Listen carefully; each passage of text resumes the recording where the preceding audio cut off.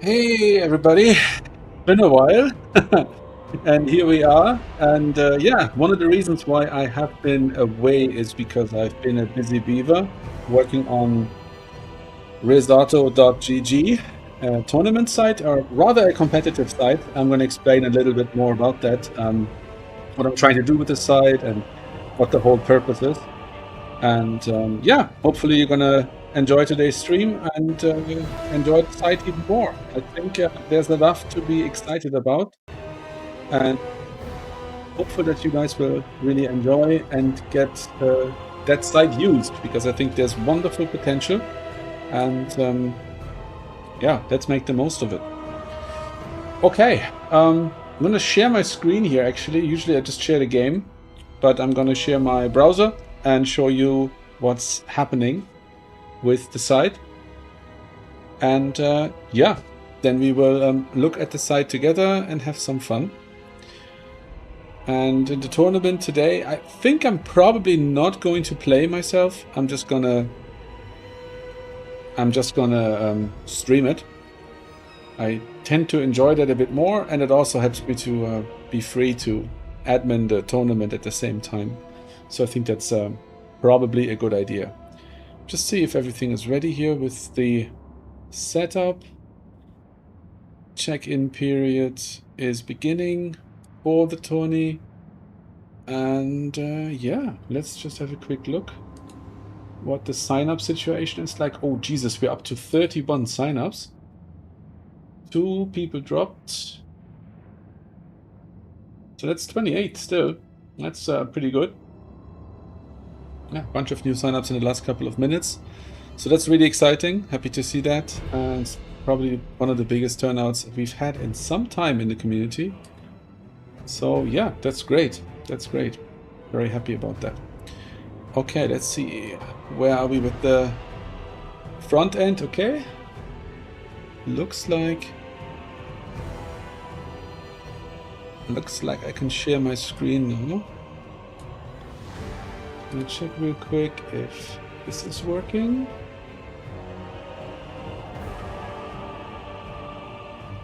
Not quite yet. Okay.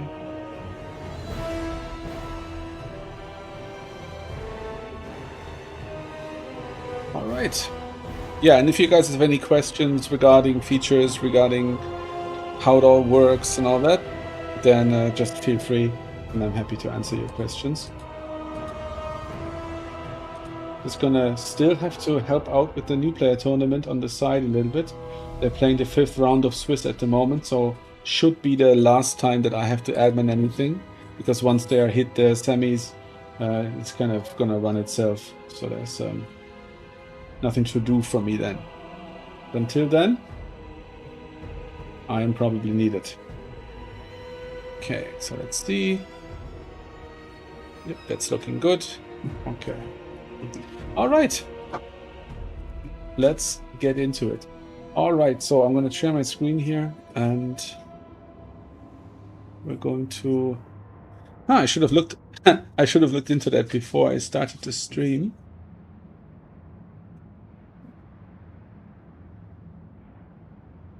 Okay. How do I share my browser?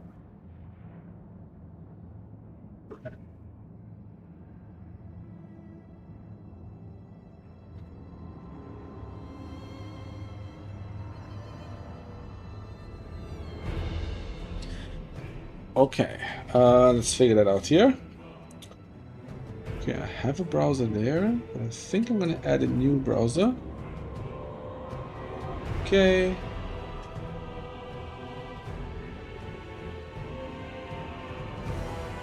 And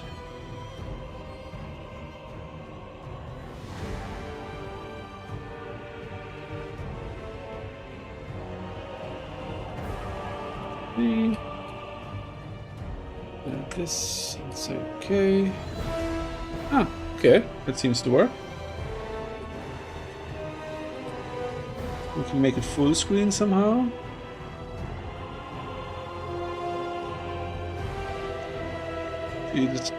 Sorry guys, should have looked into this probably.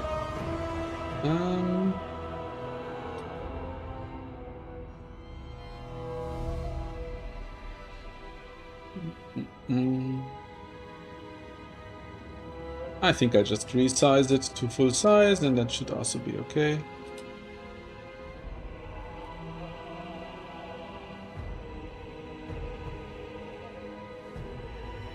Right. No, that's not what I wanted.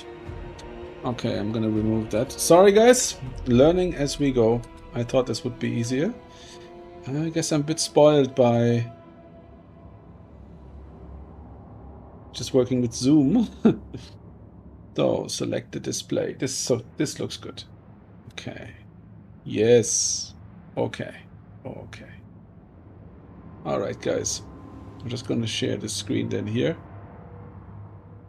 And it looks a bit ugly because the screen is smaller than my stream is, but I hope you will forgive me. Okay, now we can see the site. So this is RizzOtto's Arena, the competitive site that I've set up over the last couple of months. And let me just check on getting a bunch of messages here from... we have some more spam bots in the community. Wonderful.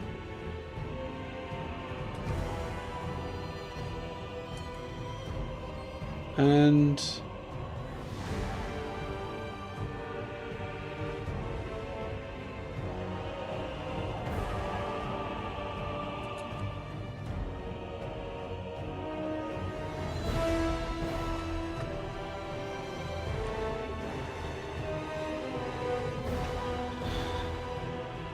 okay, nothing to admin here. We'll just double check quickly on the tournament. Then I'm going to be right with you. Looks like that all happened automatically. What's going on here? Yes, the semis have been generated between these 4 players. They're the 4 top players in the tournament. Okay, so everything is fine. Nothing required for me. We can go back to the website. Okay, so guys, I've started this trying to get all those things going that I was wishing for to be available for the PvP community. And this is the current result. It took a little longer than I wanted, but I also added in a bunch of features that I had not planned to include by release. And so here they are now. And I'm just going to walk you through it. So the first thing is the tournament hosting, because that's something we've had before, and that's something that kind of the community is centered around. Although I must admit, I kind of want to change that a little bit, because I actually... Oh.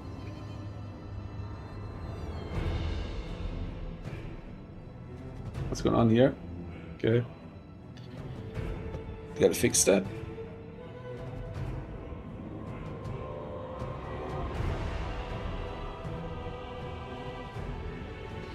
Okay. Yeah, so the tournaments is one thing, of course. We have a tournament coming up, as you probably know, in 49 minutes. And we have 31 signups for that. A few people have dropped. And yeah, some other people are still there. So that's going to be a nice big tournament. Let me actually check in here. And yeah, another tournament is running at the moment. This is the new player tournament from RTK, hosted by Hattie today. And yeah, we had a good turnout as well. Lots of drops actually. And they're currently in the semi-finals, so playing those matches. I'll just check Discord real quick to see if everything is going okay there.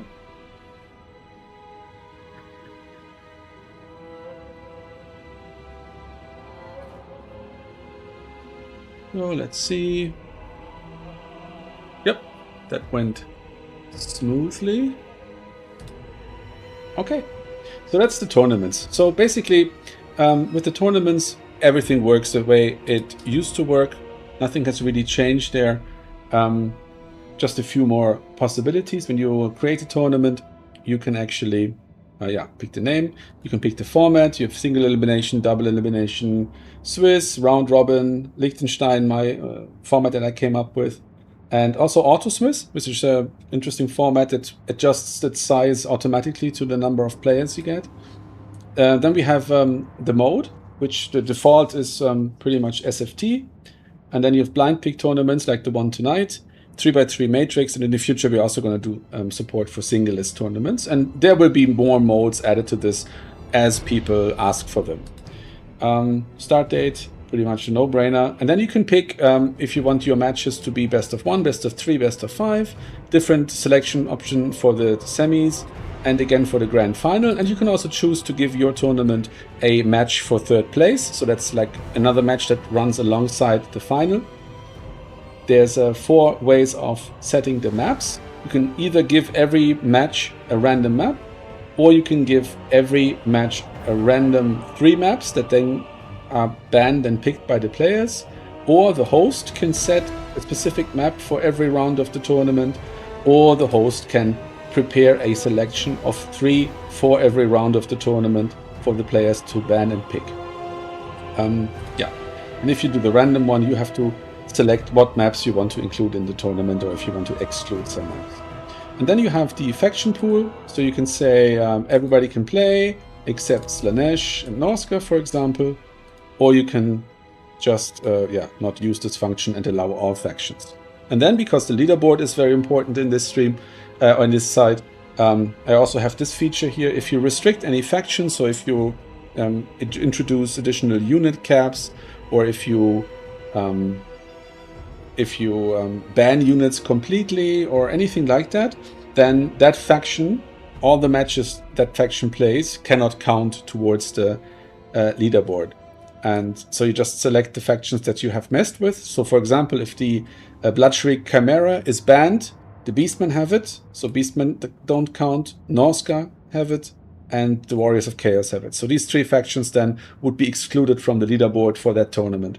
And then you just send off the tournament. And when you look at the tournament from today, the new player tournament, you see, when you look at the matches that were played here, you see that some of the matches, actually many of the matches, are grayed out. And these are all the matches where Beastmen, Norska, or Slanesh were one of the factions. So that's how that worked out. And yeah, that's pretty much how that part works. Now the core of the website for me is the leaderboard, which is dynamically generated and is based on games played, not on tournament wins. I don't like the leaderboard decided by tournament wins, because every tournament win depends not only on how well do you play, but also on who's in the tournament, because there could be very strong players that you just can't beat. So yeah, getting a tournament win is a bit random because it depends on who's playing that day. So I didn't really like that. So I, in a way that is as equalized as possible, and also allows for people to include new player tournaments, intermediate tournaments, which all didn't count for the leaderboard before. So what I decided to do, you have the leaderboard here, is to devise a statistical and mathematical model that calculates the value of each individual win. What does that mean? This is the L2 logistic regression model. And what it does is, for every match you play, every single match you play, so let's look at the actual matches that we have here. Yeah, for example, the matches from the tournament today.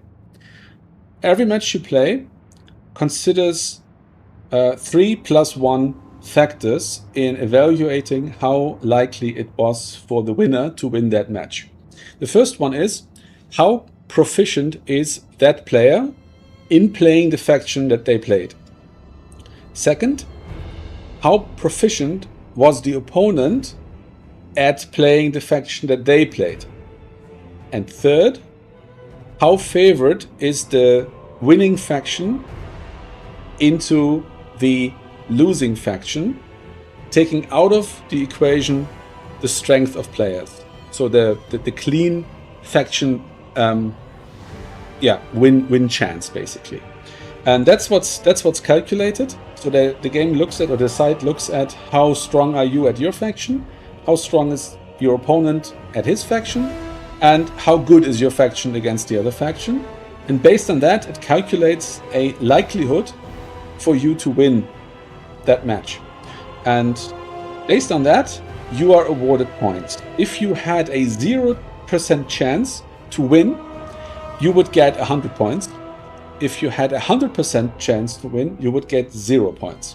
That's as basic as that. And yeah, that's how it's calculated, but it is always calculated dynamically. That means the leaderboard, every time any match is reported to the leaderboard, everybody's points change. Because Darren, for example, might have won a match as greenskins against high elves a month ago, and now somebody uploads another high elves game that makes it apparent that high elves are better than the system thought they were. And then the wins that Darren had against high elves suddenly become worth a little bit more. So that's basically how that is generated. And then there's also a anti-farming mechanic in the background to prevent people from like continuously playing against their friend and farming unlimited points to work it their way up the leaderboard. There is, however, and that's a conscious decision on my part, there is a reward for activity, right? So the leaderboard is an amalgam of winning difficult matches and playing a lot. So if you're super good, but you only play like 3 matches in the season, you're not going to be on number 1. I want to incentivize people to play. Because the more people play and the more they play, the more everybody has a chance to get a match. And that's what I'm going for. That's what I'm aiming for. Okay. Now, I said earlier on that the tournament side of things is not my main focus, and what I mean by that is I want people to play whenever they want to play.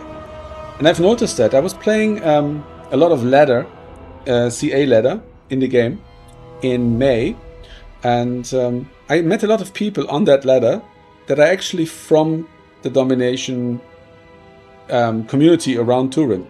So I wondered, why are those people not playing on the servers? Why they're not playing in tournaments? Why are they on the ladder? Because nobody likes the ladder. Quality is poor, and yeah, it's not a good experience overall. But still, somehow people tend to use it. And my working theory is that, yeah, it's just time that's the issue. People have jobs, people have families, and people can't always dedicate 4 hours to playing a Swiss tournament. And so I wanted to provide the best possible option to actually just get some matches in, to just have some fun. And yeah, everybody who watches this, I mean, I might not have so many people watching right now live, but I hope that people will watch this back and use it as a bit of a tutorial for how to use the site. And I'm just going to go into that very function, which is called Open Play. So if you look at Open Play, you have 3 tabs here at the top, and I'll explain how they work. The first one is basically the ladder. It's the ranked matchmaking. You just click on Join Queue, then you add it to the queue, and as soon as someone else joins the queue, you are matched and you can play a match. That's how that works. It's basically the same as in the ranked matchmaking in the game. Oh, hey George. Hope you're well. Am I loud? Is the volume good? I haven't streamed in so long, I've lost all memory of it. Just let me know if there's anything that I could fix. Yeah, so that's the queue. You can just join it. If someone else is there, you are joined with that person, and then you can play your matches. That's pretty straightforward. Additionally, you can already see it down here. Here's a calendar, right, for 1 week, Monday to Sunday, and you have it from midnight to midnight.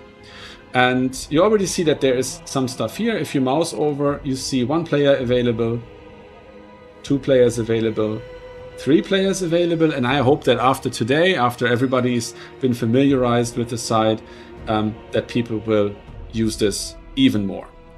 And how does it get populated? Quite simple. It's this next tab, availability. So here in this availability, you can actually set the times during which you are generally available. This is not a commitment at all. Nobody will hold you liable for playing or not playing during this time. It is simply a possibility of telling the system that, for example, I'm just going to delete it here for a moment, that, for example, I am generally available to play ladder matches on weekdays between 8 and midnight. So this is it. That's what that does. And now the system knows I'm generally available for ladder matches during this time, and I'm also available for tournaments during this same time, and also on Sundays from 10 to 6 o'clock.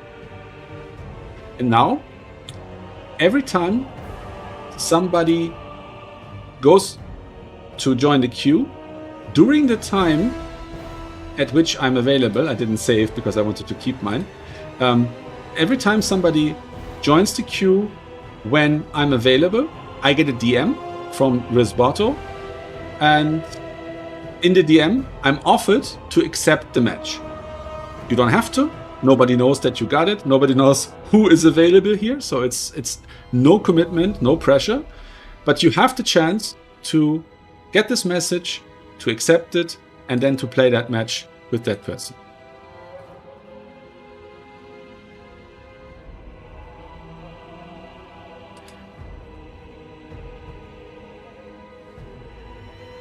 One second.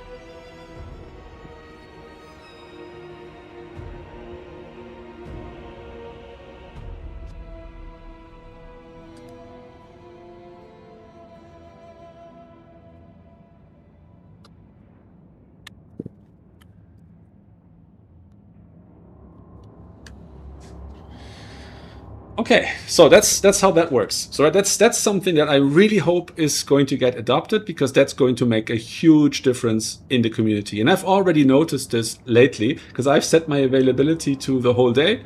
Obviously, I'm not available all day, but I did just set it up like that. And now every time somebody joins the queue, I get a DM. And if there is anyone on availability at the time, then I have 1 minute timer, right? So if there's nobody on availability and 2 people hit the queue, they're immediately matched together.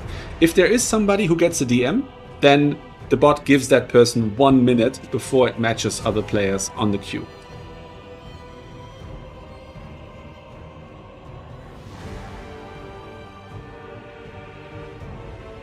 That's how that works. And then additionally to that, we have, for those people with very, very strenuous private lives, the challenge mode. And this works very simply. You just pick a time and you pick a format. You can play a best of 1, just a single match, best of 3, 3 matches, or best of 5. Let's say best of 3. And you say, okay, I want to play a best of 3 either right now, then you just click post a challenge, or you say, I want to play this best of 3 on Sunday, tomorrow, at 2 p.m. my time zone. Then you say post a challenge. You can write some notes in here. Yeah, for example, any faction welcome, looking for a close game, or you can say, I'm looking for someone to play counts or whatever. And then you just confirm it. And now anyone else can see this here and on the homepage here. And they can just say accept challenge. Obviously, I cannot accept my own challenge, so I don't have that option here. But anyone else can just click here, and then they agree to play with me tomorrow at 2 p.m. All these timestamps, by the way, are always displayed in your time zone. So the time zone of the user who's on the site at the time. And I'm just going to remove that challenge again. Because that was just an example. Okay, I'm just going to have to answer somebody really quick here on Discord, and then I'll be right back with you.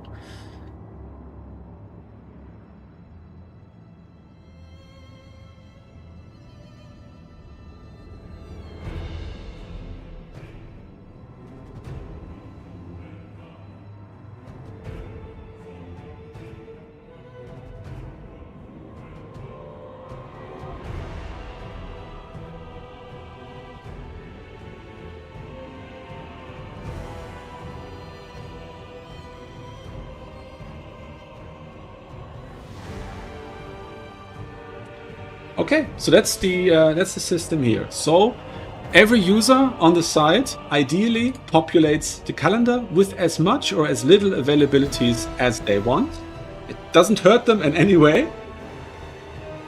And that way we should get a ton more of opportunities to play this game, because you don't have to dedicate hours to a tournament, you don't have to do anything. And the wonderful thing is everything counts towards leaderboard. As long as you submit a replay, which you have to do in tournaments and which you have to do on open play if you want it to count. You can also submit your results through the bot. If you do that, you don't have to submit a replay, but in that case, it's just for fun and the match doesn't count for leaderboard. That's the open play functionality. And then we have, as I said, the leaderboard, which is by points. And you also have a win rate leaderboard where you see who has the highest win rate. And then we have the meta section. In the meta section, you have, metadata, information about what's going on. So first of all, you have the top win rate factions, which factions have the highest win rates at the moment, and what factions are the most popular. So most people like to play Dark Elves, followed by Wood Elves, then Lizardmen, Empire, and Greenskins. You have 2 heat maps for the win rate. So this is the first one. Doesn't fit on one screen, so sorry about that. And what you see here is a graphical representation in the form of a heat map of what faction has how high a win rate against what other faction. So for example, here Dark Elves have a really good win rate against Empire. They have won 4 out of 5 matches. And they have a really bad win rate against Wood Elves because they have only won 1 out of 6 matches. This is just the raw win rates, just how often do they win, how often do they lose, and it doesn't take into consideration at all how strong the players are or anything like that. Then we have a second heat map. This is the one that uses the L2 logistic regression model, and this one actually removes proficiency. So that means if a really strong player plays Dark Elves and wins, then it affects the favorability rating of the Dark Elves much less than when a weak player wins playing Dark Elves. That's the big difference.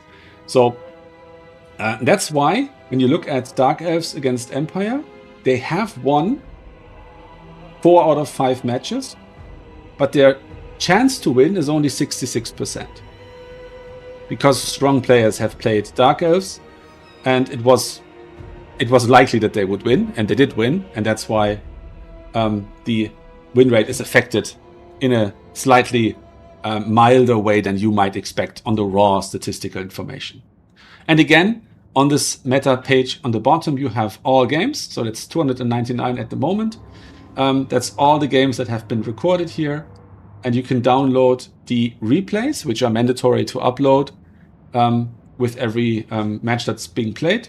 And you can look at all the replays here, download them, look at them, replay them. That's all available to you. So these are all the replays from the recent new player tournament that's actually still ongoing. And then there's also some ladder matches that Ponti and Michu here played earlier today. And of the Polish derby here between those two guys. And this is from the intermediate tournament that was held yesterday. So yeah, that's the first of 6 pages. There's a lot more to look at. We have played, just over 300 matches now on the site. That's the meta overview, and then we have faction pages where you can look at more details about the faction itself. So for example, the most popular faction at the moment, Dark Elves. If you look here, you see the Dark Elves win rates against all other factions. So they've played against Tzeentch twice and won twice, so they have a 100% win rate. You see the top players. This is only people who have played 5 or more matches on the factions. And their win rates on the factions. And you can see all the matches that the faction has played. This is the same list as on the meta, but it's filtered for this faction. So you see only matches that this faction has played. And the same goes for all other factions. So if you look at Wood Elves, for example, they've had a bit more in terms of matches. You see the win rates of the players here, and that's the information you can gather here on how strong a faction is and how favorable it is against other factions. 300 games sounds like a lot, but actually it isn't, right? So if you look at the heat map on the meta section, you actually see all these gray areas that haven't played at all. So Bretonia has only had 2 matches, one against Norska and one against Tomb Kings, and that's it. So we still have a huge amount of blind spots, and even the matches that we have played oftentimes are just 1 match, 2 matches, 3 matches, and so on. So it's not as informative yet as it will be in the future, and the more data there is, and the data is gathered from tournaments, from open play, from all of those sources, the more data we gather, the more interesting this will become, and the more helpful it will become in deciding how good a faction is. And this is obviously stuff that opens doors in the future, right? So when we have all this information, we can introduce new leaderboards. For example, we can introduce a leaderboard for the best generalist, like who is the player in the community who is the best or the most proficient across all factions. Like, you know, because we have some people who are excellent 16 potential on one faction, but they're not super competitive on other factions. And then there's other people who are not world class on any faction, but they're actually pretty strong on all factions. And yeah, so that's a possibility that we can use then in the future to also talk about those kinds of information. And of course, you have your own profile or other users' profile where you can look at the history of that person. You see their points, the number of their matches, you can see their general win rate, and you can see their faction proficiency. So how good are these people at playing these various factions? And here the differentiation is taken between the win rate and the faction proficiency, the skill, right? So, for example, I have won 80% of my matches as Wood Elves, but my proficiency is a little bit higher than that. And that means that I have won these matches either in bad matchups or against better players. And that's why the system considers me to be a better Wood Elf player than my pure win rate would suggest. Norska, on the other hand, I have 56% win rate, but only 47% proficiency. And that means that when I have won with Norska, I have won against weaker players or in favorite matchups, and I'm not actually that good. And that's why I only have 47%. Same on Dark Elves and same on Kislev. Yeah, so that's how this system works. And down here is the anti-farming system. That's an admin-only feature. I'm just going to show it to you once so that you've heard it. It basically just means if you play too many matches against the same person, then your wins against them don't count for the leaderboard, right? So they are still used for the statistics and for the meta information, but you get no points on leaderboard when you have too many matches against the same person. And that is why Ponti used to be in first place, but when you hit 20 wins, then this anti-farming system kicks in, and then you tend to drop down a little bit. So Darren will probably, when he gets 3 more wins, also drop down a few places, and then he has to get more activity in to make it back up to the top. So far there's only 3 players where the anti-farming system applies, and that's Ponti, that's myself, and that's Manlon. Oh yeah, Jimmy actually also just hit the 20 today, which means he probably just did very well in this tournament. Let's check. Oh, he didn't even play, did he? No, it doesn't look like it. Okay, and do we already have a first place? Semi-final? No, only one semi-final has been played. NJ already made it to the finals, and the second match here between TL and Casual Farmer is still being played, so we don't yet know. And yeah, we'll see what happens there.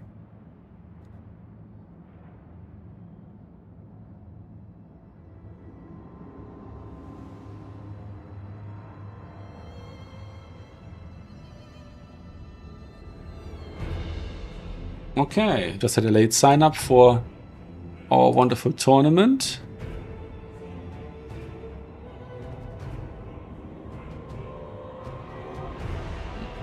Let's see if there's any other issues here.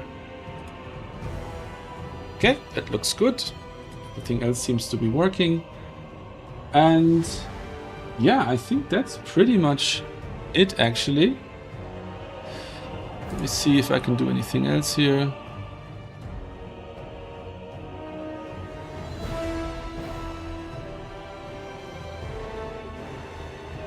Okay, and hopefully I can give you a little tour of how the tournaments actually work.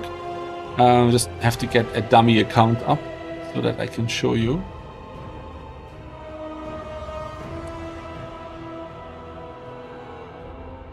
Let's see.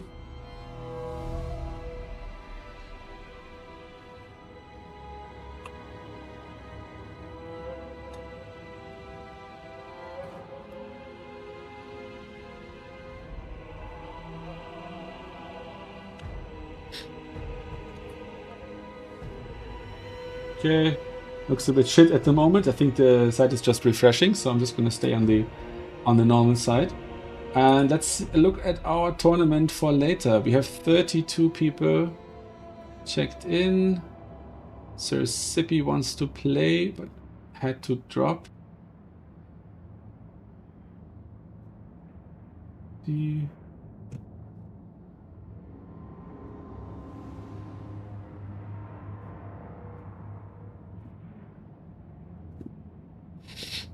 All right, how much time do we have?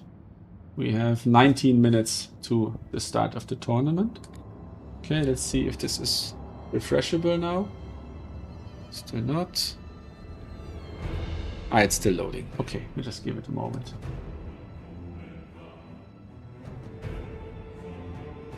Let's see if we have some tournaments. No, there's no data there yet. So we're just gonna have to take a break for that.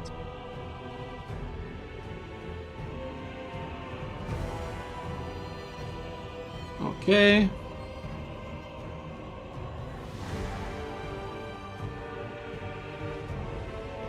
So this guy wants to play.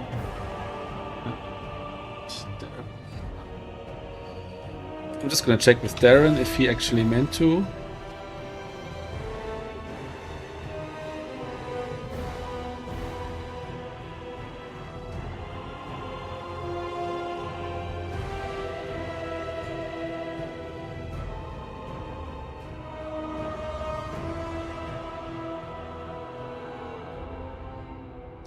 Okay, so this looks like a wonderful list of people who want to play in this tournament. Bird needs to check in. Michu, Pope, Paddy, Herman, Sniper.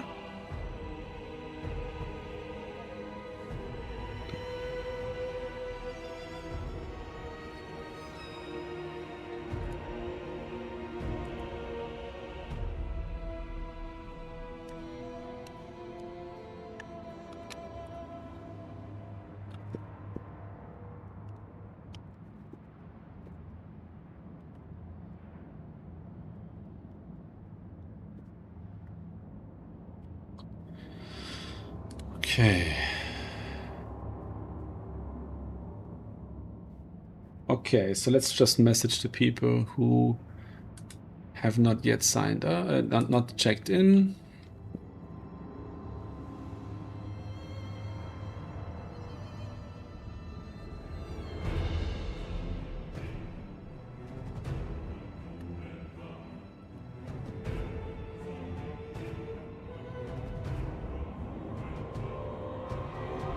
It's Bird.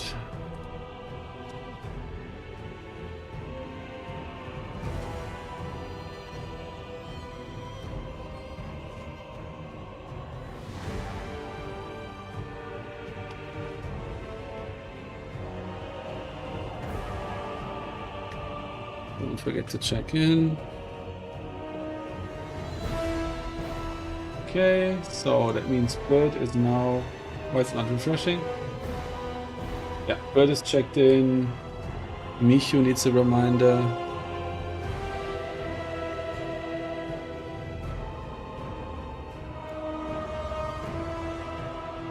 And Pope Paddy.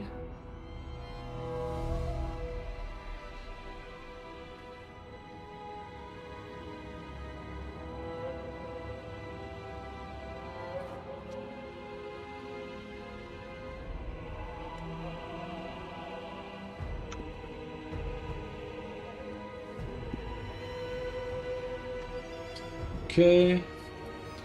Herman. Good, Herman. Where is he? And Sniper.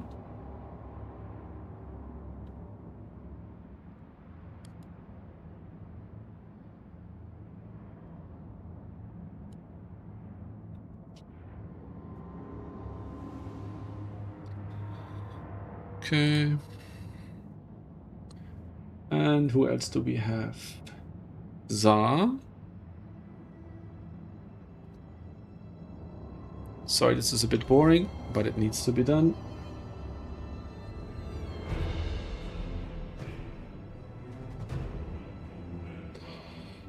Marinos.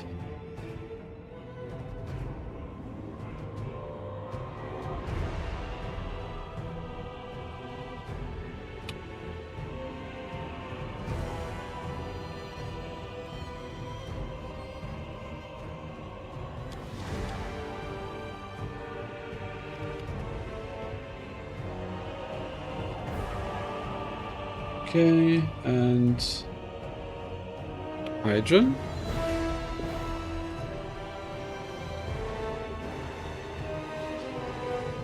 And nighttime.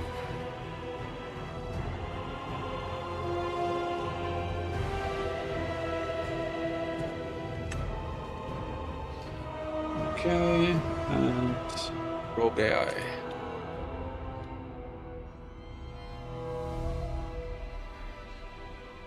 Okay, that should be everyone. Okay, let's see the other messages. All right.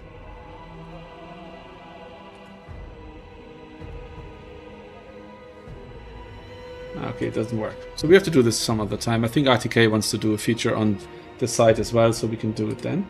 Let's just see how we are. Okay, so the finals are decided. DL and NJ Rocks are going to play the finals here. And that should all be fine. Let me just check on the tournament if they're actually planning to play. I'll just tell Hattie real quick to tell them.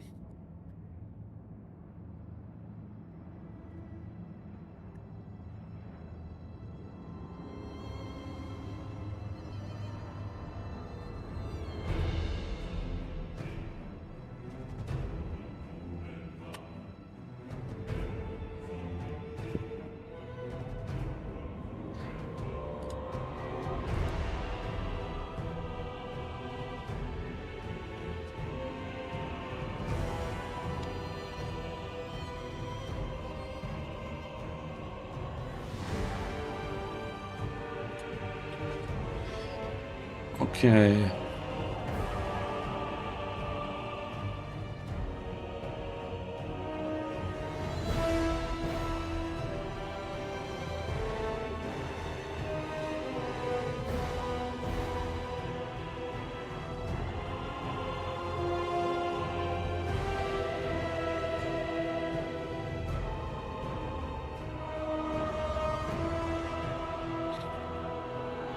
Okay, I think that's all the admin shenanigans that I have to do here. Let me just double check. They're playing their final match now. Oh, Nurgle against Norska in the finals, okay. And we're up to 33 to have left. And we just check what Pope Paddy needs.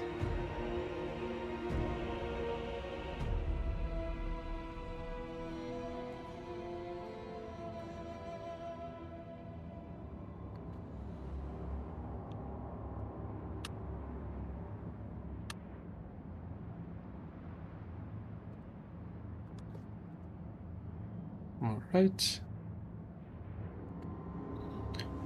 And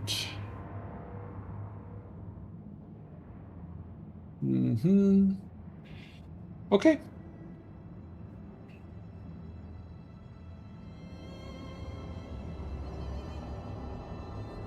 Yeah, most people are probably gonna check in late or close to the time, I hope. But it's relatively easy to check them in afterwards, so that's not the biggest of issues. So let's see if this site loads properly now. Otherwise, we're just gonna prepare the tournament. And yeah.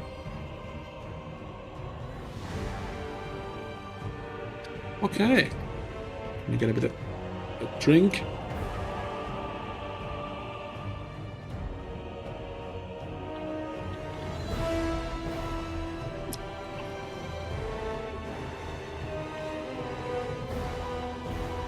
Okay.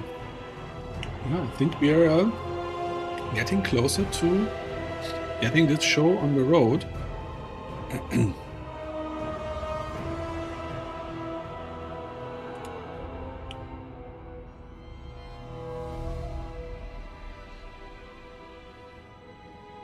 Yeah.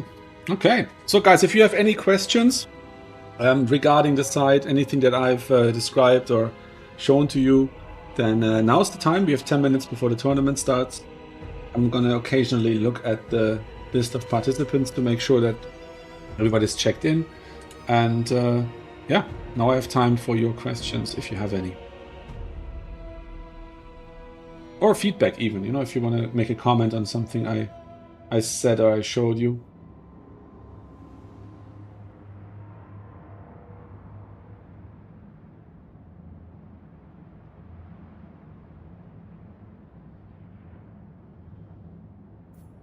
Okay, Gakaman, I have to remind him.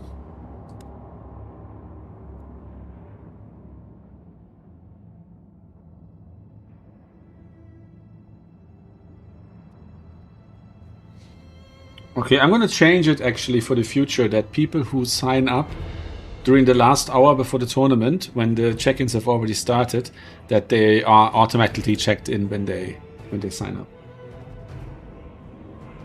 Because obviously the feature is meant to see if somebody is still available, and of course, if they're available when they can check in, then they're also available when they sign up.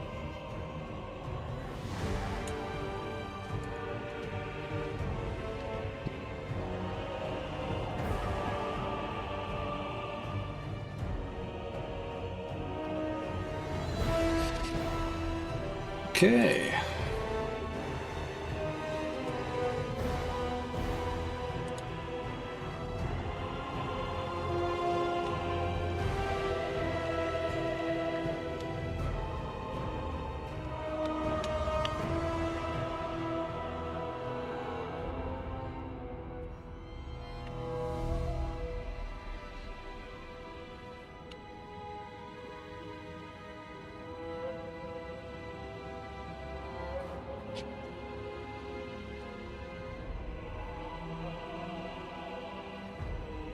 Okay.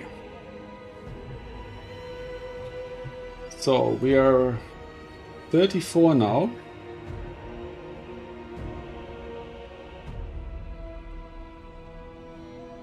One, 2, 3, 4, 5, 6.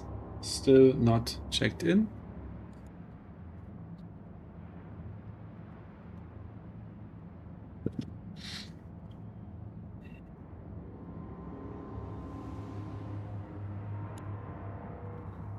Okay, I'm getting messages. I guess that's what happens when you have that many people joining. So that guy has checked in, perfect. Let's just refresh one more time to be safe. And let's see anyone. Oh, they have all checked in, that's good. Herman still. Sniper. Mav. Oh.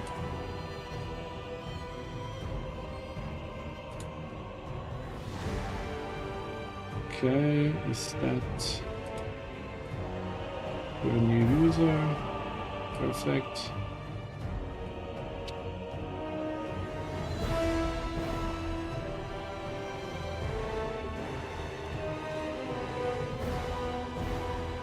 Okay, so that's 34, 35 players.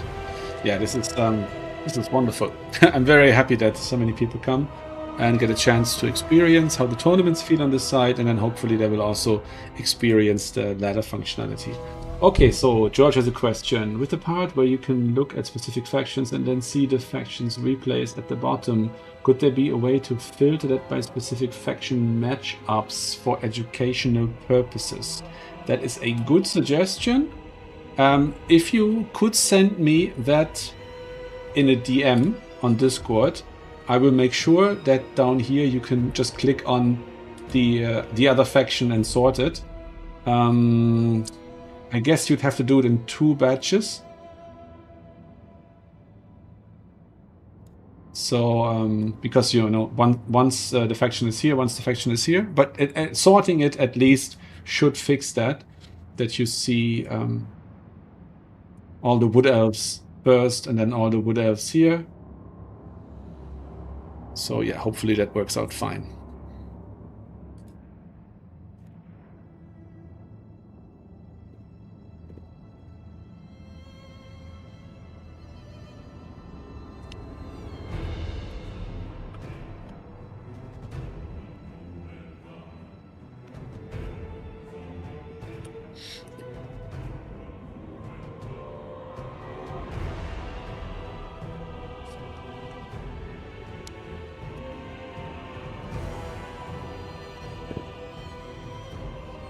Okay, I need an assistant for these things. It's too much to answer. Too many messages. I guess it's wonderful, yeah. And you have such a full, well-attended tournament. Okay, George just sent me the question by DM. That's a really good idea. So I'm gonna definitely implement that. Sortable list down here that you can pick out the factions you want to watch. Yeah, that's a really nice idea.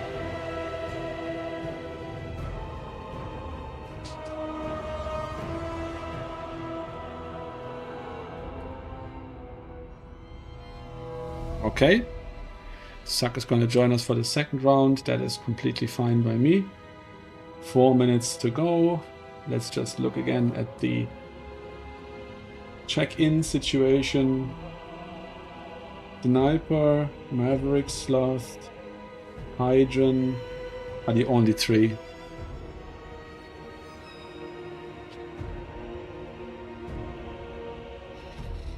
Okay.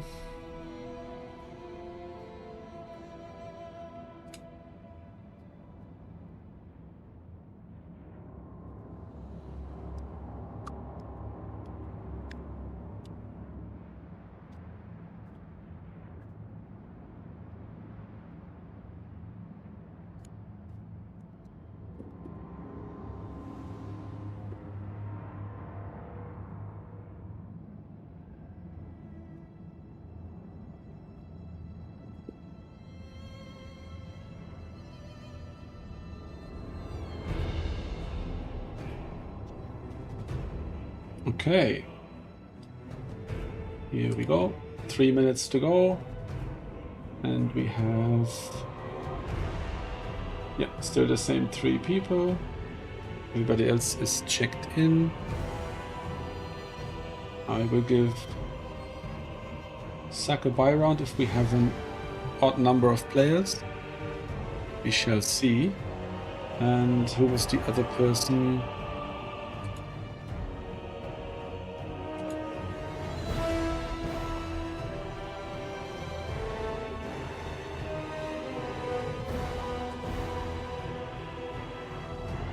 Okay. I'm actually going to add another 5 minutes to the time, just so we have a bit more breathing room here.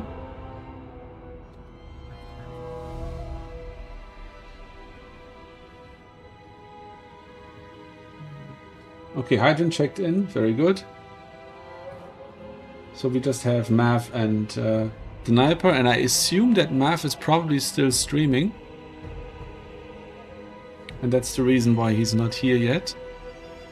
Actually gonna check that real quick.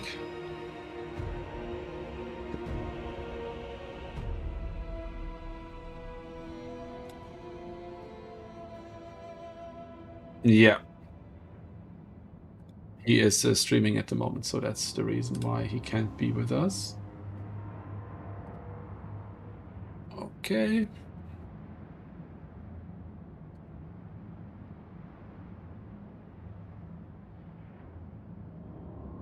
Alrighty. We're almost there.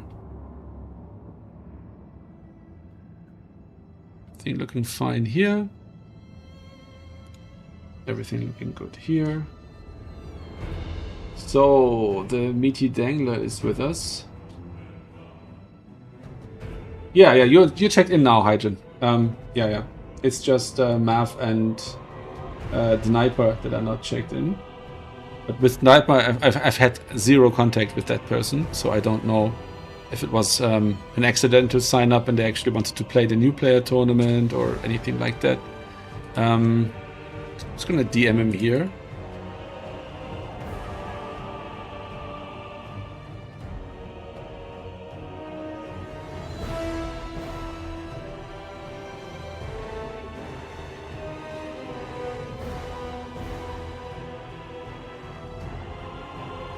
Okay, one more time.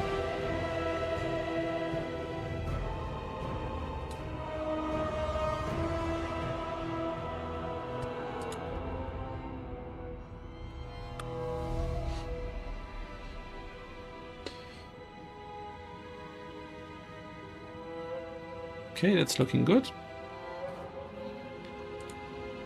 2 minutes to go.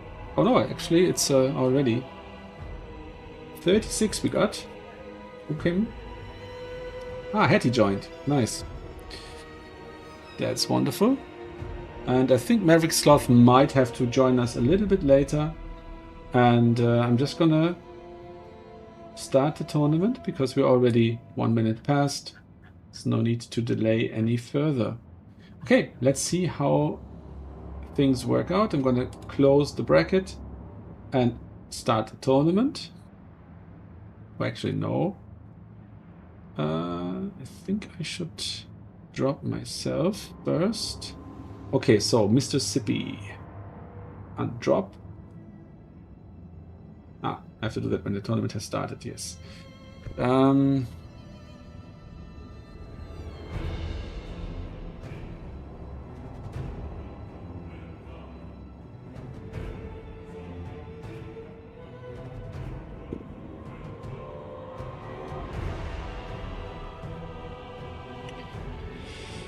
Okay, and those two are not checked in. That's also fine. I'm actually going to drop myself if I can. Or it doesn't work because it's not started, and I'm just going to start the tournament. Here we go. And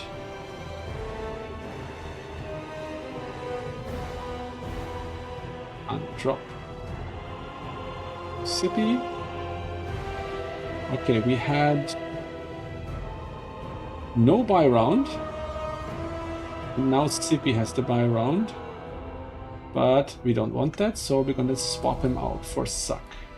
So Suck, where are you? Suck. Here, replace Suck with Sir Sippy.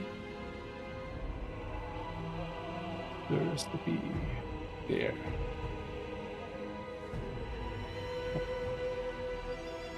And we're gonna add a bracket with Duck.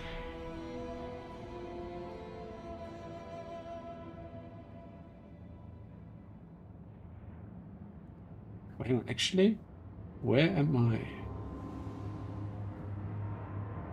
Ah, I have to play Bird. Okay. The Bird will have the buy round then, I guess.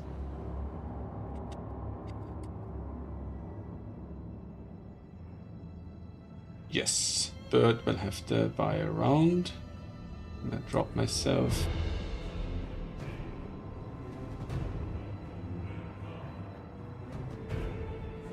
Okay. And get bird. And I'm gonna drop myself. Okay. So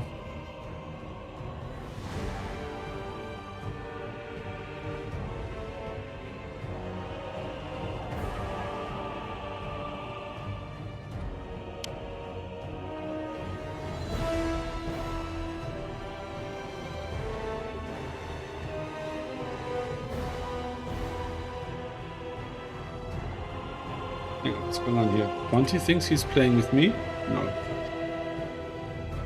Okay, so bird is here. This is the longest list I've I've ever seen. Okay, so everybody's playing. I dropped. And let's see if we have any latecomers.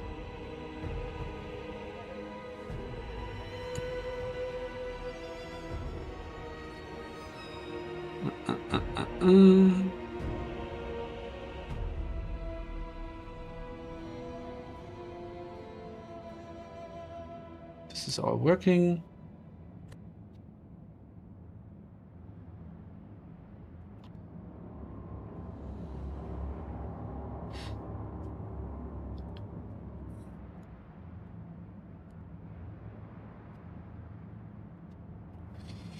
And I'm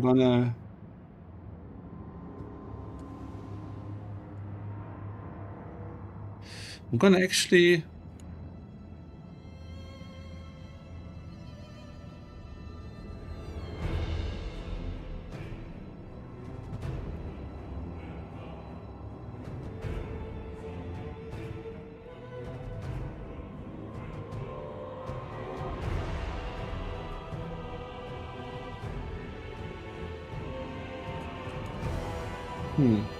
where is oh, I can't find him. Ah, Zar. Zar with the Skull Taker.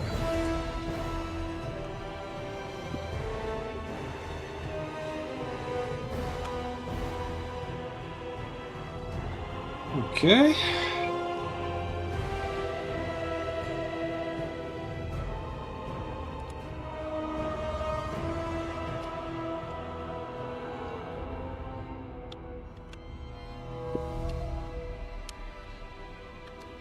And I want to reach out to Herman.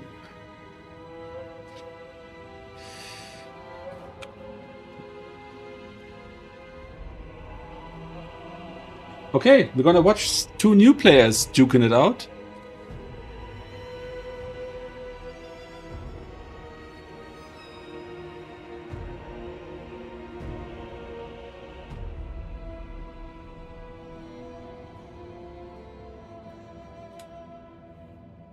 Okay, we're gonna join Herman and his buddy for some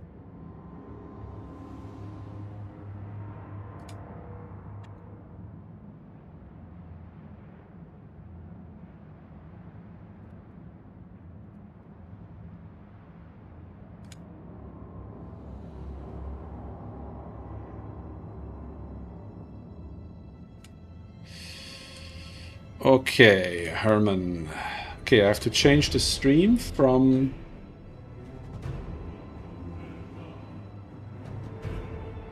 this to game capture.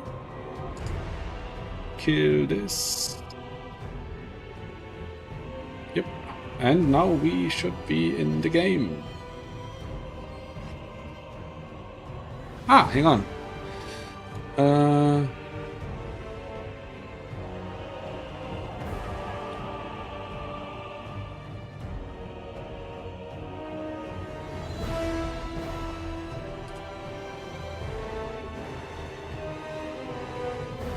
So I think Jimmy is Jimmy is not among us. Oh, he is.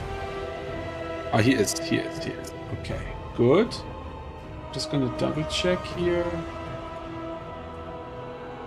how the new player tournament has played out.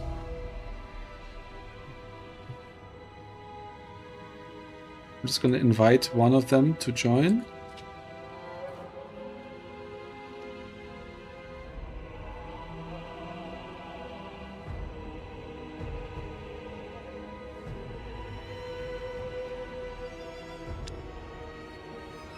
Okay, and yeah, as I said, there's a DLC prize today. So the way it works is every match you play in the tournament with a replay attached is one ticket. And in the end, I do a raffle and one person wins a DLC of their choice.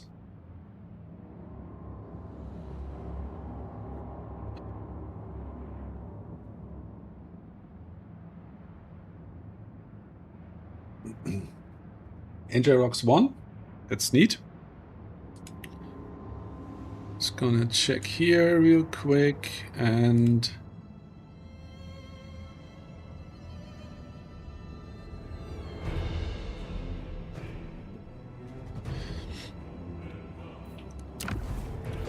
So we're gonna join Herman. Herman.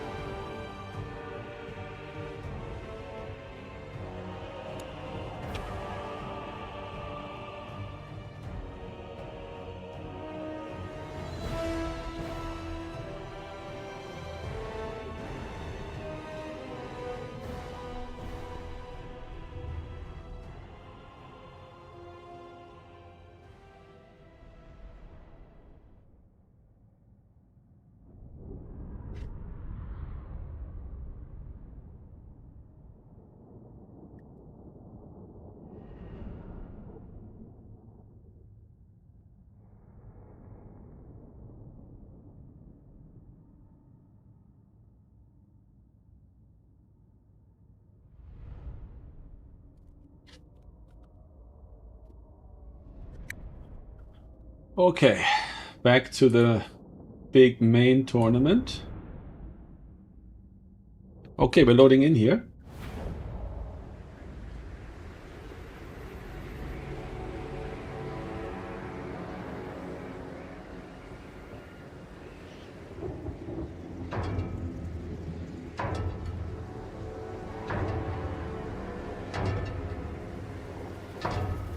And it's starting.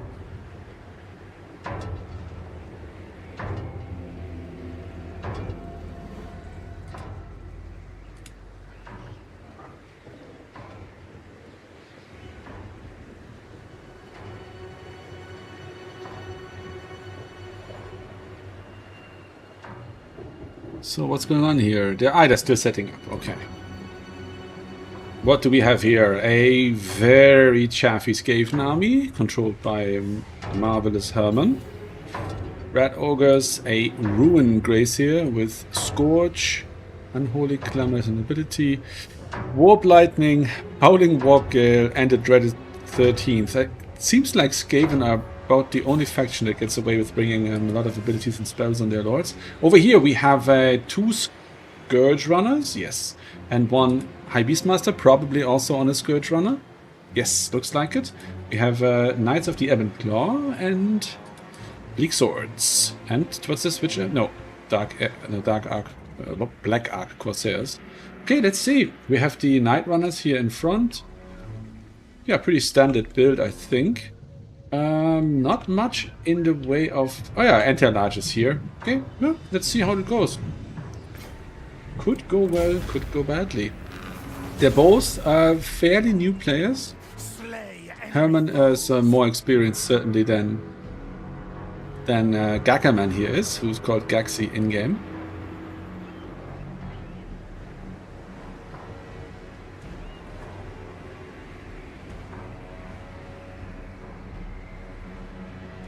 And let's just get this show on. We have a victory point. Keep it from the foe.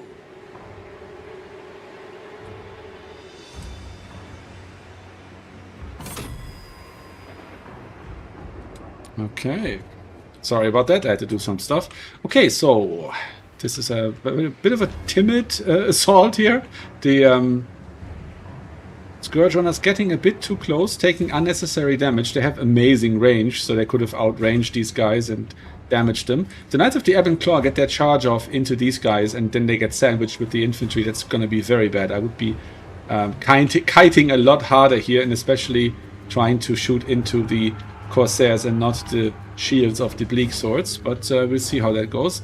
Chariot doesn't seem to have gotten a charge off because there's no significant damage here on these guys. What do we have here?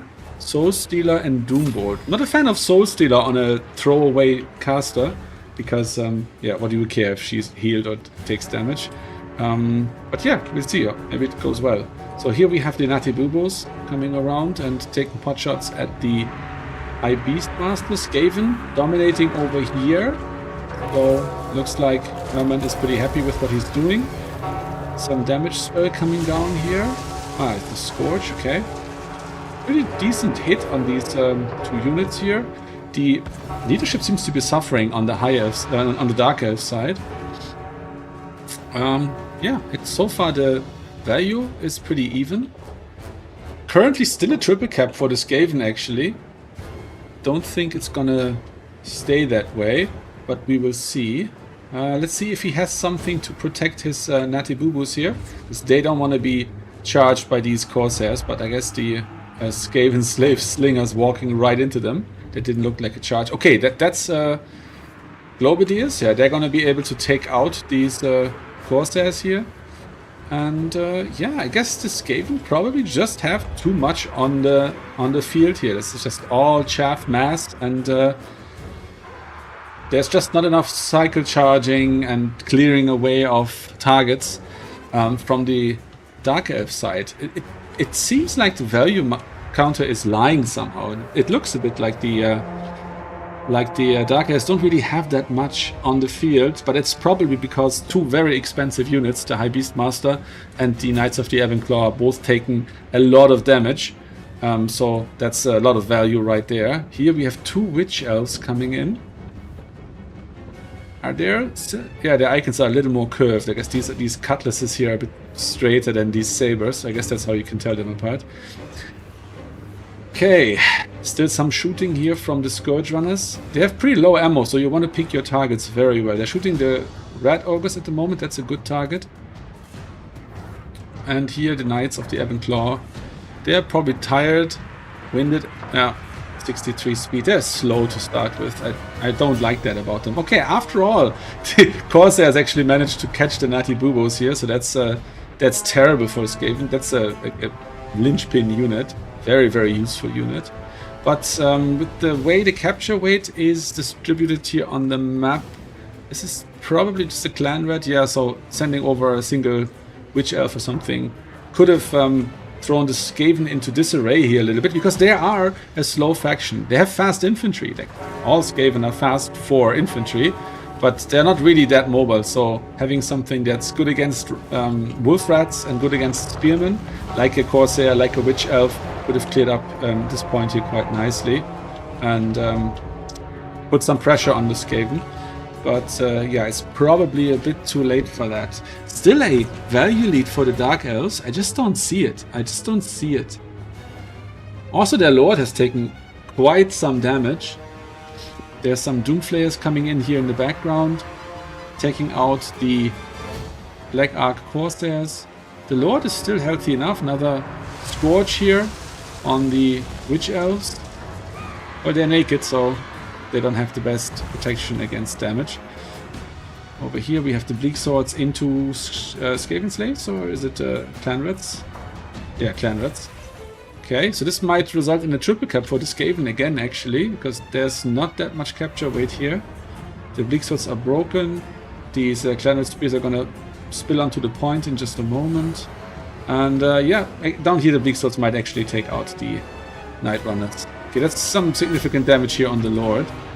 And the Oh, followed by a Doombolt. If that's a kill, then this thing might be over. No, a miss. It's amazing. I played a match yesterday against Skaven, and I don't understand how this snail on a wheelchair manages to dodge a Doombolt when most flying characters even can't.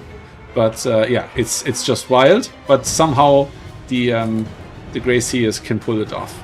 It's interesting. Yeah, this is a classic case of over-chasing. Yeah, they have their attack command still on this, and 3 full health units of elite Skaven infantry is running after the Witch Elves there. Okay, the Dark Elves managed to hold this point over here. They've taken 1,700 points of lead. I still don't see it. If the Skaven Lord gets away here without getting killed by the caster, I think this is going to Skaven's way. Super elite cavalry coming in here, or rather super anti-large cavalry coming in, which of course against Skaven is not usually that exciting, because what's large? The Rat Ogres, maybe a Mutant Rat Ogre or a Hellpit Abomination, but they're not the greatest units. Okay, they were saving really up some money here. It's 2,100 gold that were held back, or maybe forgotten to summon. And now these 2 guys can really do some damage here if they're used well, if they're cycle charge, if they're used to their fullest potential. But they have to do that quickly. This point here has nothing to resist them, so this should be an auto take.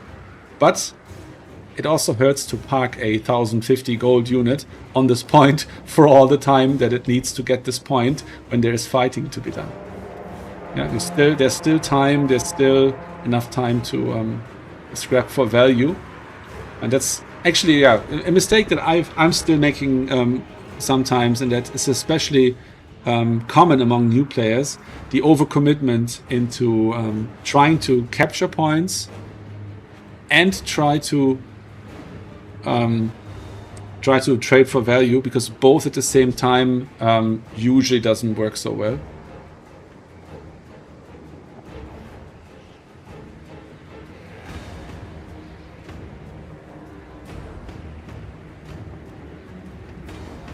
Glorious! You have killed Okay, the an Lord enemy is dead. lord. Killed by the Storm Vermin. And yeah, this is gonna go for the Skaven. Woeful tidings! The enemy has captured one of your victory points.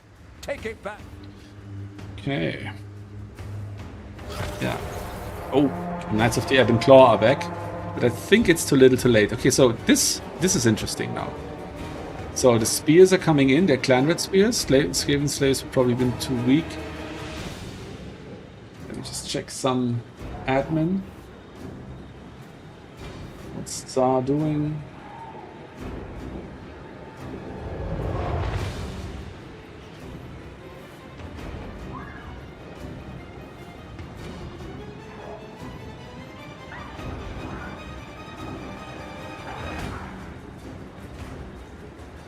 Okay, some other errors here. I'm gonna fix them after this match is over. I mean, it's pretty much over, I would say. Skaven got this in the bag.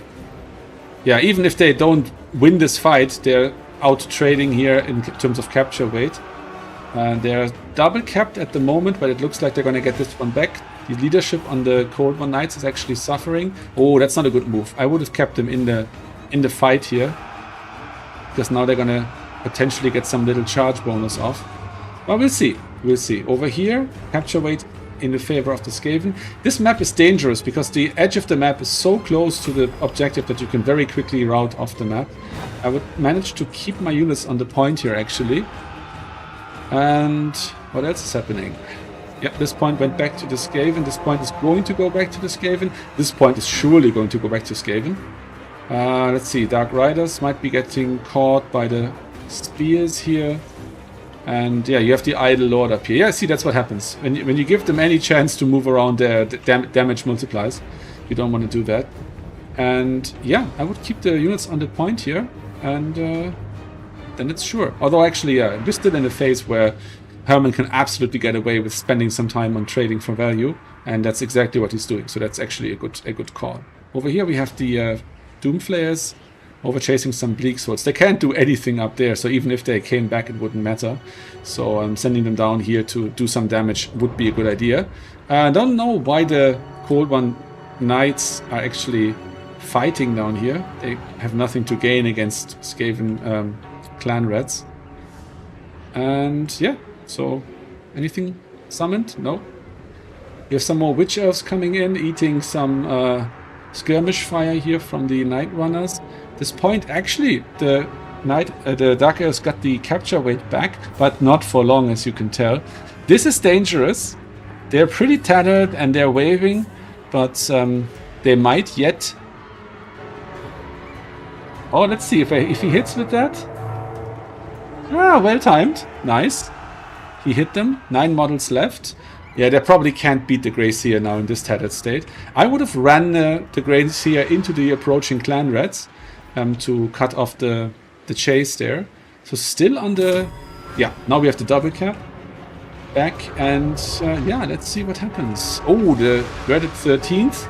The spell hit with the damage, but the units were a bit off-center. And now let's see what happens here. This is probably a stronger force, so the Dark Elves will probably keep this point. But yeah, we're on a triple cap situation here. Yeah, when you hit 1250 before the opponent hits 1000, they need a triple cap to win, at least for a short time. And this is very comfortable triple cap. So anytime now, Herman could just withdraw onto 1 point and he could still eke it out. And looking at the value here, even though the Dark Elves are still supposedly ahead, this is clearly a done deal for the Skaven. Unless they manage to lose their lord and this entire pocket here routes immediately. That can happen, and I've seen it happen. I've made it happen, I'm proud to say. And yeah, it's just terrible to see that. It's very possible.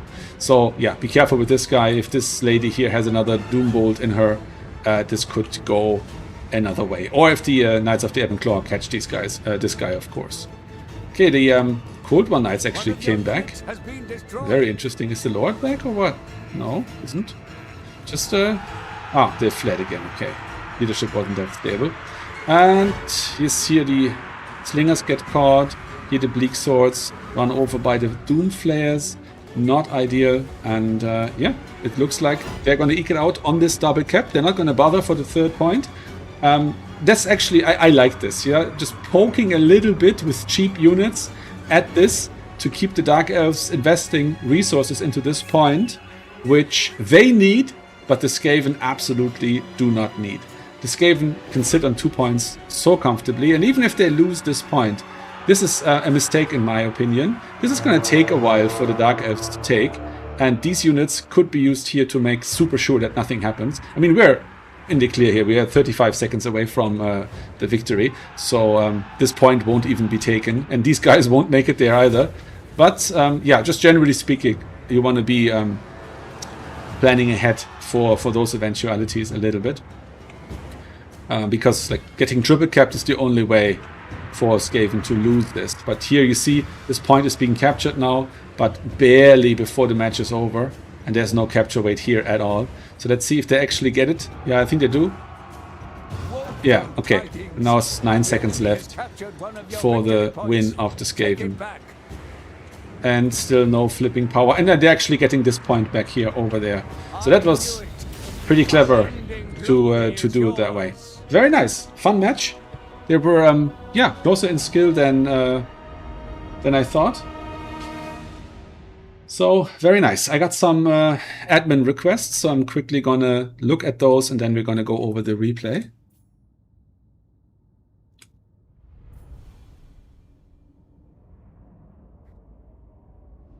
Okay.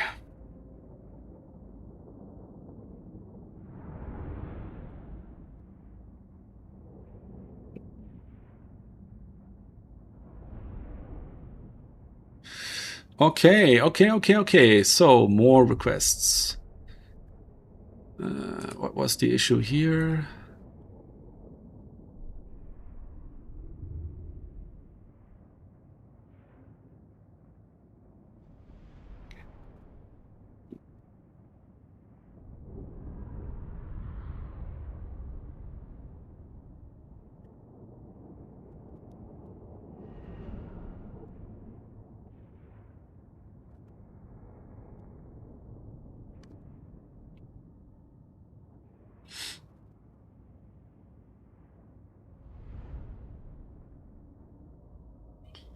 Okay.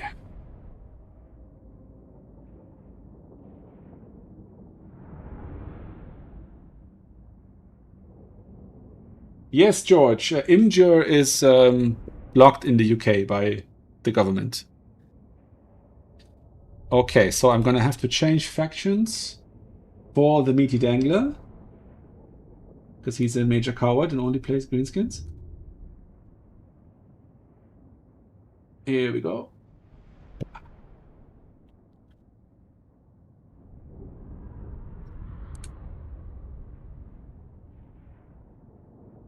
That's that.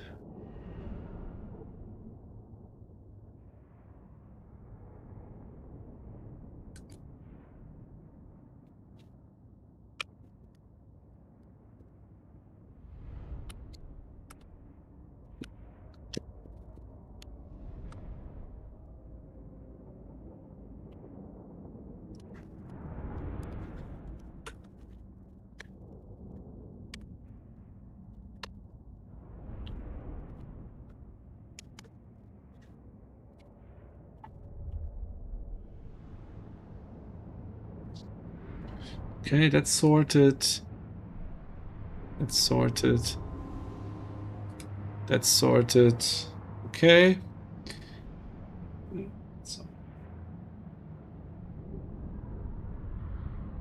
Okay. Oh, Paddy is here. Looking good. Okay. So poor Paddy, what? On vampire counts. The sheer filth. Okay. Alright, I think the first round is finished. Everybody played their match. Yeah. No, Jimmy and Nighttime are still playing. Okay, with it being that close, I'm actually not going to stream a replay. I'm actually going to let them play it out and then live cast the next round. It's also more exciting if I don't know what the outcome is. So I'm dropped. Tuck should be ready now. I'm just going to check with him. Okay. Yes, it's looking good. So yeah, I'm glad that the system can handle 30 players duking it out.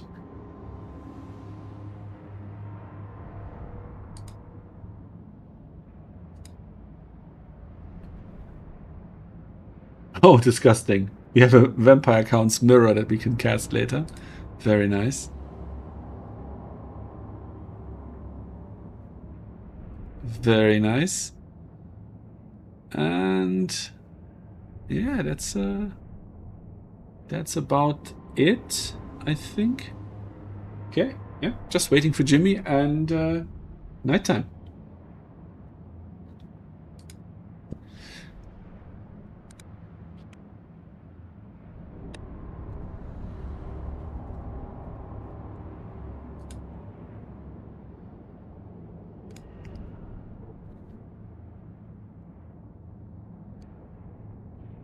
Okay, nice.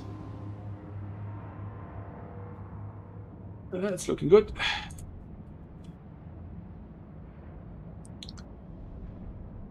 One match left to go. Wow, this is such a beautiful large bracket here. And we have 5 rounds too, so this is going to be a very nice and full bracket. And I think I've set it up for top 8, so we're going to have quarterfinals as well. So it's going to be a long tournament. And if we don't have too many drops, we're going to stick with the best of 8. Sorry, the top 8.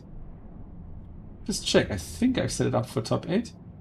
Yeah, top 8. Nice. Okay, so this is very fun. And the champion of this tournament is going to be well deserved, for sure. So yeah, and the cool thing is every round we play here makes for 30 matches actually. That's nice. For 15 matches, of course, it's only half. But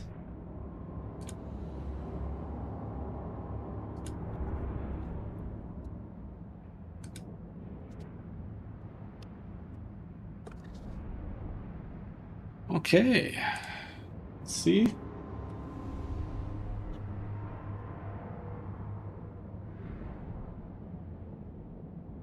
Well, George, yeah. Sounds like a tough day for you, but yeah, it's totally worth it. It's totally worth it. I've been so excited about this all day long. And yeah, it's really cool. And yeah, we have a Wicked playing, actually, one of Turin's admins. So yeah, that's really exciting. I think he hasn't played in a long time. And here he is, taking people to Pound Town, or is he being taken to Pound Town? Oh yeah, he lost to Marinos on Zinj. Okay, Zinj is a passion project for sure. Not the most competitive faction, but what can you do? Okay, on a Ragnarok Lair, we have these two guys playing. Why don't I see a matchup? No faction? Probably just not reported yet.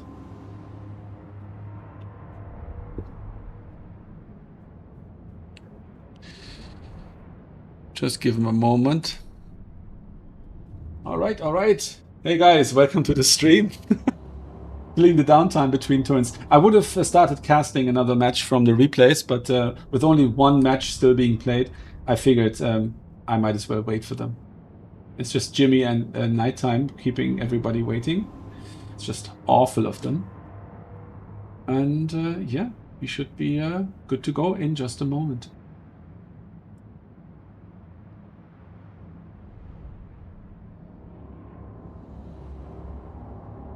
Yep.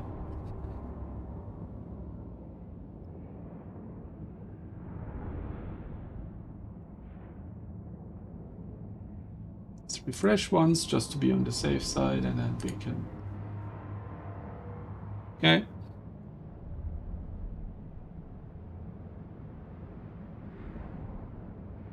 Yeah, I mean, Zinj is exploitable, and Zinj is, of course, you know, not terrible in everybody's hands. Like Charix is pretty good on Zinj, and other people are as well. But it's definitely hard to play and hard to win on, and the win rates are not great. This tournament is going to be fantastic, by the way, for the statistics on the side, because we have a super high diversity of factions being played, and obviously because it's blind pick. So we have High Elves, Chaos Dwarves, Skaven, Counts, Tomb Kings, Slanesh, finally. Yeah, I think Rogue AI was just waiting to get a chance.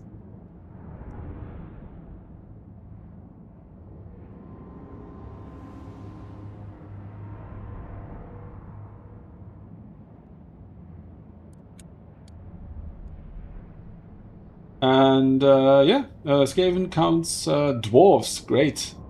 Warriors of Chaos, Empire, more Dwarves, double counts, greenskins, Kislev, almost all factions in here. I think the only thing I didn't see is... Hang on, I didn't see Dark Elves, but we had Dark Elves. What's going on here? Okay, I just got the message they're done. Where are they? Where's the... here. Dark Elves, there they are. Yeah, okay, so this is probably every faction. Except for Khorne, I think. No, Khorne is also there. Nurgle? Was Nurgle there?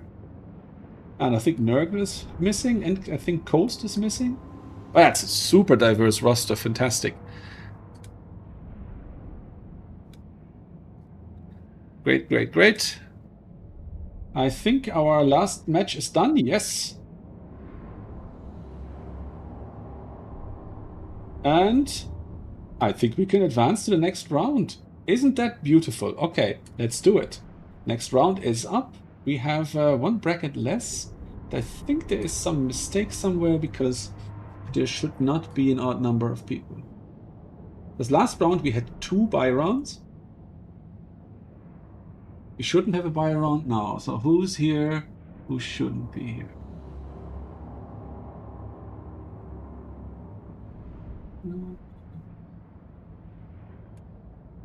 I'm confused.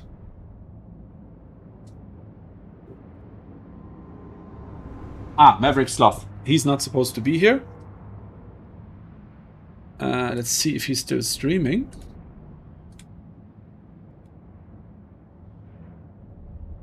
Yeah, he's still streaming.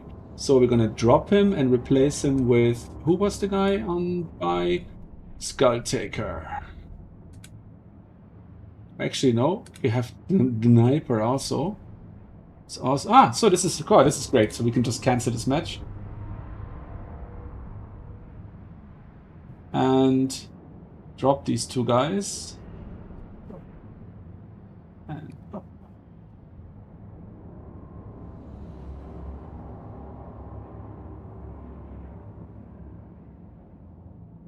now I'm still confused why we have an odd number of players.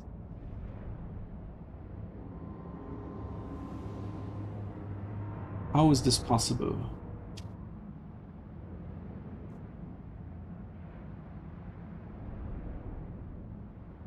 Because we had Bird here and Suck here. So 2 people at the buy round last round, so they should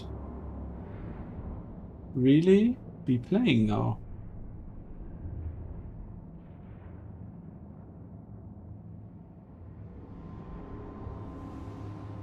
I am Confucius.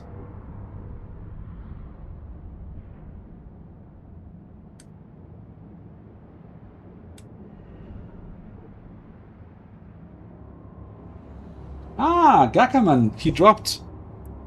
That explains it.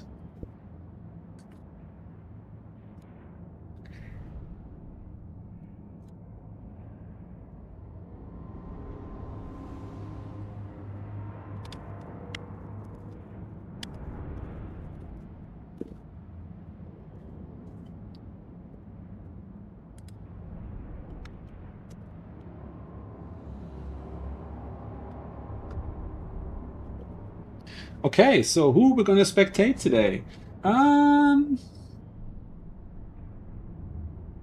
Who do I want to see playing? Yes.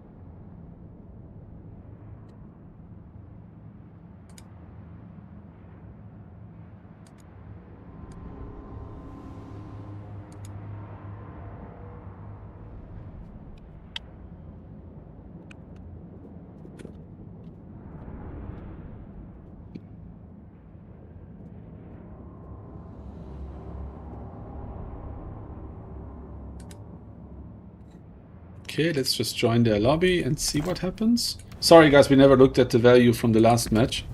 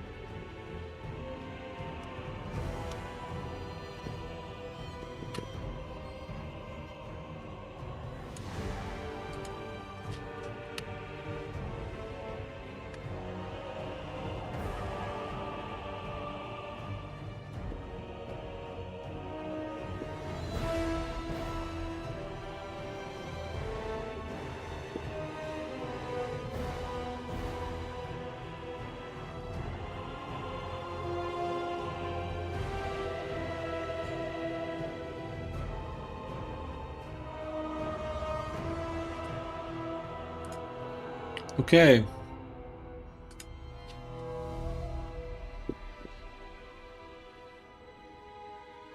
So what do we get here? Slanesh dwarves. That's fantastic.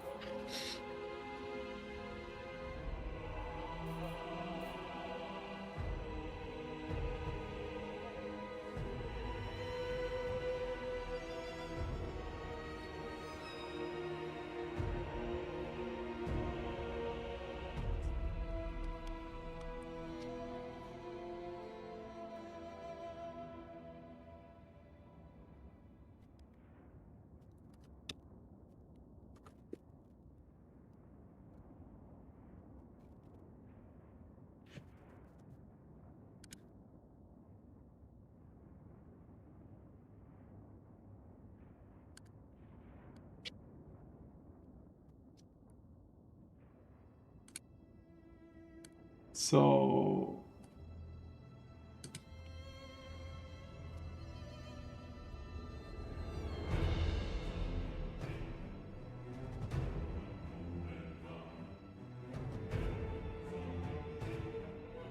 okay, let's do this.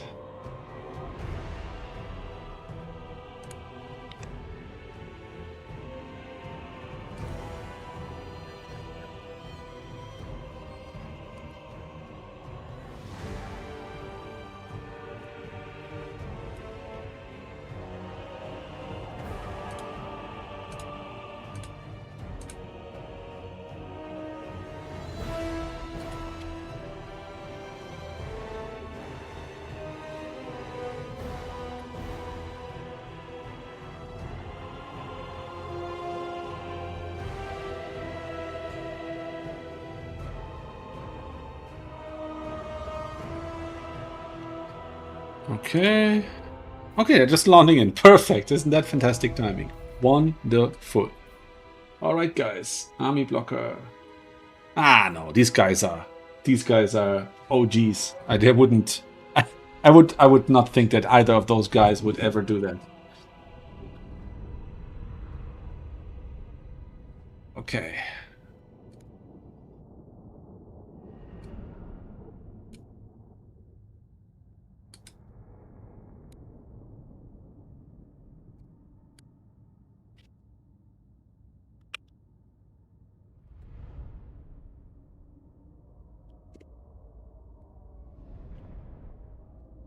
Okay. Oh god, I love the build. Oh my god. All melee against all ranged. Oh my god. This is fantastic. This is just the kind of dwarf build I would enjoy. Oh my god. This is going to be fun. Rogue AI is really good on Slanesh. It's one of those players who will not get a lot of points when he plays Slanesh. Oh my god, look at this. And it's so funny, isn't it? Because usually this would be terrible into Slanesh because they would be run over by fast units so quickly.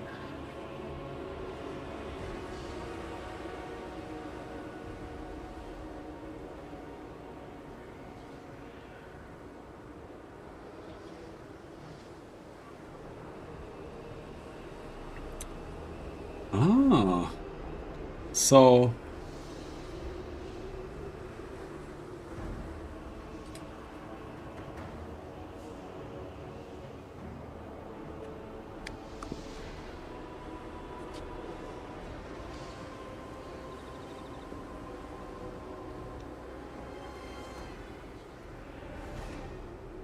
okay, so these are all wonderful targets for shooting. And yeah, and there's tons of shooting. So let's see how this one goes. Although there's probably a ton of mobility and reinforcements for Slanesh. So that will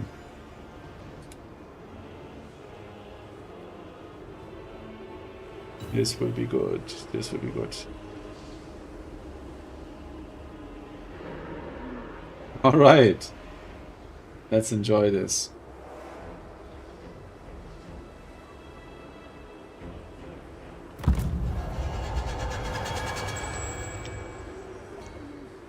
I wonder if he's gonna bring in mass miners to screen them. I mean, these are rangers, Bugman's rangers, so these are all invisible.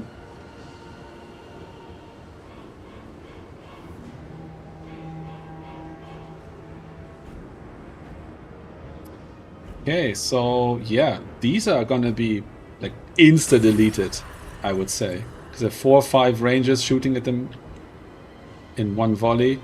Oh, let's see if they dodge. Okay, he should have held the fire at will for a moment, but this is gonna be juicy, I would think. What's the missile resist? They have Fizz Res, 5%. It's not terrible. Letting them take the point here. Again, they don't have fire while moving, but still I'm really curious to see how Rogue AI is going to approach this. He's probably going to lose 2 points right about now. Oh, no, the dwarves didn't move onto the point, but I'm sure they will. And yeah, I mean, how would I play this? I mean, I wouldn't bring this build necessarily, but if I did, I would probably just skirt the edge of these points, then pull back so that you have these points just in range of your ranged, and just wait. And just wait. This is good. This is good. Yeah.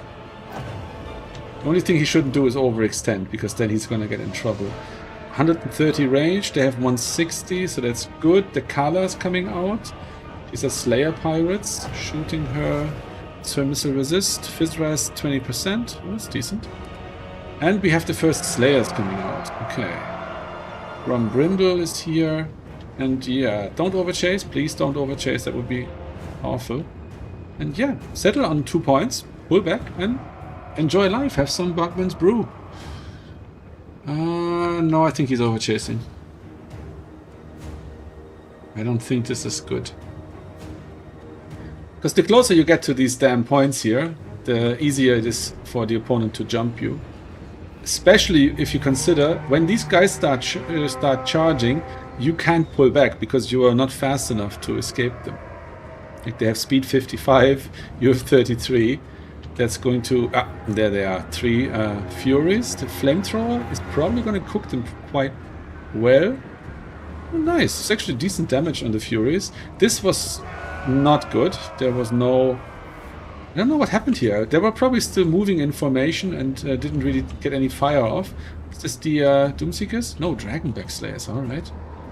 Okay, so this was good. The Furies soaked up the fire. They all got killed basically, but they made the approach possible for the Slangors, which are now on top of the formation here.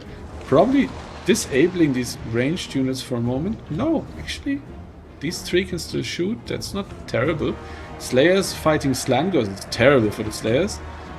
I mean, Slayers might win, but they're not going to be efficient at all. The Dragonback Slayer is probably going to scream for the Bugman's Rangers here, and this is just... yeah. What I would do is I would maneuver in such a way that you have the back turned to the Slangors, so that you can at least still shoot, because this way there's nothing that you gain.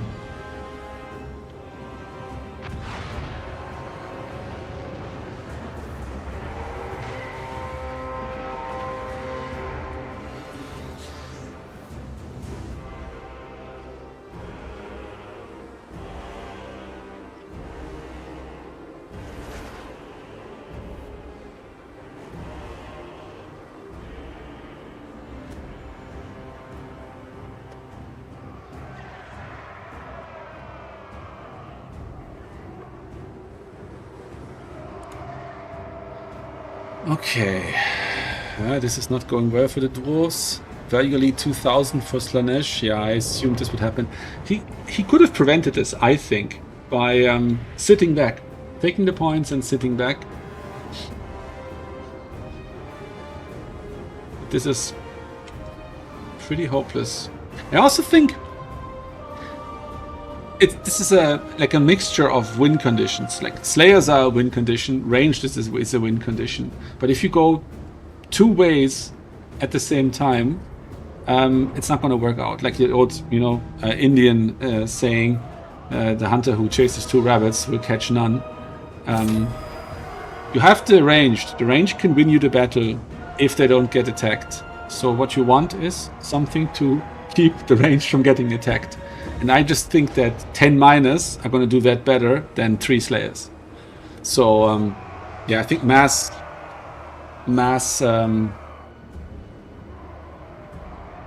miners could have salvaged this to a certain degree. I mean, they would have, of course, been chewed up by the Slangors just as well, but they would have allowed the ranged to shoot for much longer.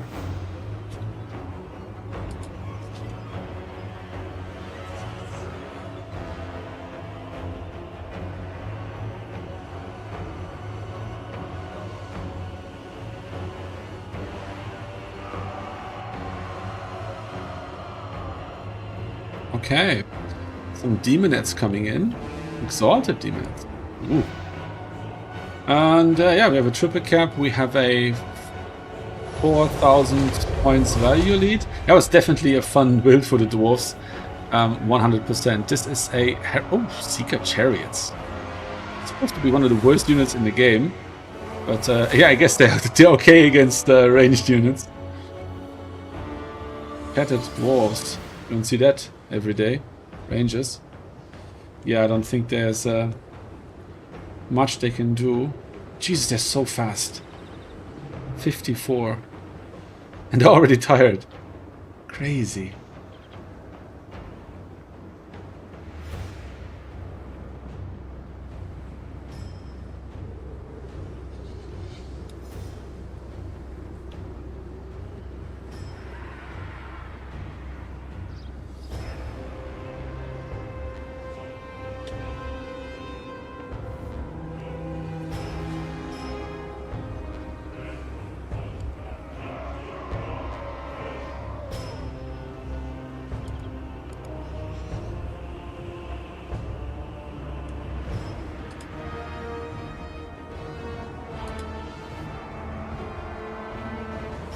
Hang on. Sorry for getting distracted, but I think this is relatively done. I'd imagine dwarves can actually cook against Slaanesh by just boxing up and being a pain in the ass. It's gonna get this guy some help here.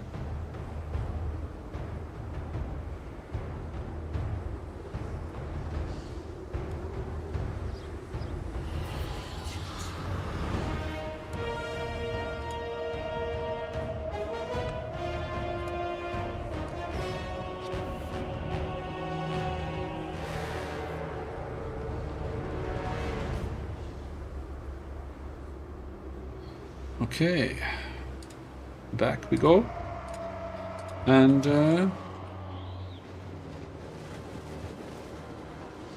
yeah, now the Rangers are coming back, Bugmans.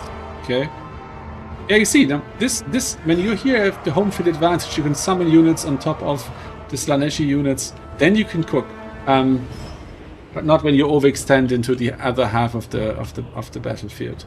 That was the Furies had just such a short travel distance here from the summoning point to the objective that they were on top of the ranged so quickly.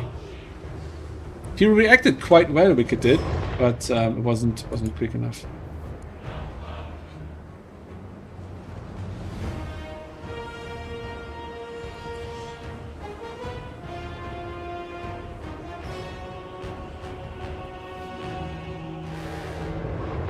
Okay. Yeah, but George, if you stay on, then I will definitely give you a blocker for the next match. You will love it. You will absolutely love it. You're the kind of person who will love this blocker. Okay. Triple cap. Massive value lead. Is there anything left? Yeah, there's a little pocket here. There were no Doomseekers, I think, in the build either. Slayer Pirates, Giant Slayers. Goodness gracious. They're an amazing unit. Giant Slayers are fantastic. Oh, Enfeebling Foe, that's rough. That's a really good usage of magic. Enfeebling Foe and then attacking with a high melee attack unit like the Bringers of Beguilement. That's epic, and then you can just melt away a 1,200 gold unit. That's I love that. That's really nice. Why don't I see the unit card? Ah, there it is. Yeah, they're almost killed. That's really rough. Okay, yeah, there's of course no coming back, but it's completely fine to play the battle out. I do that too. Oh, these things, pleasure guard. God, I hate these low model count Slanesh monstrous cavalry or monstrous infantry in this case. Ugh, I hate them. There's no magic that's good against them, except debuffs maybe. They're just not very fun to interact with.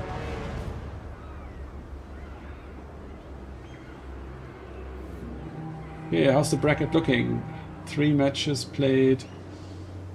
About half the matches have been reported, so it's completely fine that we're taking a bit longer here. And also Slanesh corruption on the map. That's just bullying, you know. Rogue AI should be ashamed of himself. That's not good. Bad form. No, I'm just joking, of course. Totally fine. Okay.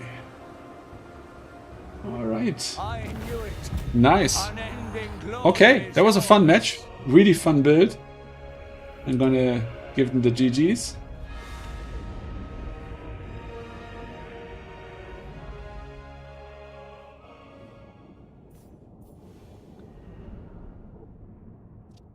So let's look at this. Grombrindle, 1000 value. Yeah, they didn't do so much. These guys must have... Oh my god, 2200 value. Oh my god. 1800. Jesus Christ. Oh.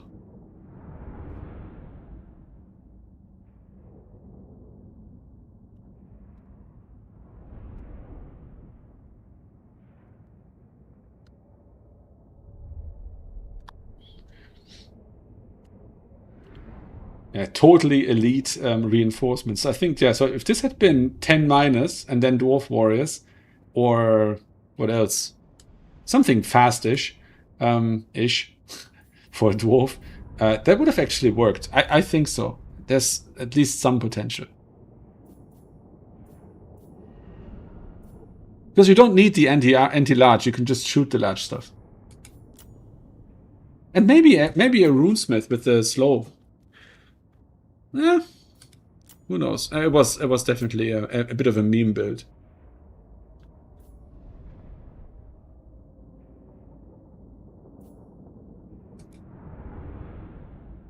Okay. So how many do we have left? 1, 2, 3, 4, 5, 6 matches left.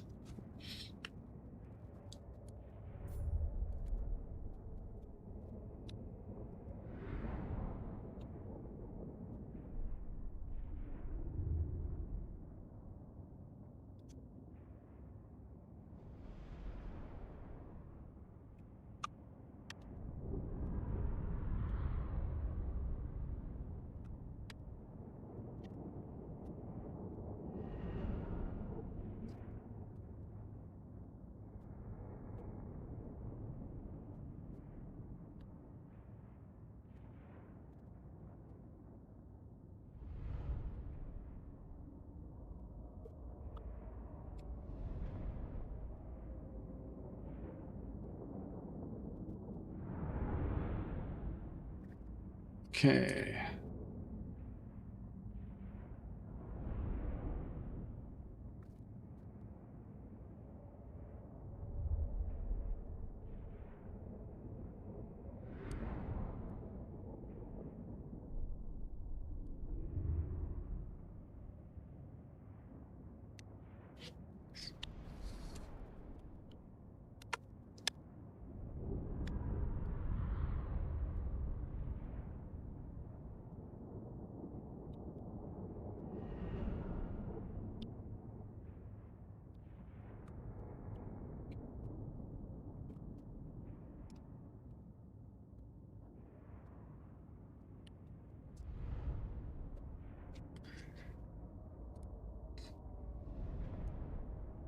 Okay.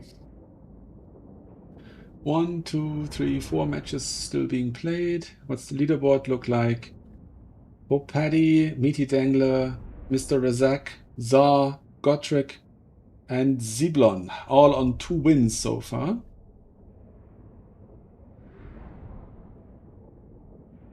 Very exciting. 1, 2, 3, 4 matches still being played. I think I'll wait. I think that's not going to be taking too long.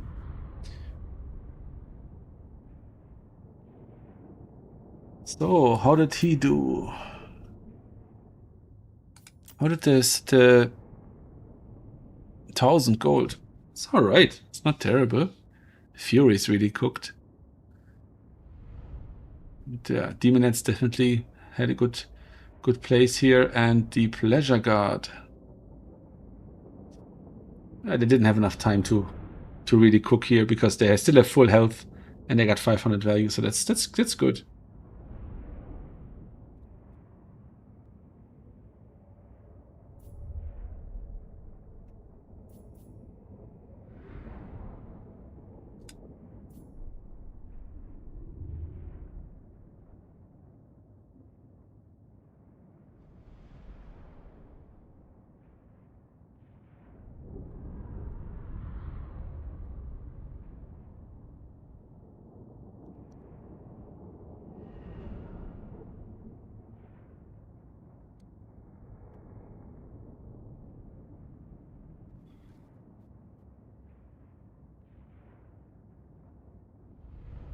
Okay.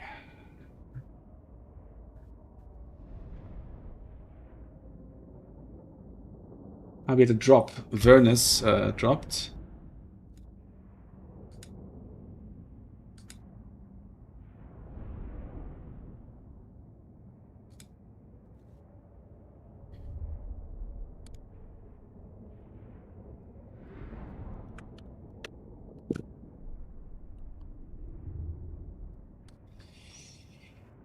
Okay, Vernus dropped. That means we're gonna have a buy round next round.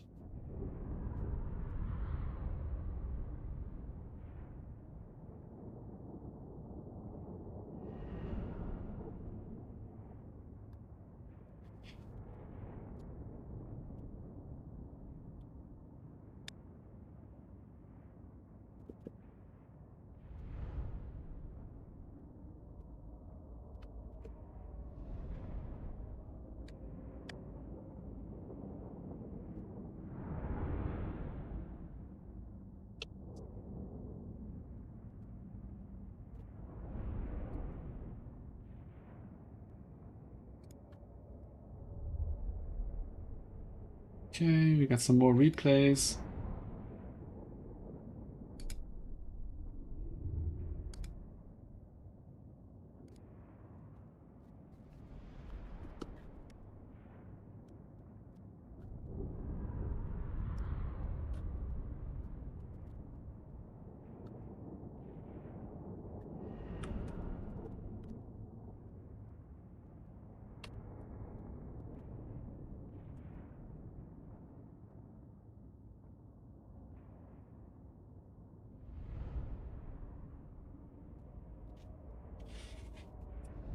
Okay. Yeah, that's the downside of having such a large field as we have here. You have more downtime, right? Because 15, 16 matches have to be finished before you can move on to the next round. 1, 2, 3, 4, 5, 6, 7, 8, 9, 10, 11, 12, 13, 14, 15, 16. Yeah, so we still have 32 players. So, generate the next round. And who's that? Nighttime. Yeah. Nighttime has a buy. And who are we going to watch now? Let me just check if the bot is working.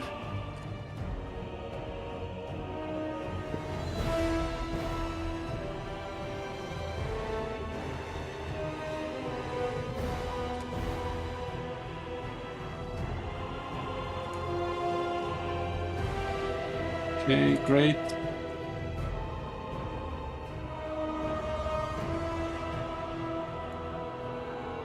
Looking good.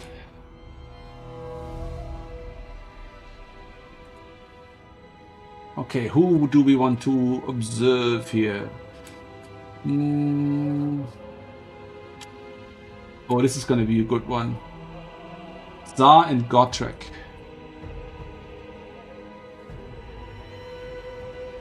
Yeah, I think so. Ooh, this is tough. This is tough.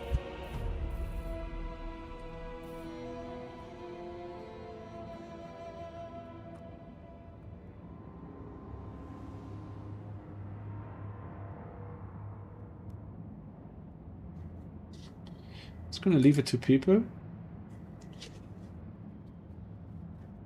Because I have a few interesting matchups here. Gotrek against Tsar sounds good. Zeblon against Meaty Dangler sounds good. So let's just see who volunteers to be looked at. The Dangler of Meat wants to be looked at. Okay. Meaty Dangler. Who's he playing? Zeblon, yeah.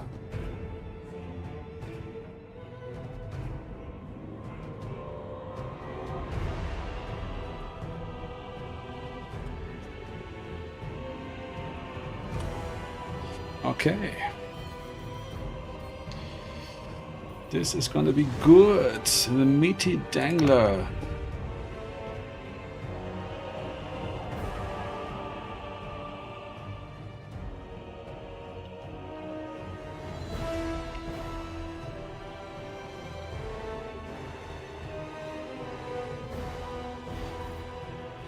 Lovely. And now, George, since you asked me so longingly for it, here is my gorgeous blocker. Isn't that a thing of beauty?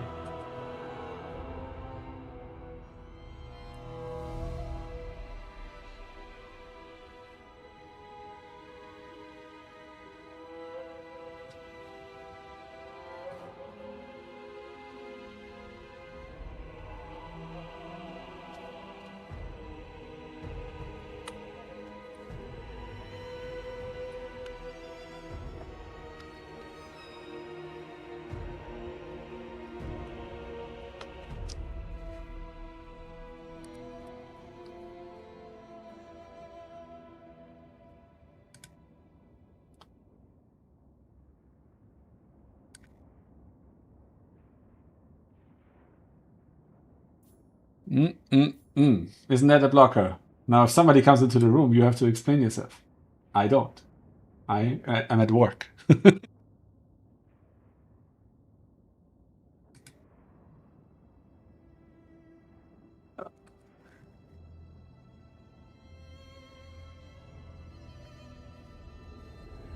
You know, Meaty Dangler, I don't know if you're still on stream, but that's so funny that you said that, because this question, or this complaint, comes exclusively from people who can only play one faction. Because they're feeling that the significant choice comes too early, because the second choice isn't a choice.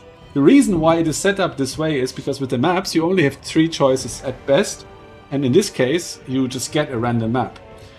And you have 24 factions to choose from.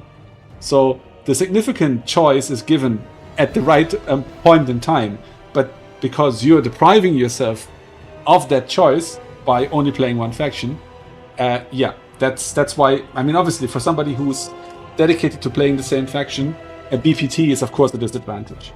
Yeah, so that's my 2 cents. So yeah, stick to SFTs or Matrix matches. There you have the map picks afterwards, but yeah, that's the reason why. Yeah, for TK, I guess that is not the worst thing to do. I've just started learning Tomb Kings, so still getting into that. Yeah, wonderful turnout on stream today as well. I'm very happy with that. 2, 3, 4, 5, 6, 7, 8, 9, 10, 11, 13, 14, 15. Yeah, still 15 brackets going, so we are definitely going to have quarterfinals after this. That is beautiful. So we're gonna have 8 rounds, yeah, for some people, for 8 people, or actually no, for only 2 people, but you know what I mean. 8 people will be in the quarterfinals at least.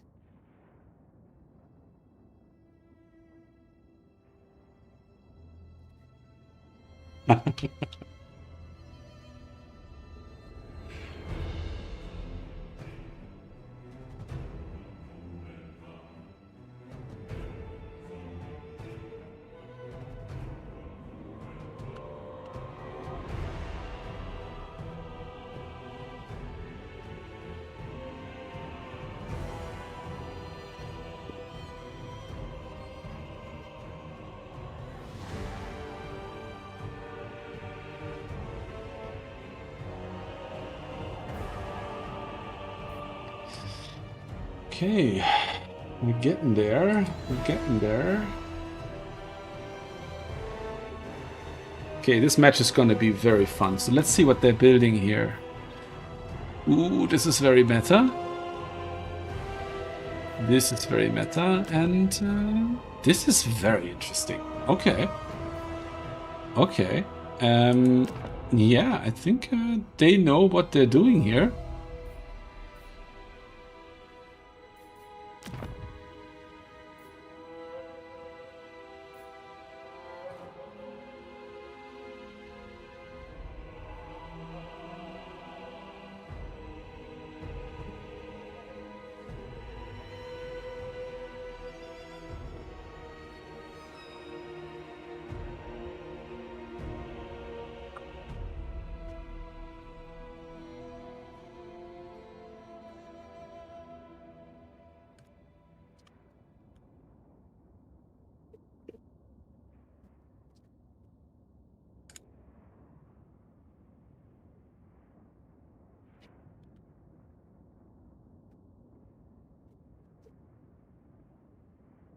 Okay.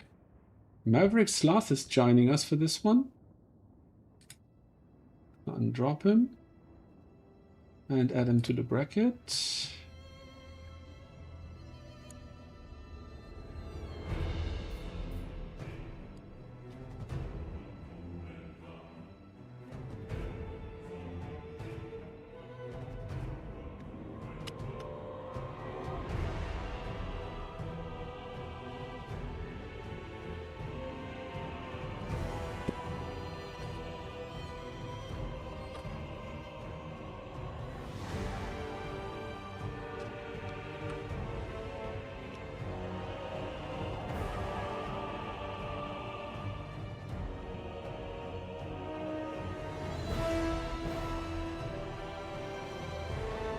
Okay.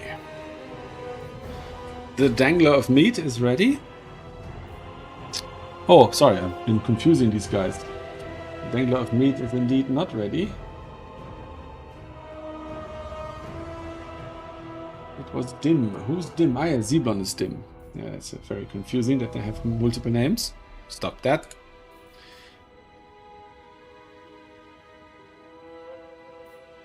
Okay, and we are still pretty populous.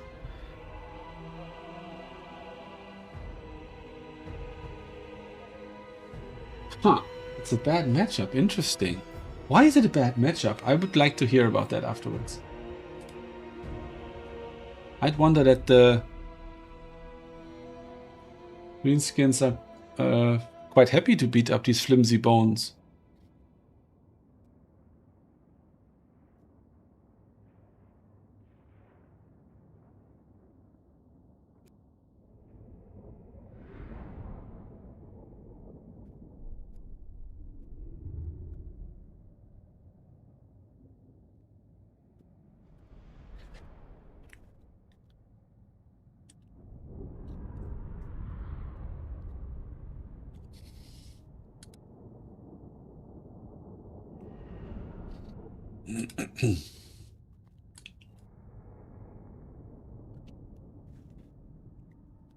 Oh, I have to remove the vegetable. Whoop. Perfect timing. All right, here we have it. Mass Chaff, Chemerian War Sphinx, and 2 catapults. And we have the Great Hierophant Ratep with the Sandstorm and the cheap spells for spamming the lore passive. But that doesn't have the lore passive. What the? What? That's madness. Surely he could have cut something to get 100 gold out of it. Okay, I'm gonna have to ask him afterwards why he did that. And over here we have the skins of green. Oh yeah, this I think I think the intention here is to rush. Although it's a lot of range, but this is fighty range. So this is all the Orc Era Boys and Savage Orc Era Boys and Grom the Wrecking Ball. So yeah, I think what we're going to see here is these guys slamming into these guys. Because otherwise these catapults are just going to cook and farm value, and we can't have that now, maybe. Oh yeah, the Screaming Skull giving the orcs trouble. That, yeah, I can imagine that. That's that would be an uncomfortable situation for sure, especially with a faction that has such flimsy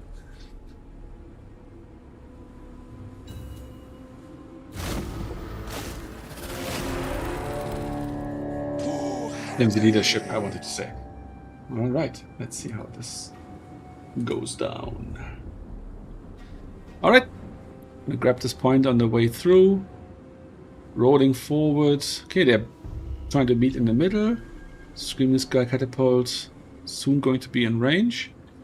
Let's see, I would probably stop them now, because why extend any further than you need to?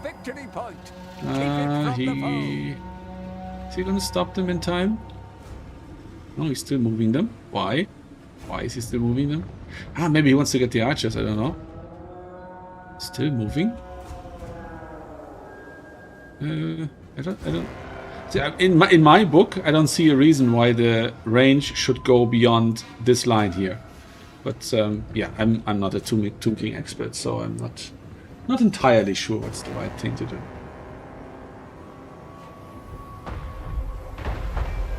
Okay, yeah, he wanted to get the archers. Okay, that's understandable, but still the range difference between the catapults and the archers would have been long enough either way. Okay, the kitty is waiting. What is this? Is this big ones? Could have just charged the flank maybe. But yeah, I would be overeager like that and then get screwed over. Okay, the Screaming Skull catapults are definitely farming value here. Just not sure if they have overextended. Ooh. Skeletons turning their back. This is good damage. Moving the squigs in, they also take some little bit of damage. I would say the third catapult would actually be not too terrible here, but I guess the question is, can they withstand the push here? Shabdi taking on the Savage Orcs is a good idea. Kitty sitting on top of Orc Boys. Probably gonna get them beaten and or routed. Spears don't want to fight Savage Orcs. That's gonna be very painful, but the Nehekarian warriors can help. So yeah, that's gonna work.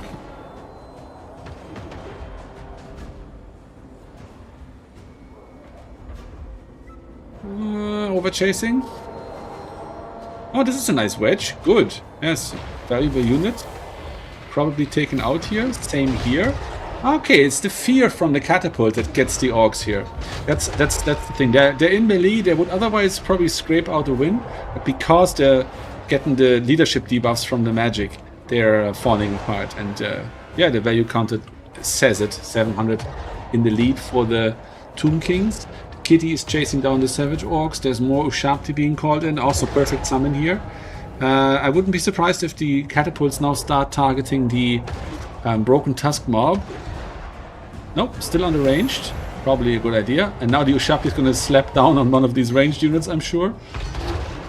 And yes, here the perfect counter to the charging Savage Orcs and anti-infantry Ushabti. Where's the summon going to come down? Can't wait to see. Oh, this is good. This is good. Yeah, you desperately need to do something about this. And if they are deterred by this, the calf can help here and break these units even faster before they can do any serious damage here. This is going to be resolved easily by the Tomb Kings. Still no summon. Oh, there it is. I think. No, hang on. I just heard the summon, but where is it? I know, I think it was another spell. Oh no, this is it. This is it. Yeah. Okay, the kitty taking fire. No, that was it. Now the spider riders come back, but a little bit too late. So they're probably going to be chased off by the skeleton horsemen, and the Ushabti fight somewhere else. The catapults can take up firing again, and the next summon on this point is probably going to make sure that these guys stay routed. Over here we have, yeah, these savage orcs routed.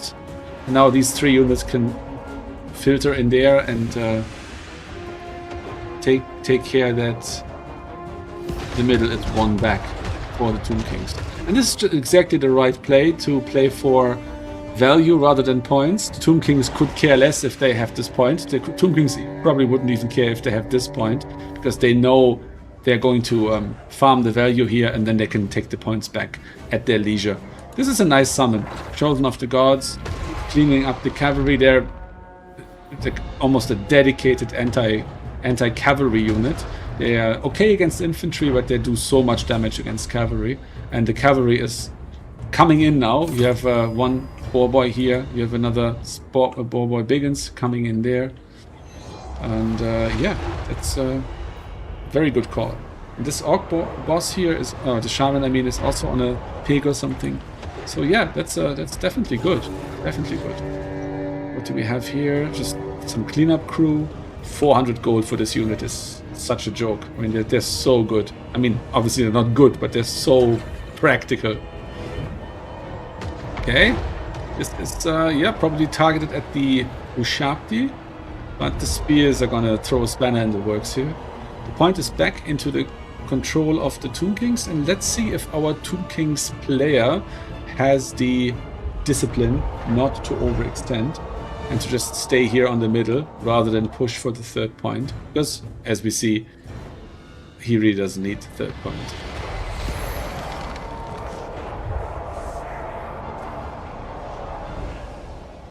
Yeah, Grom fighting in the middle and getting a beat down from the Sphinx, I think. What's Kratep doing here? Jesus Christ. Does he have a death wish? Why did he just charge out there? Did I forget something about this guy? One of your units has been destroyed. Oh, maybe he has the no, the curse, but he's still at full health. Why would you use that? Savage Orc Biggins taking fire from the catapults, and there's the. I was waiting for the Necrotect coming out, the absolute debuff monster. He has to restore for the kitty, and he has. No, he does not have the Vambraces, does he? Ah, there they are. Vambraces of the start. Yeah. Okay, it's a massive debuff. Minus 24, minus 24, and minus 30 accuracy for every unit he fights with. So that's yeah, that's extremely powerful. Oh, this is a very, very unfortunate blob. I don't know if Khatep has any sandstorms left, but yeah, that would be very painful. Oh no, they're all gone. Ah, there is the sandstorm. Okay, perfect. He did that right. Okay, and oh yeah, he's actually pushing onto the 3rd point. All right. I mean, yeah, he can probably afford it, but still not. Yeah, that's a rough matchup. When you already know what the opponent is going to bring and what is going to give you trouble, and then you build into it, and he brings exactly that, and you still have such a hard time. That's yeah, that's a bad matchup for you. And yeah, he also has Osirians, which he probably used on the Boar Boys, which is a yeah, really good spell. It's like a double Melkoth, a little more cost effective. So that's also working. And you see here the damage from the Ushabti Great Bows is really strong against cavalry, really like taking them out of commission. And now here the triple summon of Horsemen, another one over here, unsummoning the catapult, and this one only has one load of ammo left, so it's also going to be unsummoned. And now, don't overextend. Keep this all in order here, because like, if you don't win this point, then all of this was a complete waste of resources, right? So if you don't get this point, and it sure doesn't look like he's going to, then all of this commitment here gets you exactly nothing. Because fighting here is so much worse than fighting here. And he could totally get away from away with fighting here at the edge of this objective. And now he's here. I mean, I'm not saying he's going to get killed, but he's in a much worse position here than he would have been in the middle. Because now from these points, Cav can rush into him, take out his characters. Look, Khateb is dying now. That was completely unnecessary. Khateb could be sitting back here. I don't know if he had a strong curse on him. I'm not that knowledgeable about the Tomb Kings, but yeah, I don't think that was worth it because he didn't need the point. He might get it now, not sure. But there's Spider Riders coming, other Spider Riders. If these guys come back, but they probably won't because the Skellies are here. Although actually, if they run interference here, they might actually eke away. Yeah, probably going to lose the Skellies here, but still get that point. And here, it's decent capture weight. I guess these are 3 cav units. That's actually a gripe I have with the capture weight system in this game. I think chaff cavalry should not have full capture weight. If a chaff infantry unit has only 2, a total chaff cav unit should also only have 2 capture weight. I think 4 is excessive there. This is fun. They have 56 models, so that's half capture weight. They have 40, that's a third. So this is almost a full infantry unit despite the damage that they have taken. I mean, of course, these have full capture weight as well. The full 5, I think, yeah. So they're going to immediately stop this from happening. But it's a cute move. Could have easily been missed by the opponent.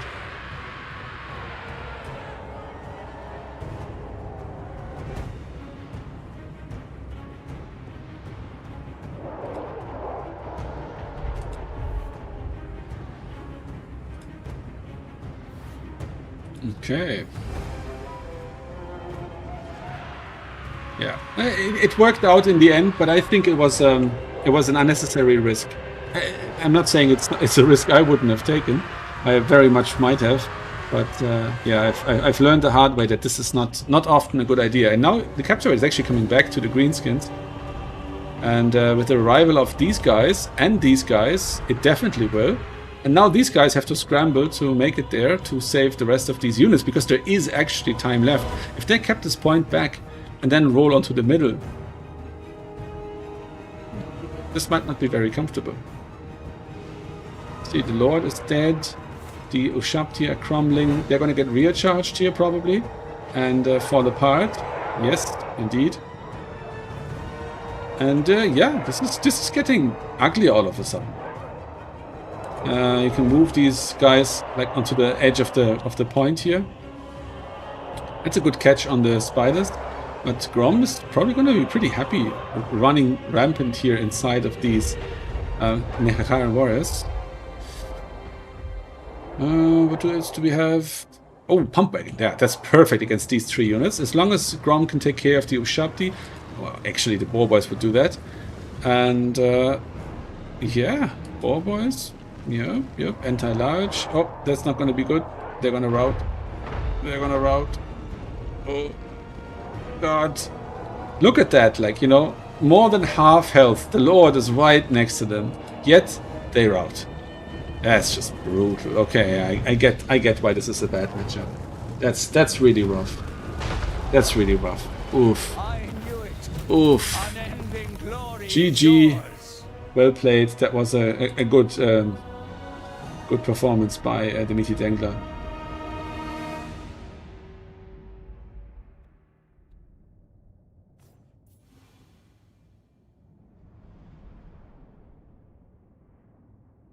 That is rough.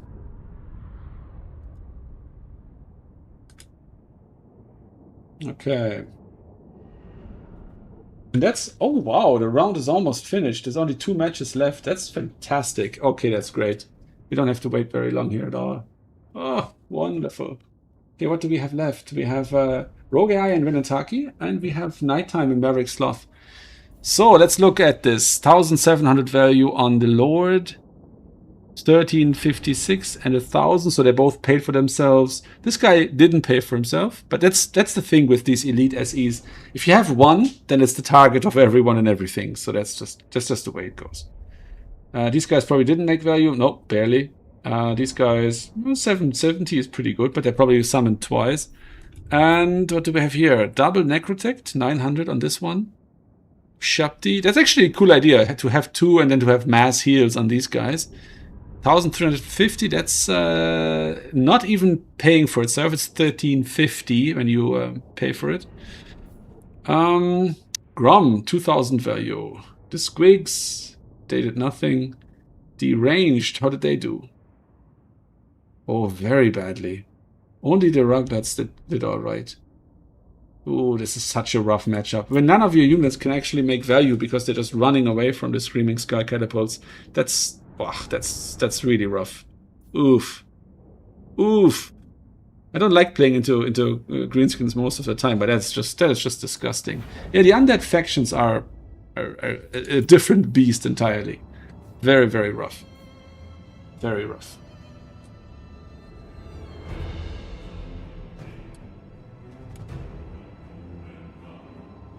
Very rough. Okay, still 2 matches gone. I'm going to take a quick bathroom break and I'll be right back.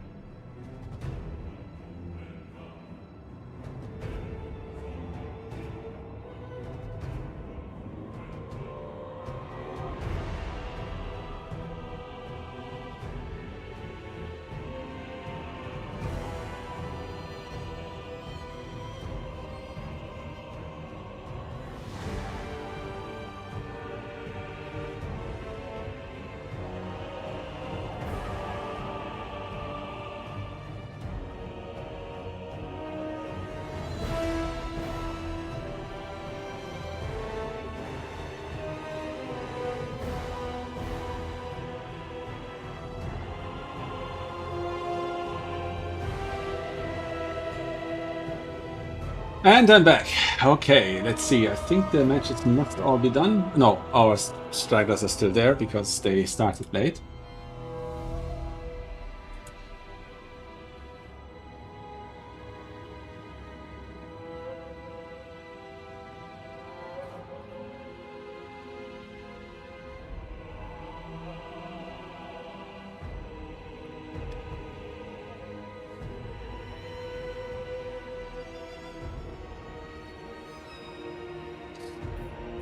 Yeah, that's the thing, about this matchup.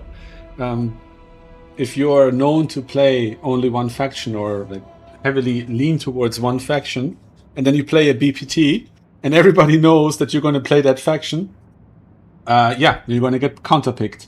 Let's see at his previous brackets if that's a trend that's continuing. Meaty Dangler.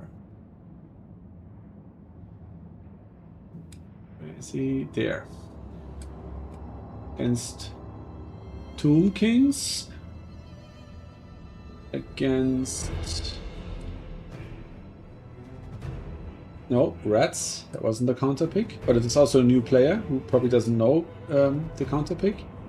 And Meaty Dangler. Fish Gynecologue. No, also not counter picked. Okay, so maybe it's not that rampant. Or maybe this just people are just too nice. Probably that. Okay, where are we? One match left. So how did Wigdy do this round? Master Jimmy. Jimmy's been on fire lately, I'd say. Jimmy's been very good. Okay, math and thing.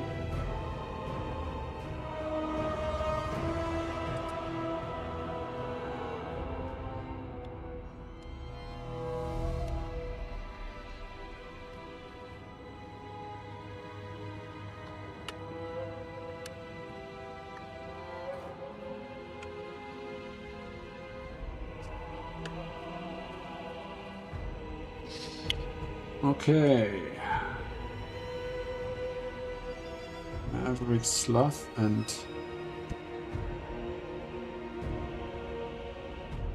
Nighttime are still playing. Let's see how long they're gonna be.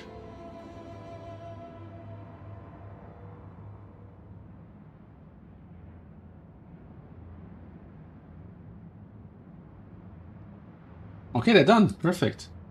We're just gonna report then and we can immediately advance to the next round. This has been relatively quick. I don't feel that we had too much downtime at all. I'm quite happy with that actually. Okay, yeah. And next round. Let's go. Who has the... Oh, Wigdy has to buy.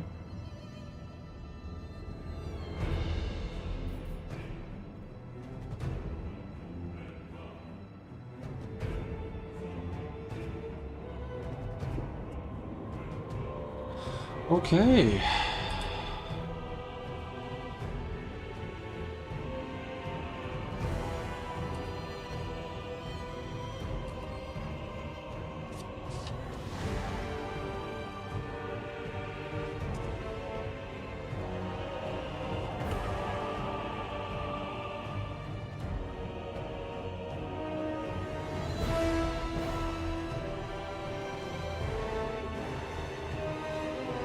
Okay, that's perfect. The guy who got the buy round just dropped. I think we had more drops. Galju dropped, Herman dropped, Neta dropped, Ackerman. So we're left with 28 players. Let's just see.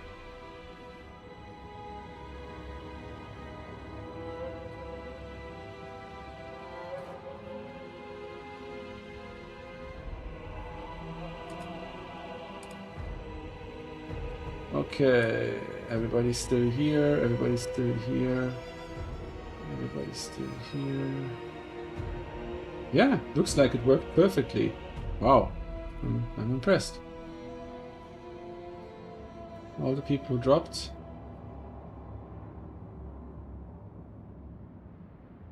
Yeah, perfect. We can just pick our match then from the full supply. What's this? Zeblon. Berry.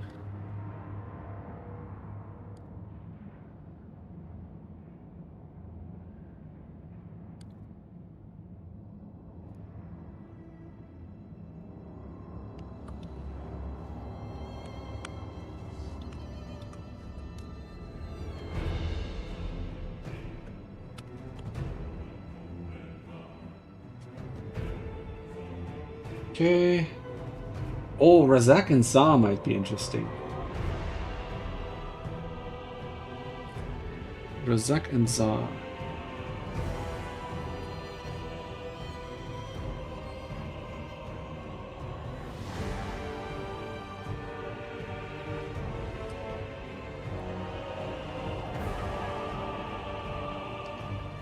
sure they're at the top of the...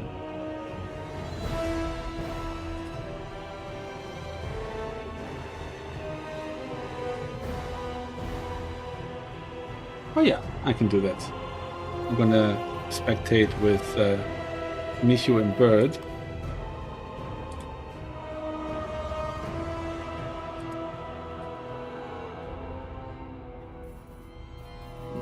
Michu and Bird.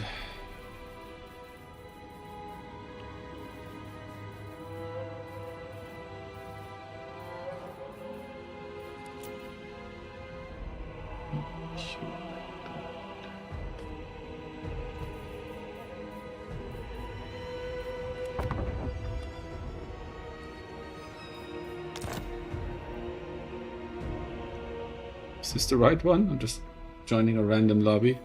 Yes! I got the right one accidentally. Perfect. I'm just going to put my vegetable up. Whoop. Privacy.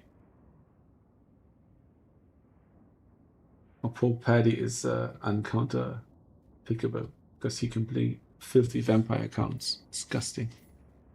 Okay, so we have a matchup. Demons of Chaos against Skaven. Ooh. Jesus Christ, that's like the two lowest win rate factions, I think, in the current meta. But I would say that demons are hard favored here because they can do different playstyles, very different playstyles, and Skaven are somewhat predictable.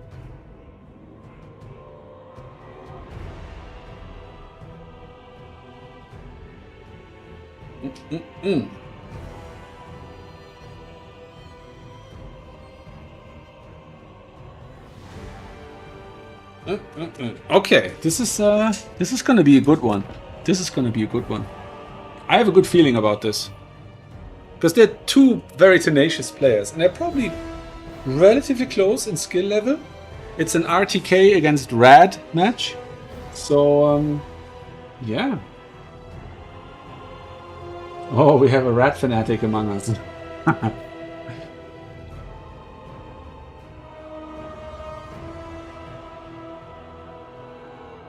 We have a Rad fanatic among us.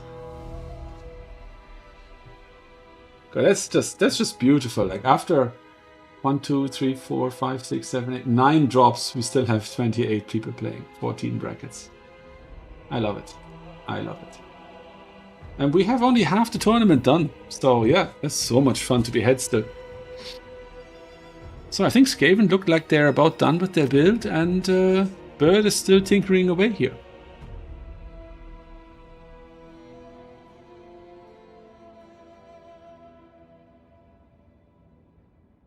Wow, I'm really hoping that people are going to have such a good time today, that they're going to stay active, and that we're going to have tournaments of this size going forward.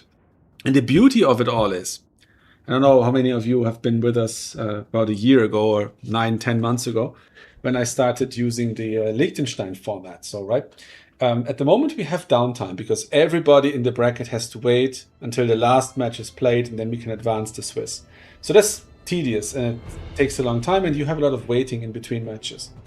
And Liechtenstein works in a different way because all the rounds in the Swiss are generated right away, and you just play as soon as both you and your opponent have finished their previous matches. So you have much less downtime.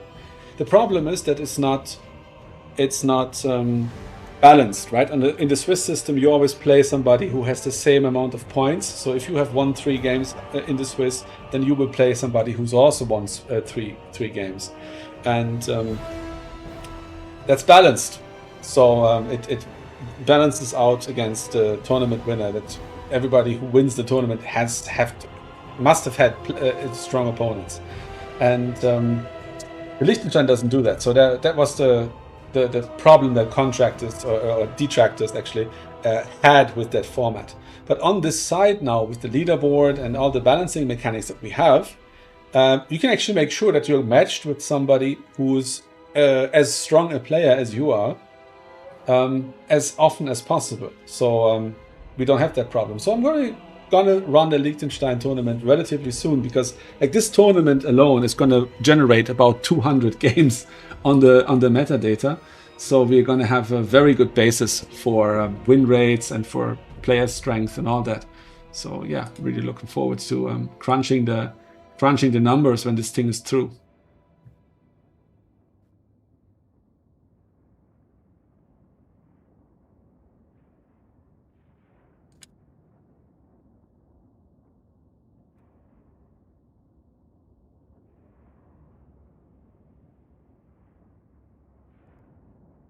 By the way, if any hosts are watching, and if you're a host on Total Tavern and you would like to host on my site, then just reach out to me, because so far we don't have anything on tomorrow, and it would be nice if we could have something hosted tomorrow, and if I didn't have to do it. All right, we're loading in.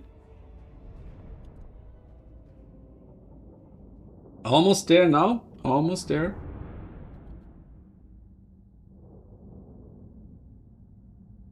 Let's keep the eggplant for now. I always like to keep it to the last minute, because in the load screen, when you're oh, actually, the units are kind of visible over there. I should fix that. You can still kind of see what the other person is bringing. So yeah, still a bit of a disadvantage if I removed it right now, and then the players would know what's coming. Especially if there's stealth units. That's not so ideal. Okay, so this is a relatively fast build.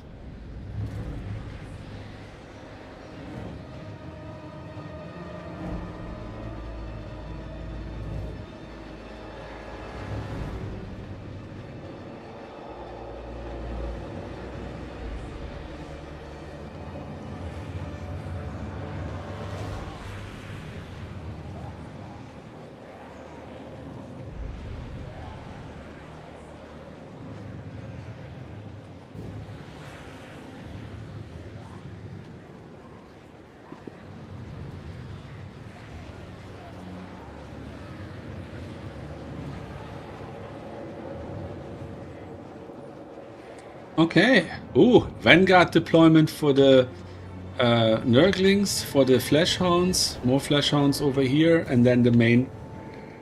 Well, I wouldn't call it main, it's only 2 units, but the ranged is back here together with the Lord, which is a Herald of Tzeentch. Pink fire, blue fire, the usual. Chromatic Tome. Alright, so we're gonna see some magic maxing here.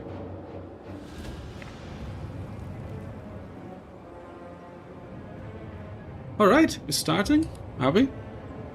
This looks like a very... What's this? Yeah, he is present. I was wondering if he even made any kind of formation, or if it's just a standard load-in formation.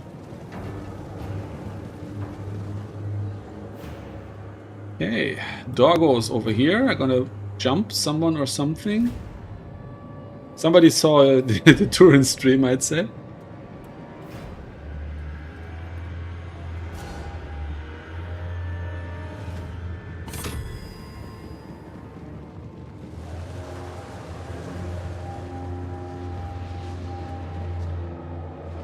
Okay. How do Fleshhounds do against these skirmishes? They're doing pretty well. Wolf Rats are not great against Fleshhounds. I guess the Furies are going to take out the Wolf ones? Wolf Rats? Oh no, they are going to the skirmishes, okay. Yeah, that's bad for the Skaven. This flank over here.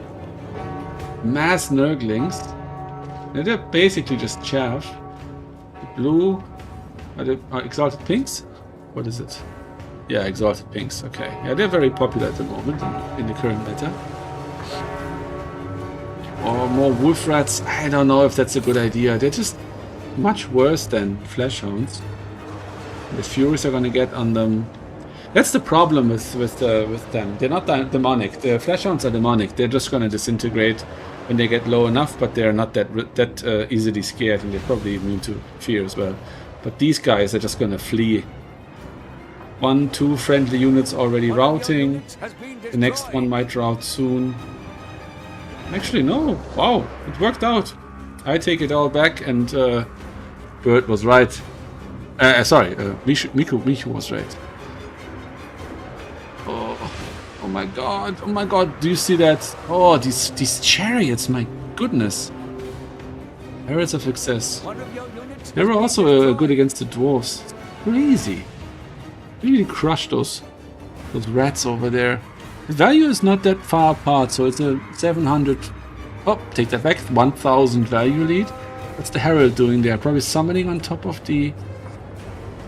Yeah, he's gonna summon his. Oh, he doesn't have a summon, does he? Yeah, sorry, I confused him with the cultist. Oh, that's actually pretty good damage on the blue fire there into the mortars. Bit of a mass rout happening here in the front line. I guess this is Storm Vermin. Yeah, Storm Vermin. They can stick it a bit longer. And now the Herald is probably going to do something about those rat ogres coming in there. Ooh, I don't know why he charged the Nurglings and not the ranged. Now we have the Lord coming in on his wheelchair. Plague. Okay. Oh yeah, look at the damage. That is such a nice spell. Goodness gracious, that's a lot of damage. Oof. That's nice. That was very good. The dreaded 13th is like very popular at the moment, and that cooked. Wow, nice. So one exalted pink gone. That's pretty decent. So the next blue fire probably taking out the. Oh, look at that! The Night Runners screened the damage for the mortars there. Crazy stuff. Crazy stuff. The exalted pinks are shooting the Lord, but not hitting the Lord very well. And now they're caught by the Storm Vermin summon. Adam still has some decent time to inflict damage there. We have the Plague Toads of Nurgle hopping in. Skaven's... Oh, Skaven only have 1 point actually. Yeah, they've only got this point now. Oh no, the chariots got stuck here in spears and rat ogres. Yeah, much happier to chase down skirms and stuff. This is a Skaven slave that should go as a win for the Flashhounds, and the value is dead even. Yeah, so I was pretty happy that I chose to stream this match, because it's actually pretty close. I don't know if they're gonna get the Lord actually. They're just shooting the Lord quite efficiently. Decent damage on the Scourge. I haven't seen Scourge a lot in the last couple of months, but now I've seen it twice in a day, and it's done alright both times. Oof. Oof. This looks like a Skaven advantage to me, but they're pretty damaged here. They're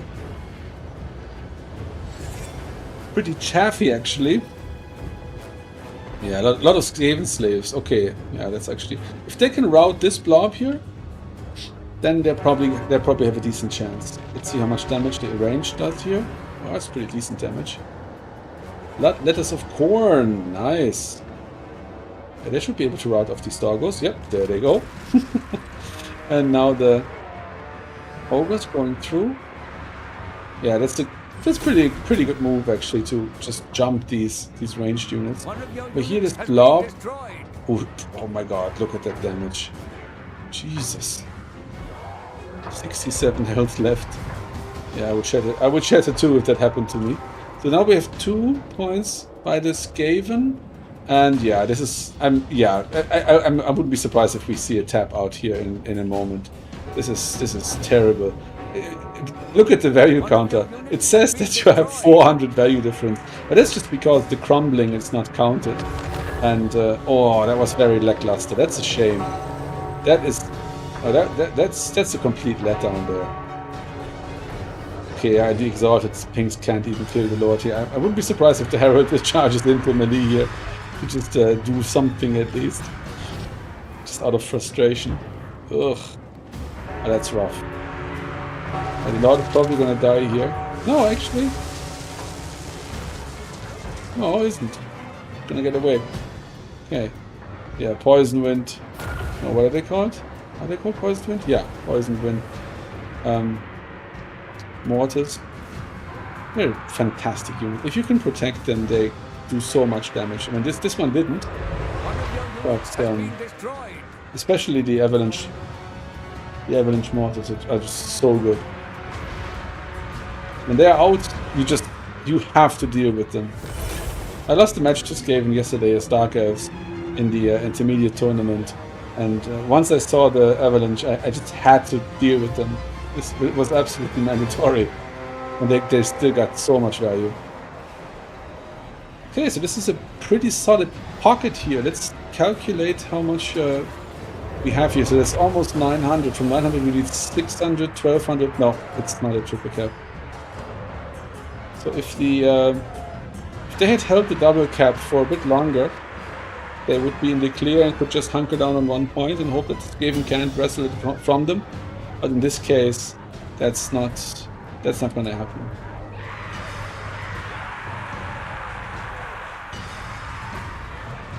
Alright, the mortars are coming. Oh, they're gonna get their fire into here. Let's see how much damage it does. Ooh, this might end the demons. It's not too terrible, but and also a lot of friendly fire, but that's the Skaven way. Wouldn't have it any other way. Some nice surround with the wolf rats here. We've probably waited to have 2 or 3 and then pull that off, but it's good anyways. One of your units has been destroyed. So yeah, 500, 950. You need 1,000 before the opponent has 500 to be in triple cap territory. And now they're actually, yeah, slowly losing this point even. What's the Lord doing? Oh, uh-oh. Careful, Skaven. Careful. You don't want this Lord to die. What is he doing? He must have more blue fire, surely.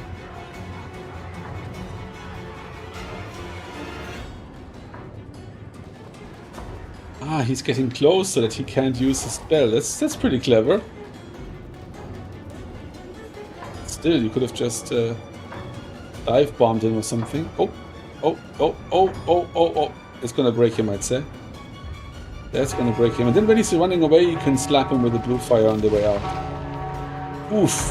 Another dreaded 13th. Jesus Christ. That was unnecessary. That was already so rough for the demons here.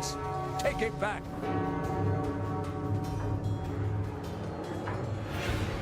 Oof.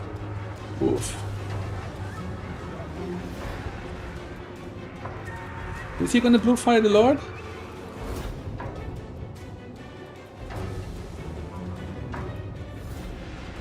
That's what I would do, you know, in a situation where you have almost certainly lost, at least kill the Lord. And that's it, tap out. Yeah, I can understand why.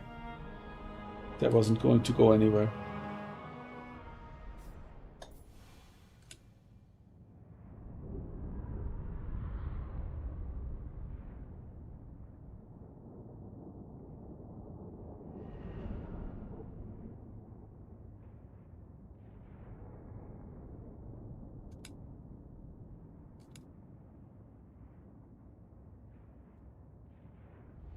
Oof, okay, the Herald 1750, this guy 1100, the Mortars 500. Well, they didn't do that much. Just Flesh Hounds, one of them did very well.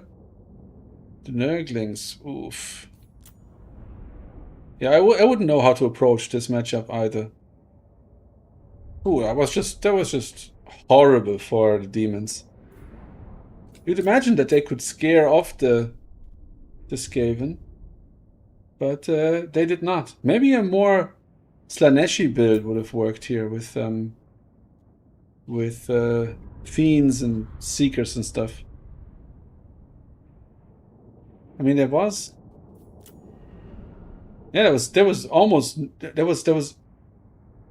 one anti-large unit, and that was a clan with spears. So there was nothing here. So running this over with Cav might have worked, and especially with the Slaneshi units that can give the leadership debuffs. So that could have worked. GG to both players. Thanks for letting me watch. And let's go back to lobby and let's see where the tournament is going. How many people are still playing? 1, 2, 3, 4, 5, 6, 7. I'm just gonna drop Wikti real quick.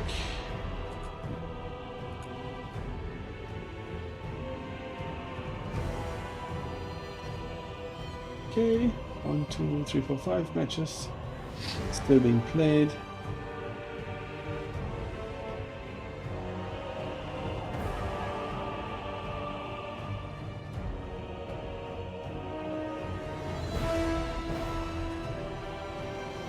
Okay, that's going on.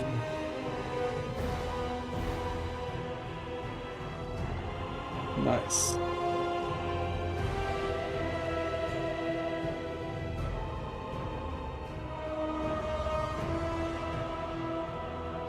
So yeah, for everybody who hasn't been here for that part of the stream, it's kind of tedious to share a browser. I have to figure out a better way of doing that. But I just want to point out that that would be fantastic. So everybody who's watching right now or watching this stream back another day, if you are interested in playing in your own time, not in a tournament where you have to dedicate 3, 4, 5 hours of your time, but just want to play some matches, then go to RizzOtto.gg, go to Open Play at the top, open the Availability tab, and just set your times in your calendar. You're going to see a calendar view of a week, Monday through Sunday, from midnight to midnight, and it's adjusted to your time zone already. So 8 o'clock in the morning is 8 o'clock in the morning for you. And you can just mark down in that calendar at what times of day and on what days you generally think you will be available to play a single match. Just the time of day where you would post in the channel, the PvP channel, or the time of day where you would go to ladder or something like that. So that kind of time. And you just mark it down in the calendar. So you can still just go to the queue and join it and see who matches into you, no problem. But during the time of availability, if someone else enters the queue to look for a quick match, you get a DM from RizzOtto. If you're a member of my Discord, but you should be, it's in the description. You get a DM, and in the DM you can say, yes, I want to accept this match and play with that person. You don't know who, but you can do it. Or you can tell the bot that you want to be left alone for 1 hour, 4 hours, or for the whole day. So you don't even need to adjust your calendar necessarily. You can just tell the bot to leave you alone for X amount of time. So if enough people do that, it should be so that you can basically always find a match during the day if you want one. And that would be just fantastic.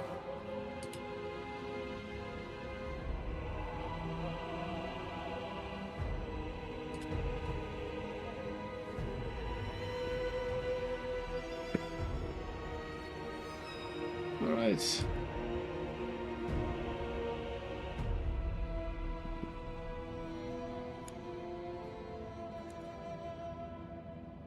Okay. Pope Paddy is saying that he has a good replay for us to watch.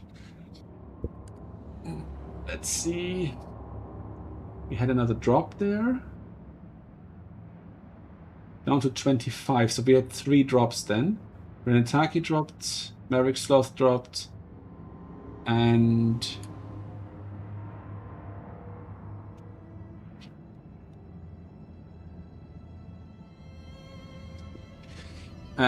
yeah, that's the 3. Merrick Sloth, Marinos, and Renataki. We have 25 people left. Oh, and I'm going to have a look at the bracket to see.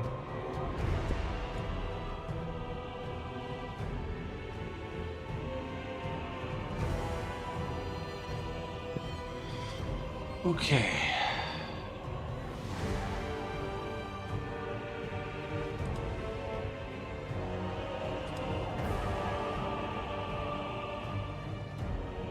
So who's actually playing there still? It's Buck and George. All right, nice.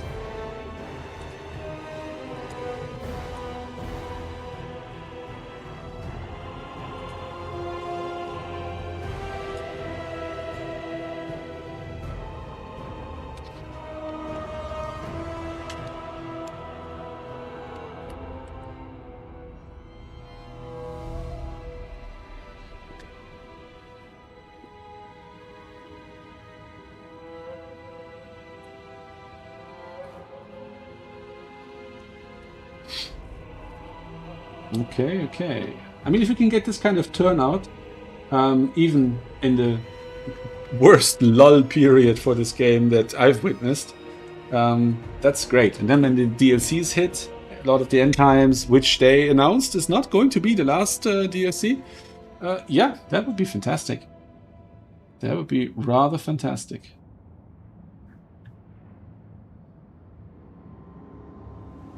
Okay, and the last match has just been reported. Wonderful. Wonderful.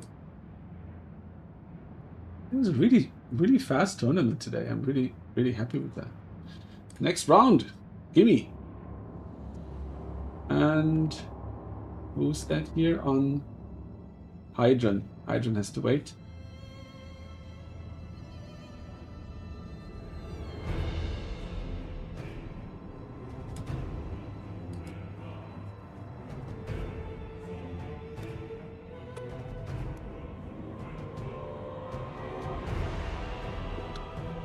God, that's really lucky. Hydron just messaged me that he has to go to work and has to drop, and he just got the buy round, so that's fantastic. That's just fantastic. I love it.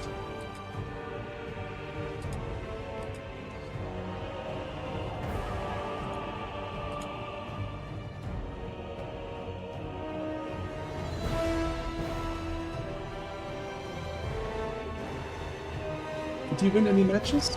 No. He's a new player, so that's...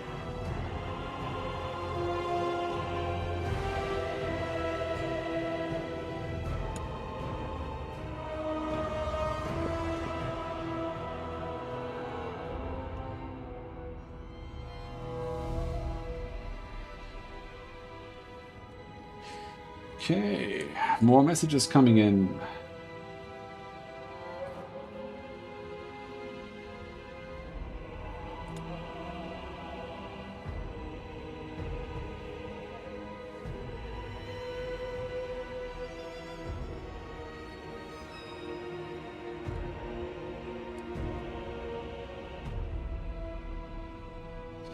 Okay, let's get another spec slot going and have some fun here.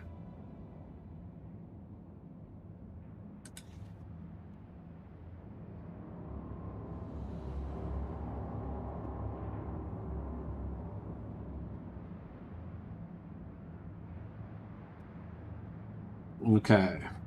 Pope Paddy wants to share. Let's see, who's he playing? Rogue AI. Okay, Rogue AI is getting a lot of exposure here today.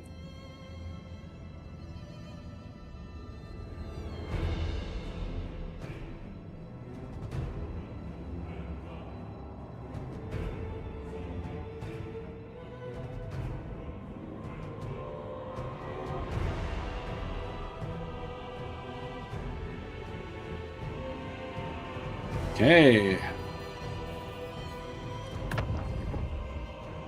Joining Rogue AI versus Pope Paddy. I'm going to put up the vegetable to be safe.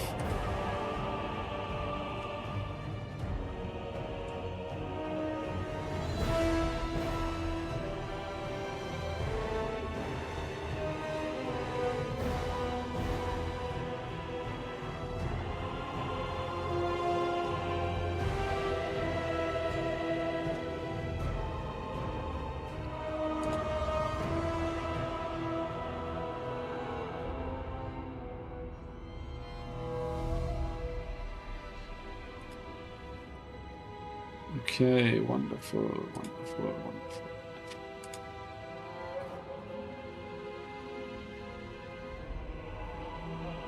Oh, connection timed out. That's racist. Oh no. Oh no. Terrible. I accidentally joined the lobby. That was wrong. That was wrong of me. Let's try again. Come on. Oh, I hate when this happens. There it is. Spectate. Let me in now. There we are. Okay, where's the opponent? Why are they not here? Rogue AI. Okay, yeah, he's going to be fast. And he probably has the build for this matchup, so... Do we already know the matchup? No, we don't. Okay. So we're left with 24 players. We're still 8 players over the minimum, so if nobody drops now, we're going to have top 8. Okay, here we are. Rogue AI on Coast. Oh my goodness. What is happening here?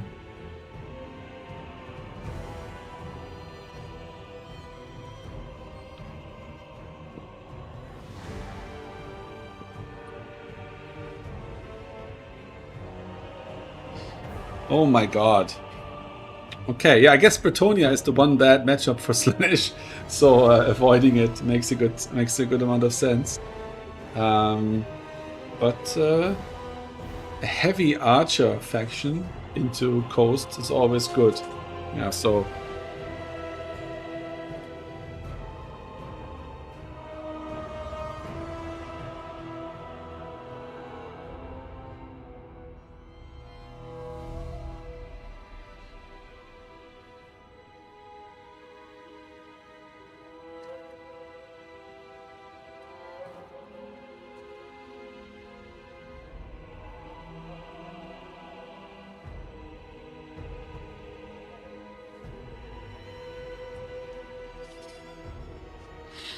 So how much are these?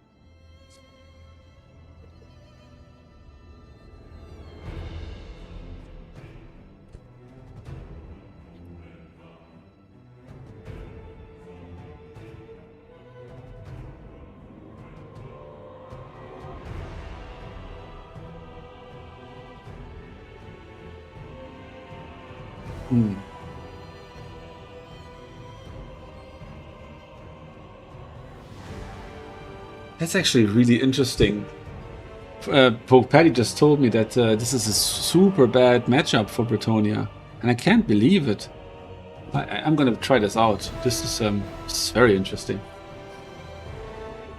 Very interesting.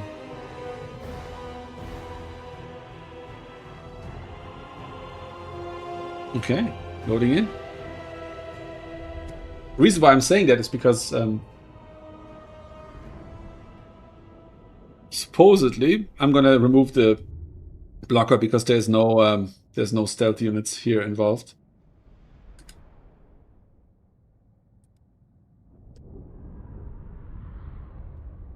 Okay, yeah, so usually factions with cost-effective archers are really good into Coast.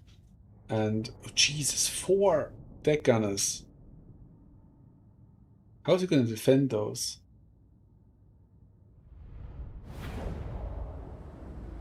Huh, and a very open map. Okay, well, I'm curious how this is going to go. And yeah, let's see.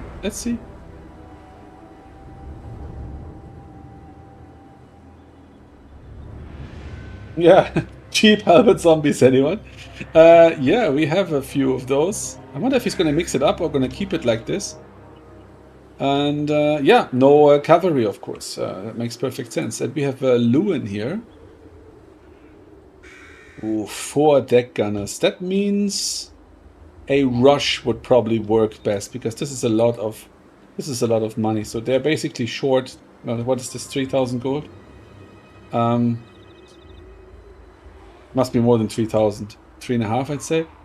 No idea. I don't play Ghost. Disgusting. I don't like Ghosts. Yeah, but he also doesn't have much. But he can have his cav accompany him.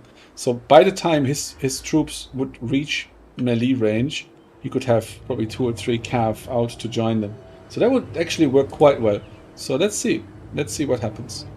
This is God, this is such a fun tournament. My God. I mean, kind of blowing my own trumpet here, but it's really fun.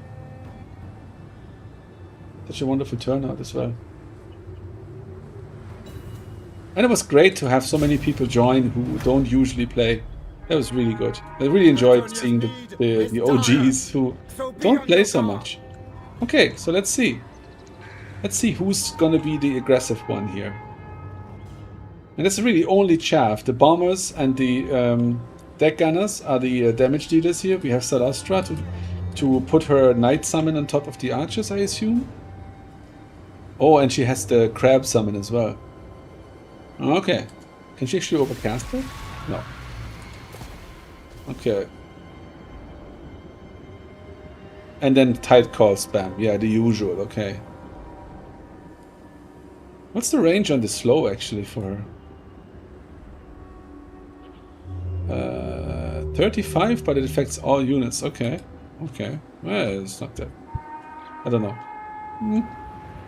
45% slow. It's decent. What magic did they bring? Life? No, heavens. Okay.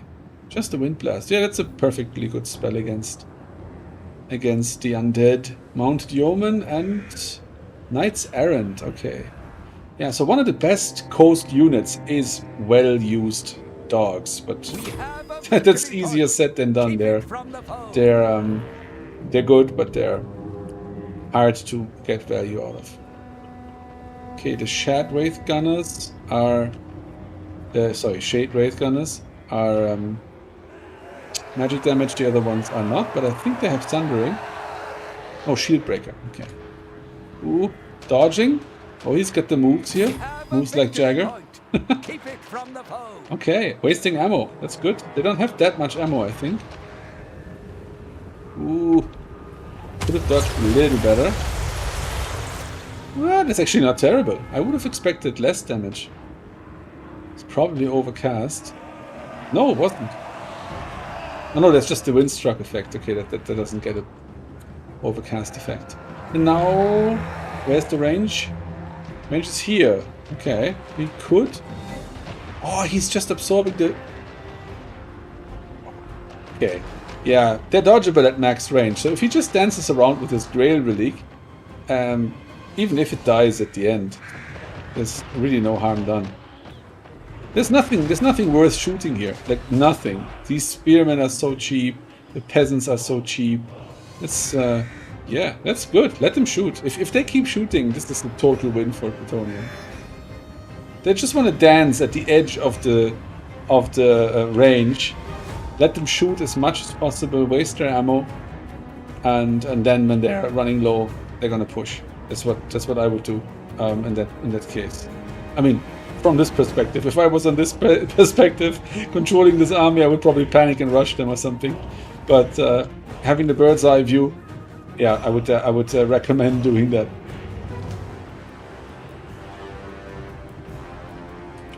Ah, Loon, dodge. If he was the, I feel Paddy could just farm this misplay here. It's a misplay shooting. It's also a misplay not dodging more. If he just ran in circles here, he could have just farmed their ammo like crazy. I feel. Are they pushing now? Yeah, it looks like they're pushing. That's good play to move back here. I like that. Yeah, it's such an annoying playstyle, to pull away from the from the range and dance around and present them chaff with silver shields.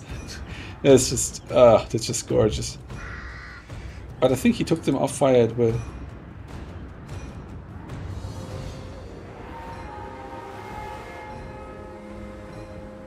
Yeah, I must have.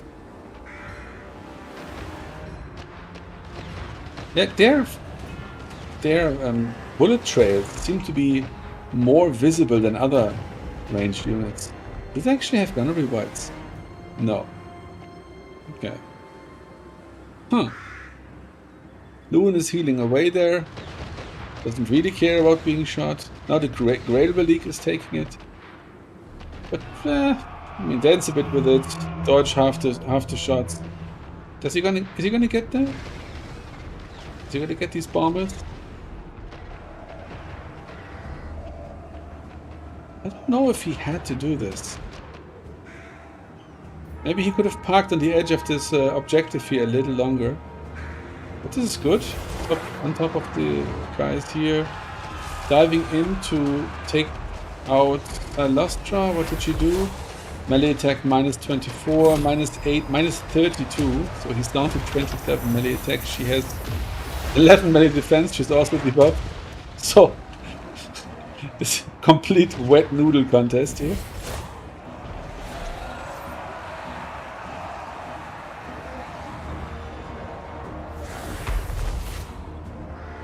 Okay, these guys have to get away. These guys are gonna get routed by the Night Terrorist. Oh, it's Lamprey's Revenge, sorry. They took out the deck gunners. The other deck gunners, oh sorry, my camera angle was bad, I don't even know where they are. They used to have 4. So I guess the dive must have worked then. And this is, yeah, this is a perfect example. This is a perfect example of something I can just not get done. He dives in, takes out about 2/3 of the range. He's gonna take out these 2, and then he pulls back. Because this, yes, this is 80% of the army, but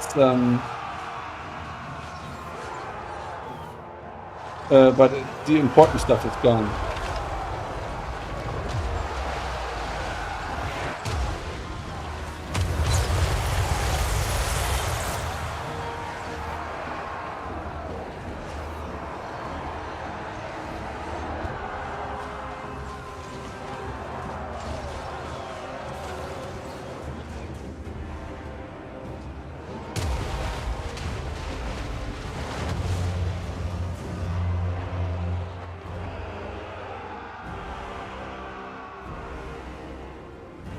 Okay. Yeah, nice. Took out this one as well. Lost some cav along the way. Value is even. But that's the thing, you know, value is even, but all the win condition is gone. All this stuff here is nothing if the archers can just shoot it all the time. And that's why this is the exact thing you want to do about it. Put stuff on the archers. I think in this case, Pope Paddy, with where the tickets are, he could have just pulled his entire formation back down here. Oops. Back down here to this line. And just pepper whatever comes this way. He doesn't have to fight here. He doesn't have to stand here at all. But he's a super good player, so I'm not going to tell him how to play the game. But I've made this mistake myself to overstay my welcome. I mean, they've cleared quite well, but he's not stuck. He can just pull away here, and all that's here, except for the dogs, is actually much slower than he is. So he can occupy these Lamprey's Revenge with some mobility and pull back his entire infantry and the archers, and just sit in this line here so that his range covered this entire point, and just sit back here and wait. These one shade raids here are not scary enough to force his hand in any way.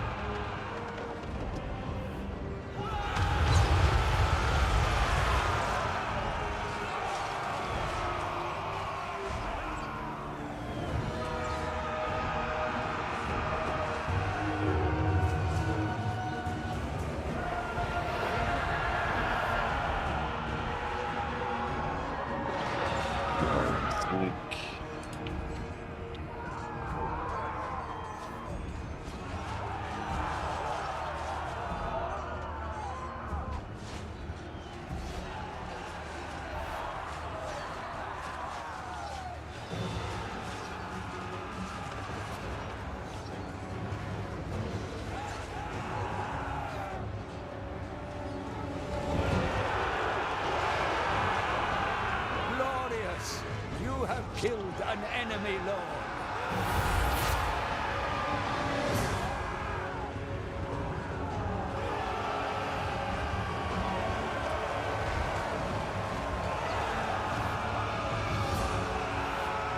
Okay, let's have to do some admin in there.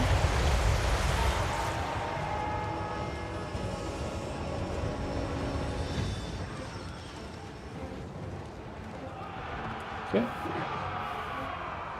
All right, so this is looking pretty good for Plutonia. That jump there worked really well. Oof. These guys, the black, they're just unbelievable. Oh, they're unbelievable. But their charge defense against large foes, like having a rifle unit that we can't charge is just so rough. Overextending with the Mongols is always such a painful experience. And 2 doggos coming in, but what can they do? They're going to be countercharged by the cav. They're going to be countercharged by this cav, stuck in spears. So this is not going to. Yeah, this is over. This is 100% over. It was over when the deck gunners died. That's why they always say don't bring more than 2 pieces of artillery or long ranged ranged infantry, because you just can't defend them.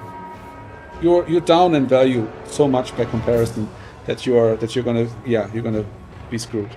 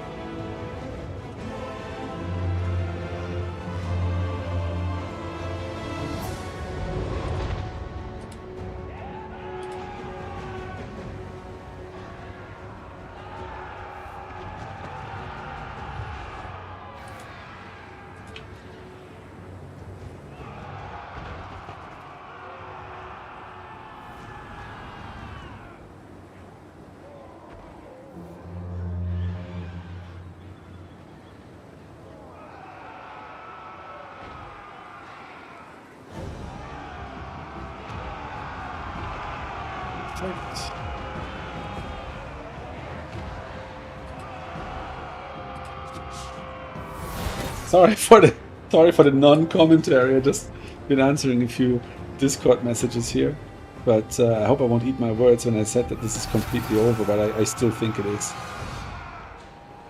There's just nothing you can do.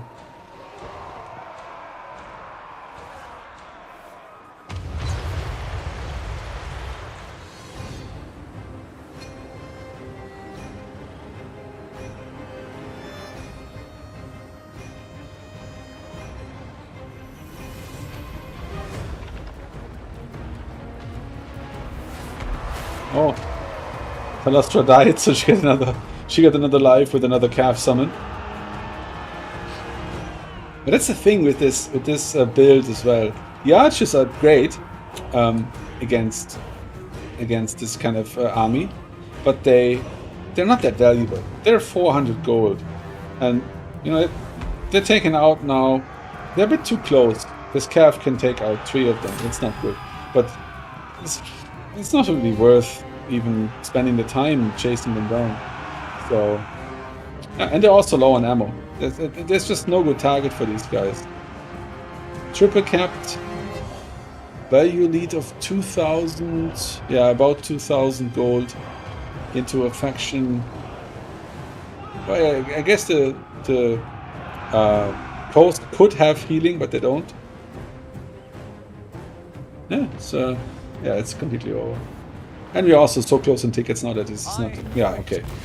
There's the tap out. Yeah, that was over quite quickly in the end.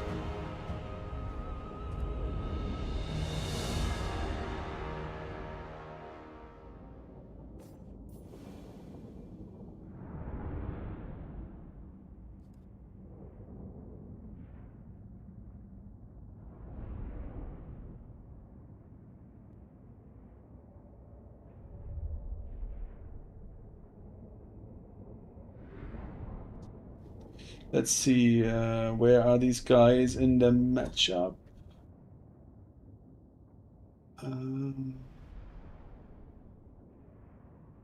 Morse.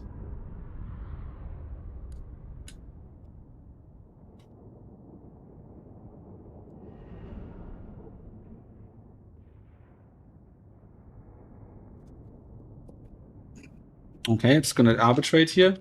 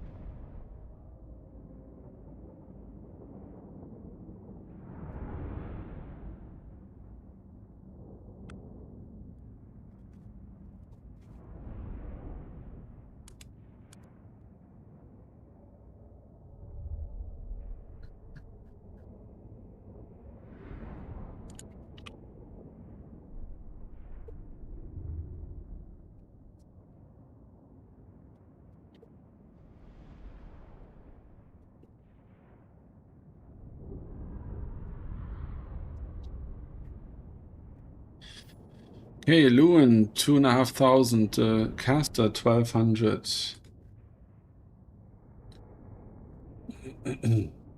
Okay. Let's see.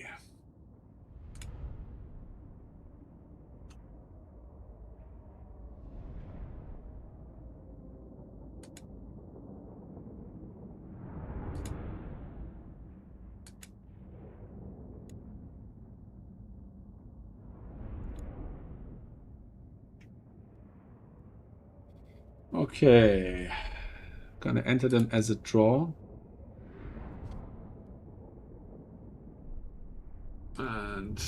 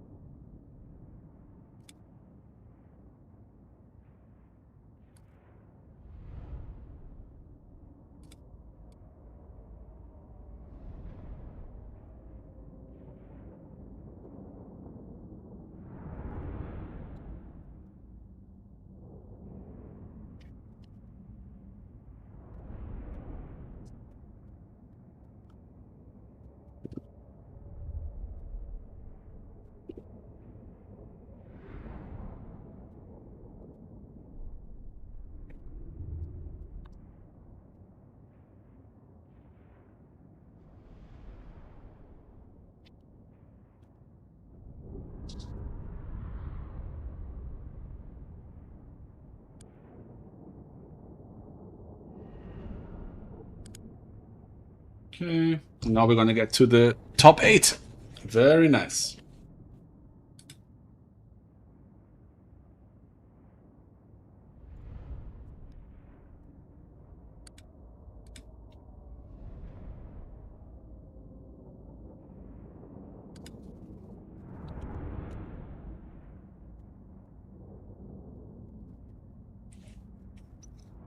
Okay.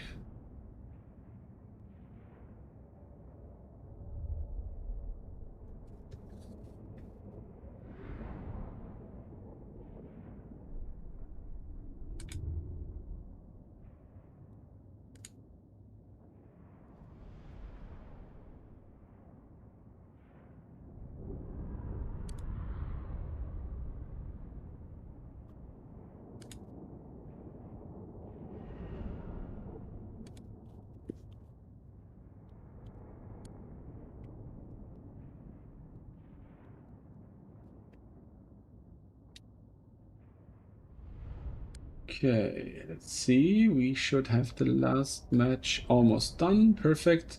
We still have 24 left in the race. That's great.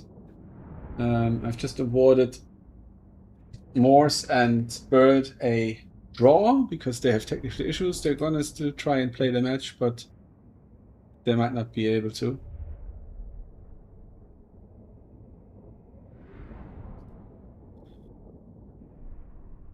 And yeah, Mr. Razak just told me that that he's almost done with his match.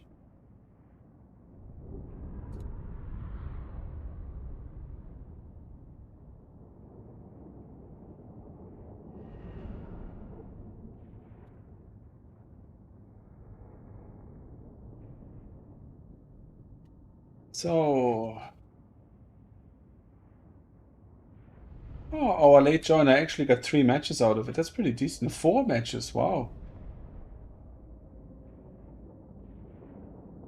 1, 2, 3.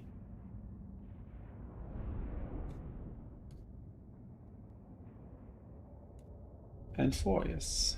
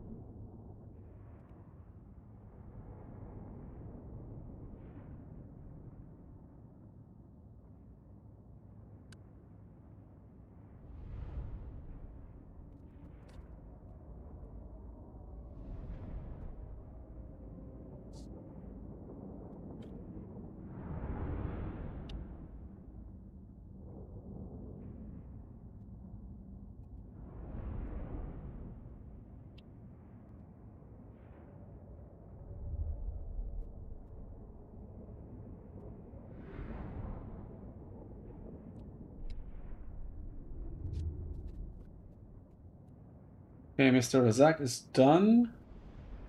Let's see if they're reported. Yes, okay. Then we should actually advance to quarterfinals.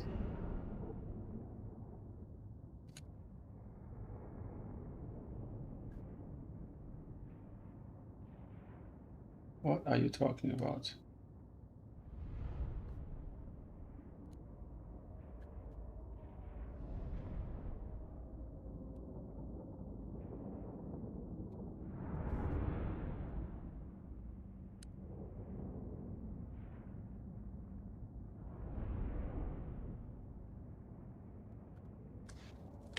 Okay.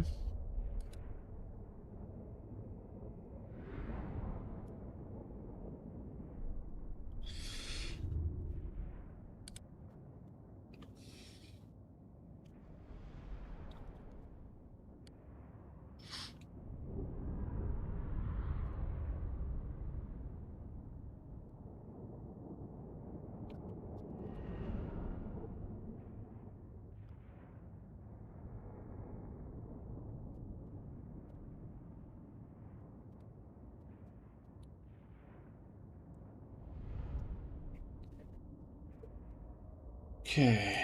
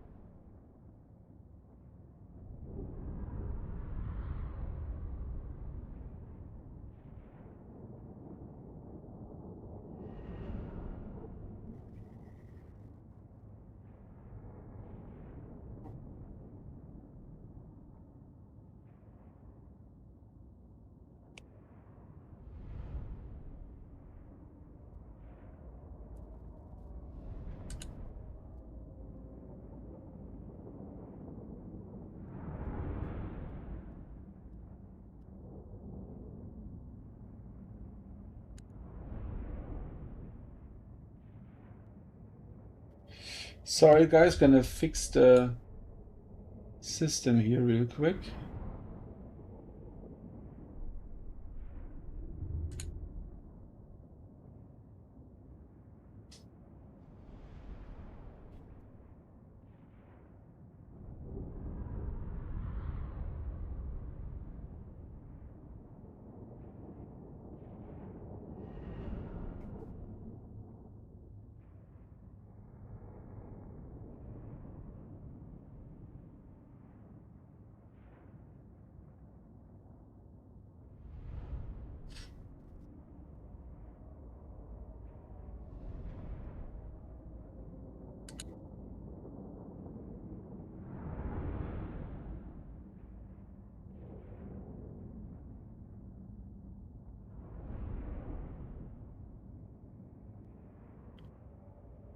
Okay.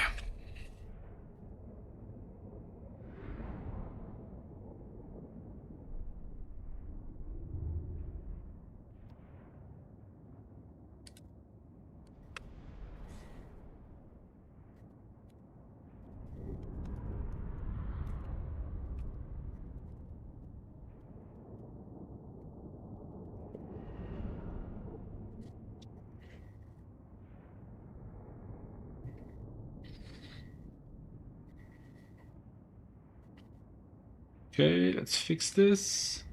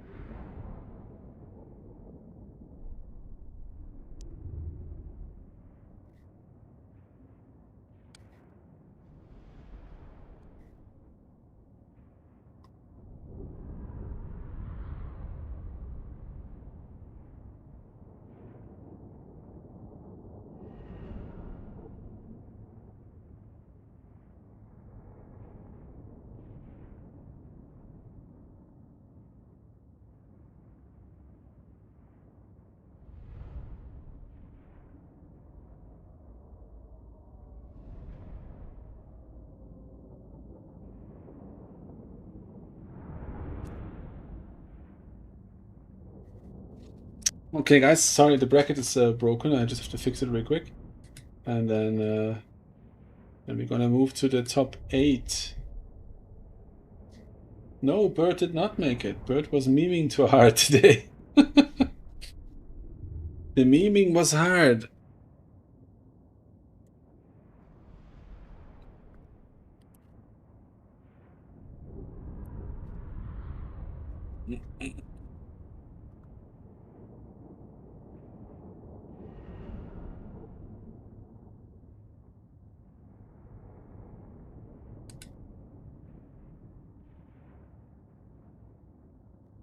Ooh.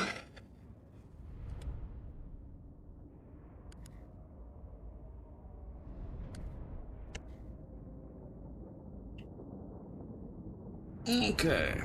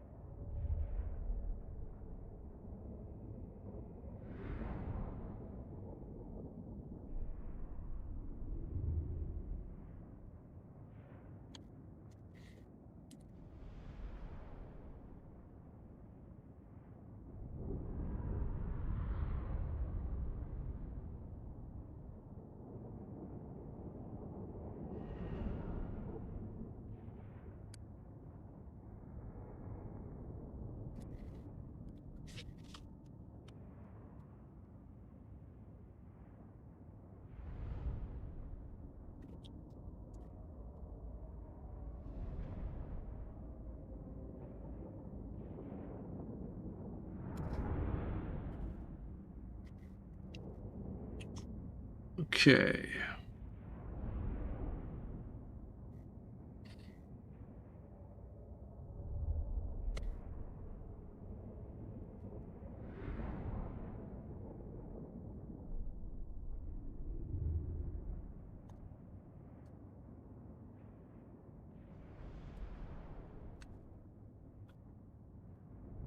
Okay.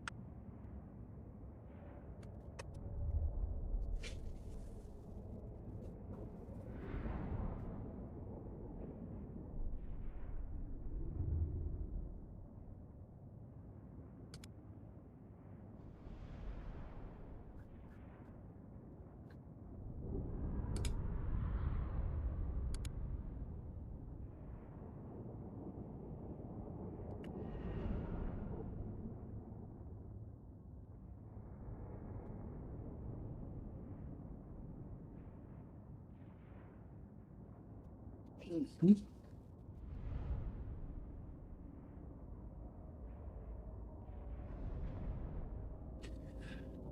Okay.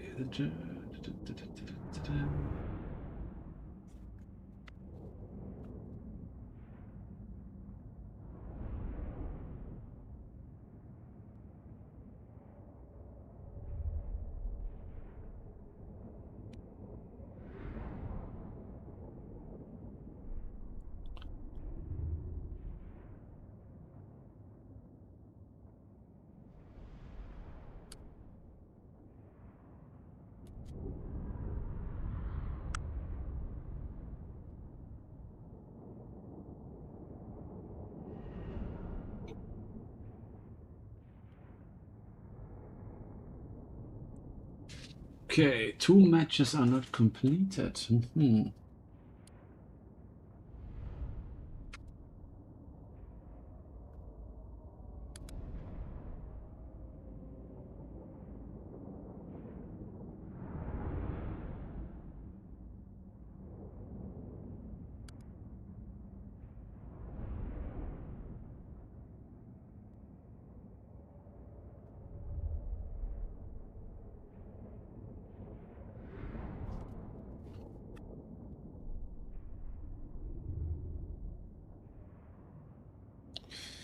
Mhm. Mhm.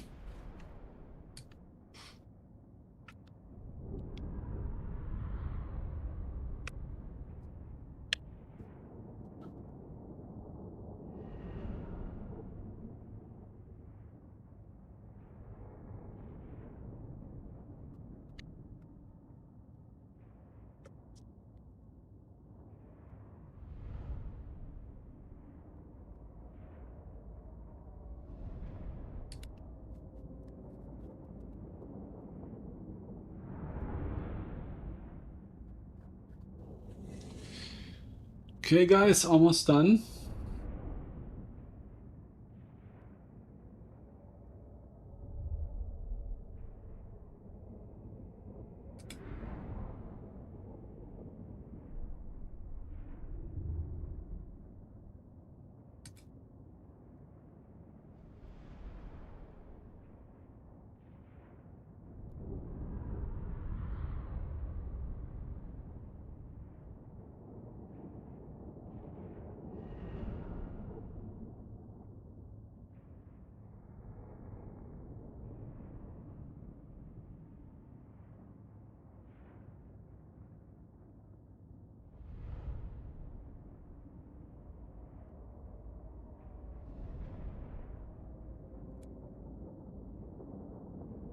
Mm.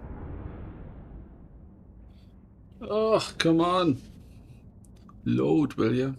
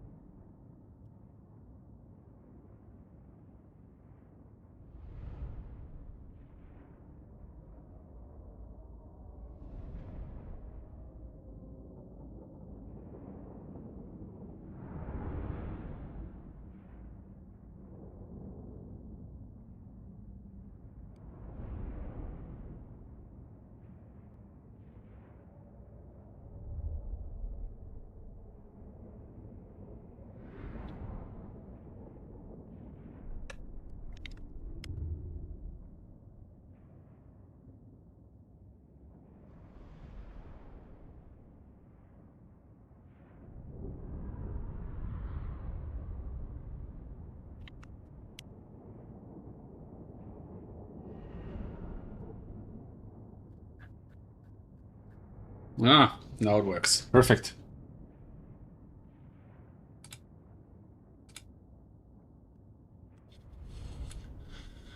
Okay.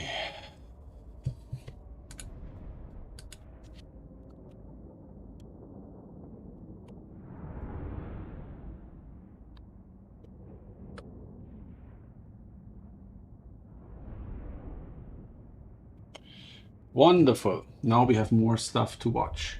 And I actually want to see Za and Meat Not Included.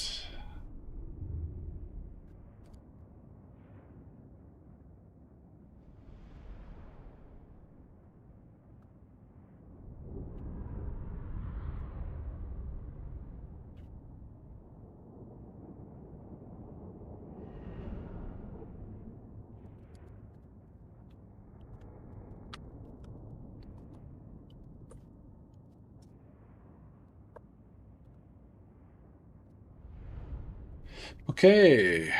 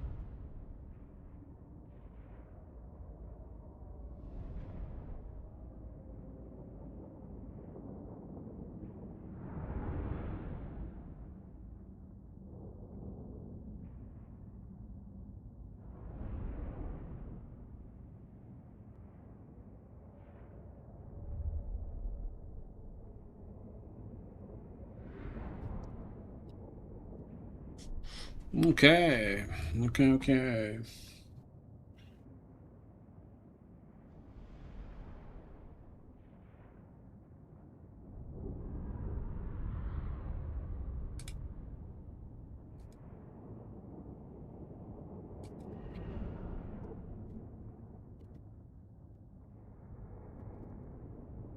Okay, so I'm getting many offers here for where I could spectate.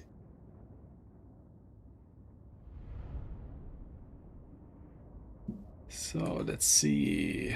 Still in here. We better go. Okay, so Za gave us a key. Ah, that's probably the meat.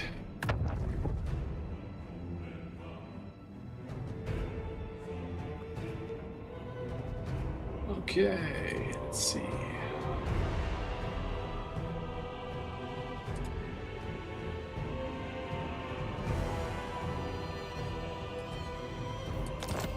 Connection timed out. Okay.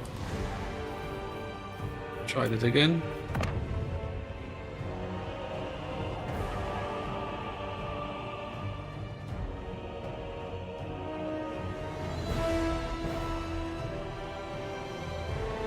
Okay, that's not working.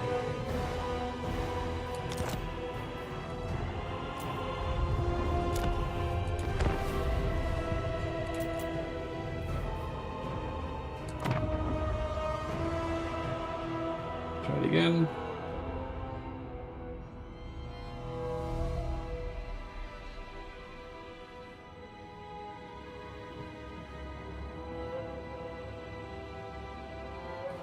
Nope, not working.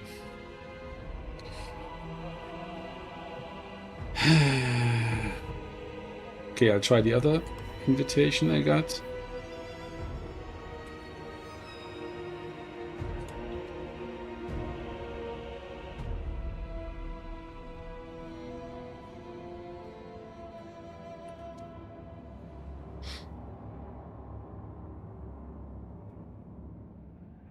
Okay, let's try here.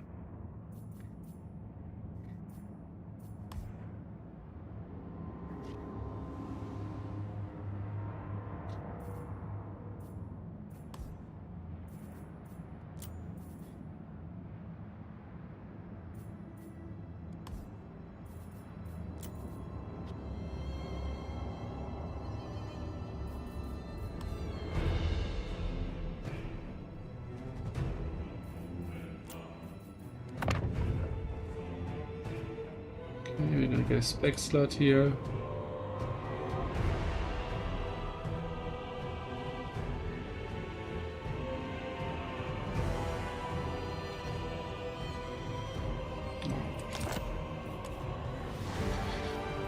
Okay.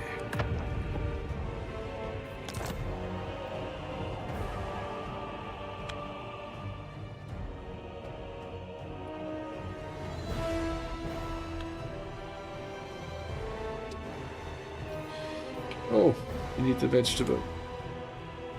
Okay. Yeah, George, I was thinking the same thing. I hope that they get a match. I mean, you can already see it in the bracket, right? So they would be in the semis against each other if they both win the quarterfinals.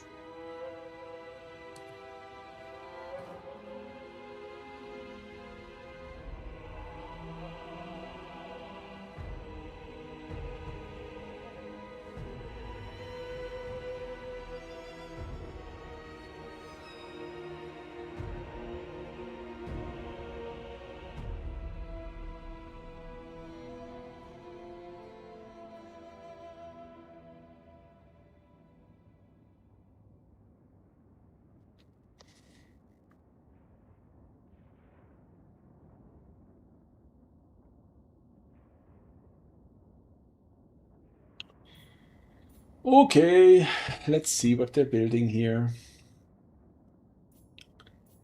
So Ziblon on Tube Kings and Michu on Skaven. That sounds like a horrible matchup. I guess Skaven could technically out artillery Tomb Kings.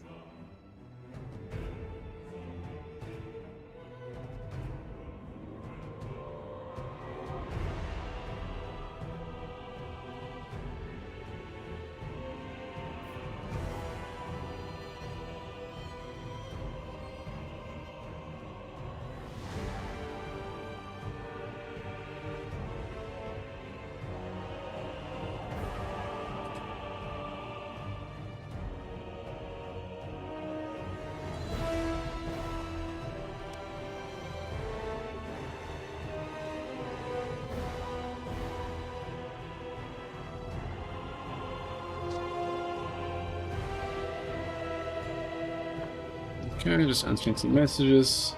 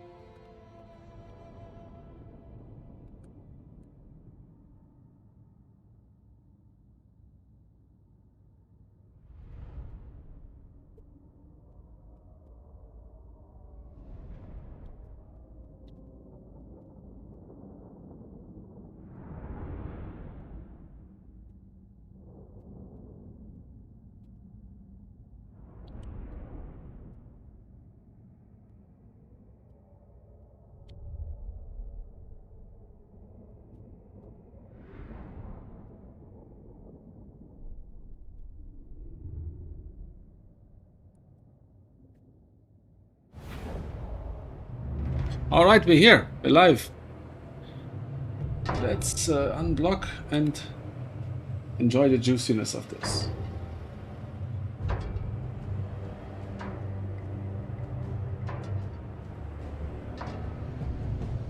Skaven Tomb Kings. So here we have 2 Giselles, Warp Lightning Cannon, and Mars Chaff. Is there any good? No, it's all chaff. And what's the Lord? Where's the Lord? On the bell. Plague, okay. Alright, and over here we have spears, catapult, only 1. Khatep and spears. 2 Ushabti and 3 Neharan warriors, and we have a Ushabti. So we have 3 Ushabti. Pretty heavy on the Ushabti, but I guess against a faction that has almost exclusively infantry-sized models, that is to be expected somewhat.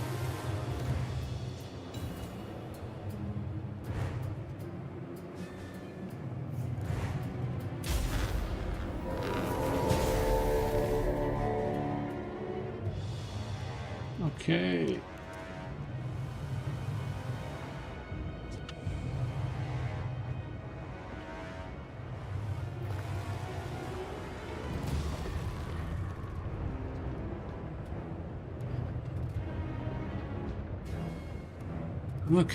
Okay.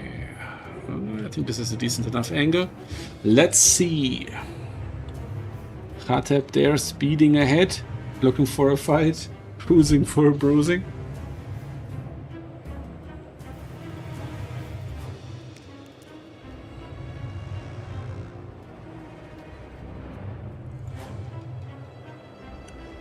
So we have the warp grinders coming in from the vanguard point.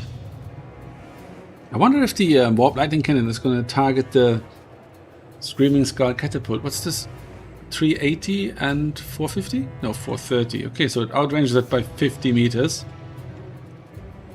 Wonder if it's going to try and do that. Or focus on the Ushabti.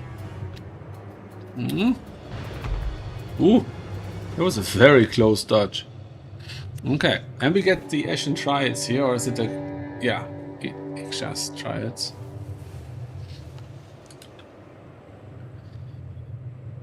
Alright. Looking good.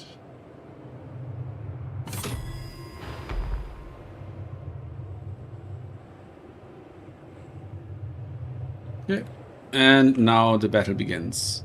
Okay, I hope that they stop shooting at the Lord, because that's just too easy to dodge. Okay, over there. The Giselles are starting to fire. The Screaming Skull catapults are taking pot shots at the Skaven slaves. Yeah, Skaven slaves. Oof, down to 10 leadership already. What? No, back to 22. Okay, that would have been disastrous. And I feel the warp lightning cannon could push a little bit up and shoot at the Screaming Skull catapults. And also, that's just so painful to have pulled off this point without capturing it. Oof, and potentially losing the point over here as well. It's just super rough. I hope that they'll manage to get back on that point. Oh, look at this. Look at this. There's so little missing. Push forward and shoot them. Oh. Come on. Oh. Please. Oh, that's nasty damage. What's happening there? Oh, it's a Buna. Oh yeah, that's the problem with the Giselles. They have such a high model count that they're really suffering from the Buna. Goodness. Deleting the unit. The caster almost took no damage. Victory point. Keep it from them.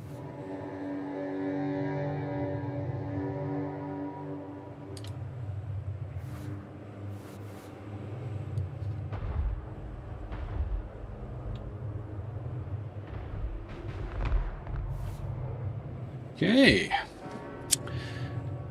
Okay, the Tomb Kings are ahead. Obviously, they're having the better targets for their artillery.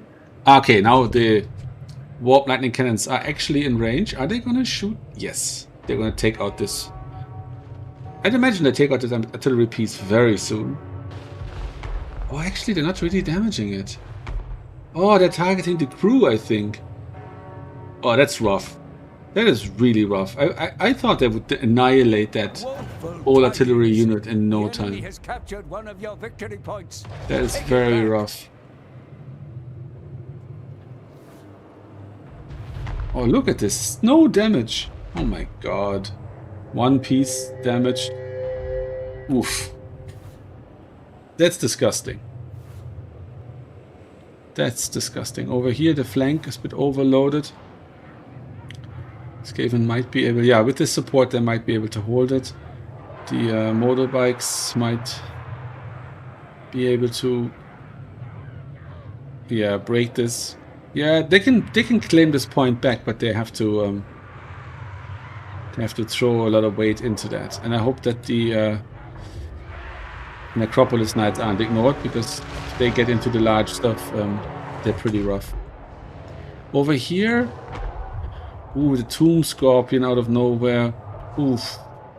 I feel that this thing didn't get any value. Oh, that's really bad. That's really bad. That's rough. It's rough. Hard to watch. Like this, that was such a rip off here. Like, look at this. Look at this. Half the ammo gone, and they've taken out 2 pieces. No, actually not. Jesus, it fired into the gap where there is no piece. Ugh. Oh, at that rate, it's better for Zeblon to let them shoot him for longer. Look at this. Look at this. That's every 5th volley, something happens. Like, Jesus.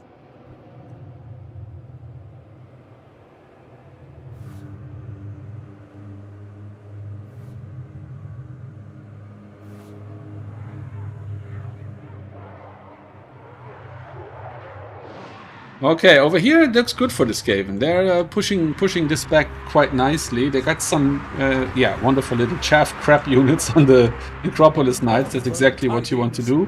And now you want the motorbikes running over the Nehecharan warriors. And yeah, get something anti-large on the ogres here and take this point back as quickly as possible. Over here, it's getting a bit tricky. Yeah, okay, that's not surprising that the artillery is taking out, but I mean, it didn't do anything anyway, so what difference does it make? Over here we have the Matty Boobos shooting, but I'm not sure what they're shooting. Ooh. Yeah, it looks like Tomb Kings, I must say.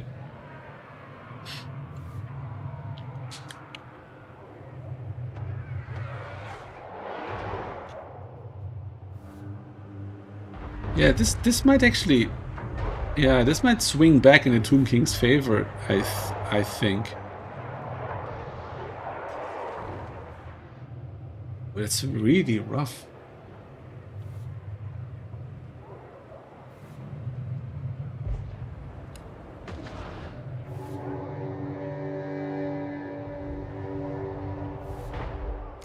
Oh my god, the Realm of Souls gives back the artillery models. That is, oh, look at this. This one came back. That is just filthy. Oh my god.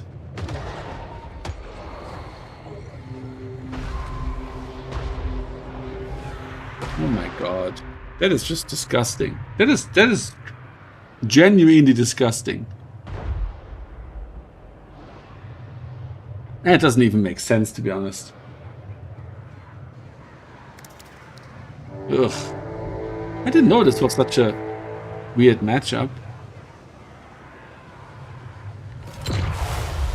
700 point value lead for Michu.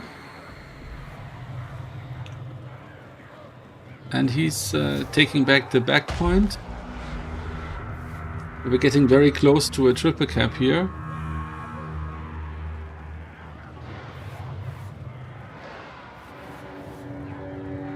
If he hits 950 or something,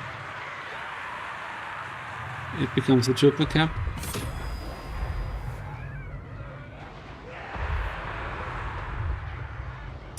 Oh, okay, they're clawing this back, it seems. Crumbling. Khatep is coming back. Yeah, the motorbikes are really carrying here. Over here they're researching. Oh yeah, I might have spoken too soon. It actually looks like the Reds are gonna get this. Crazy. And they just have to make sure they don't lose their Lord, because then this whole dynamic shifts back. Yeah, and this is a triple cap situation now. 950 before 400 is definitely triple cap. Not exactly sure where the cutoff is, but definitely, as you can see that even if he only gets one ticket, he's going to be at 1,000 before Micho is at 500, and that makes it so. And they might even get this point with that amount of chaff here. Looks like the Tomb Kings are running out of steam a bit. Oh, nice purple sun here. Deleting the unit of Storm Vermin. And they might even route now. Let's see. They seem to be... Yeah, they're out. Okay, and then, yes, the hit from the... Oh yeah, and this special 200 entity count skeleton warriors that Arkan can bring. Oh, I thought it was Khatep. It's actually Arkan. Yeah, of course. Khatep doesn't have death magic. Okay, so we have 2 caps, and yeah, in the process of capturing this one as well. Okay, so that's very interesting. The Skaven actually coming back here. A fresh unit of Jezzails coming out. And yeah, they can just safely withdraw from this point completely, because these guys don't have capture weight.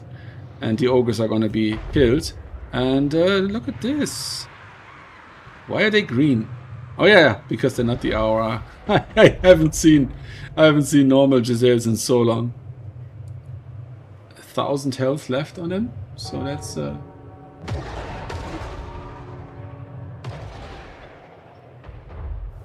Oh, so I was right. 950, 400. Yeah, okay, perfect. Yeah, because you need another 550 and 1100. Yes. Yeah, perfect. Thanks. Thanks for that.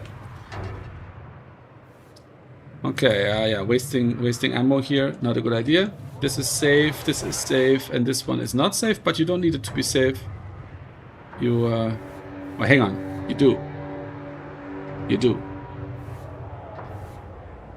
Yes, you definitely do. Okay, because yeah, when you hit 1100, you need another 400, and if the opponent needs more than 800, a double cap will not do. So yeah, 11 before 7, and now we can see it. Yeah, so it's 44 off. What's this? A unit forgotten? Oh, 2 units forgotten. Okay.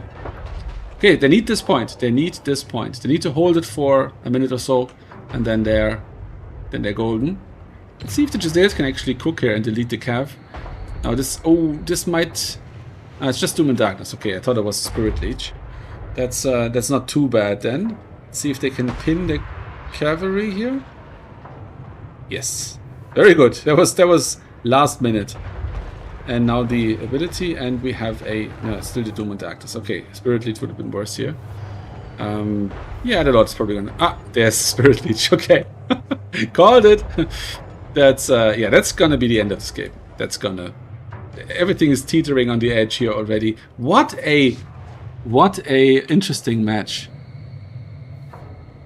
Up and down and up and down, and he's still... Nope, the effect of the Spirit Leech is worn off now. But if the... Oh my god. Arkan coming in with the steel chair, slapping down the Grey Seer of Plague. Oh my god. Arkan the Black. What a beast. The absolute executioner. My god. Oh, Jesus, now this is going back to the Tomb Kings again. Wouldn't you know it? Yeah, with Skaven, like, if your Lord is, like, anywhere near half health or something, just don't use him at all for anything. It is so bad. It's so bad. I played a match not too long ago. Same situation. Like I was playing Kislev into Skaven on Eastern Isle Colony, and I was getting pushed back like hard, and then suddenly somehow I killed the Lord. Oh no, I was on Wood Elves, I think, and everything fell apart. They weren't even losing. They were just doing fine. They were just killing my infantry and my archers, and then suddenly they all decided to go home, and it was just it was disgusting. That was really disgusting. Take it back. So double cap, 1250 before 1000. So still very clearly triple cap situation, and it's just not gonna happen. There's no way Skaven are gonna get this point again. Now they have lost this one. This one looks good. They're gonna keep this one, but yeah, that's not gonna happen. That's not gonna happen. Whew. Craziness.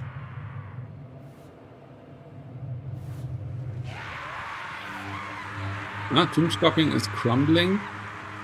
The Nati Bubos seem to be a bit obstructed.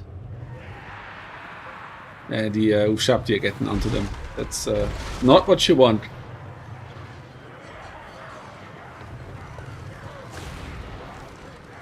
I go so far as to say that it's probably the last thing you want. Yeah. Yeah, this is pretty over. Now they're losing this point as well. Very slowly, but still. One of these two is an illusion. This one. Oh, can the opponent see this? Mass route over here. The ogres can probably escort all of this off the battlefield. The ogres, sorry, the Ushabti. And that's it. That is this quarterfinal decided between Zyblon and Michu. And Zyblon is carrying the win on OP Tomb Kings. That was rough. That was really rough. Sorry, I didn't look at the value there, but that was just so rough. Traumatized. Okay, Meaty Dangler and Razak are left. So, yeah, sorry to disappoint you guys, but we're not going to get the Meat Derby because Meaty Dangler is... sorry, Meat Not Included is already out. Meaty Dangler and Razak are still playing. Now it's basically down to the question of whether Razak has counterpicked him with a faction that's good into greenskins or not. Let me check the Discord if there's anything going on that I need to respond to.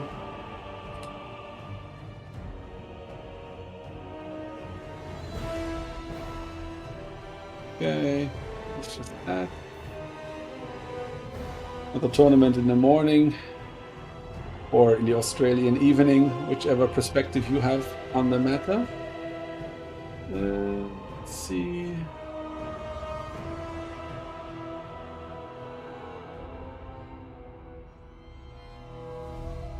So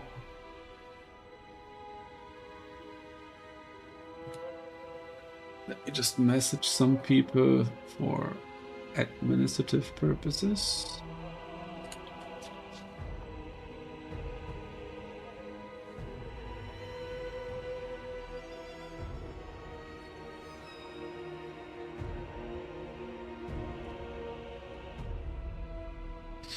Okay, let's see.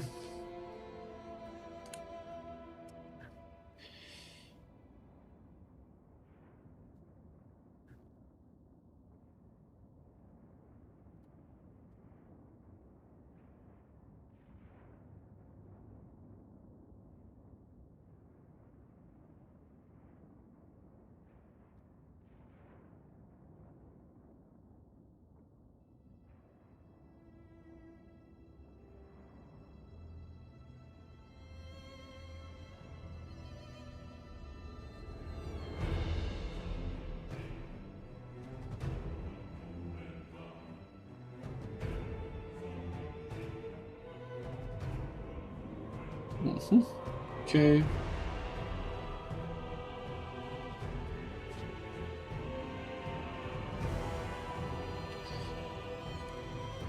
Okay, that's fine.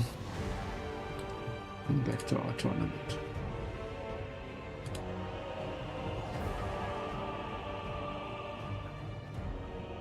Okay.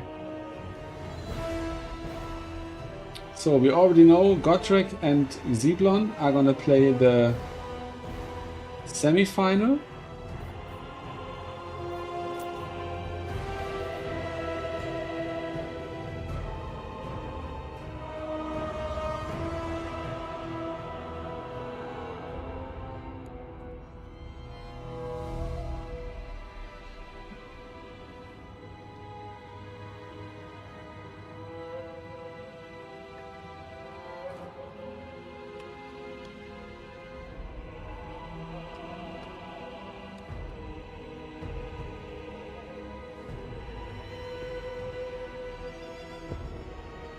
Okay. Let's see, the Meaty Dangler and Mr. Razak seem to still be going at it.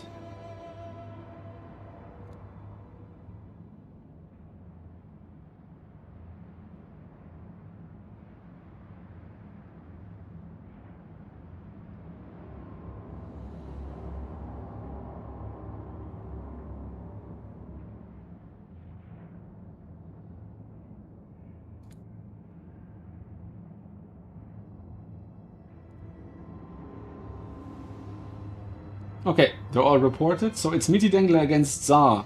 I'm gonna watch that one. Spec, please.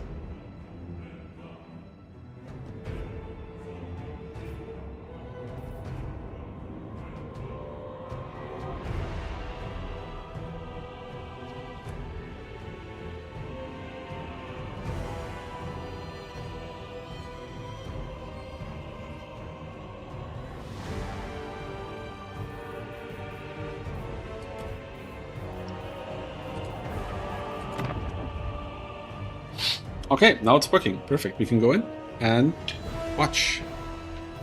And I better put the vegetable up. I hope I didn't have the vegetable up all battle. Has happened before.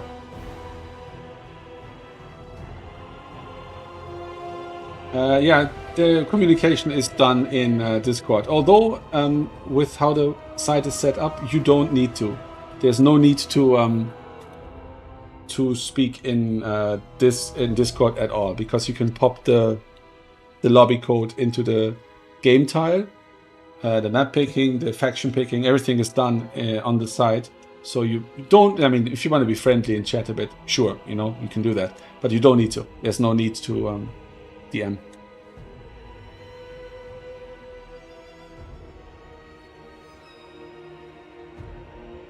If you want to do the whole thing with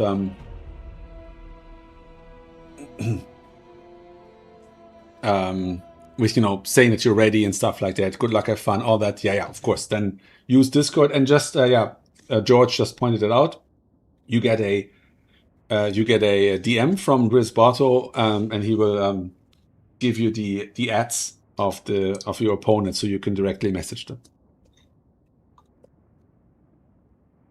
Okay, we're gonna see green skins. There's no surprise there, but let's see what Mr. Tsar from ODM is going to do.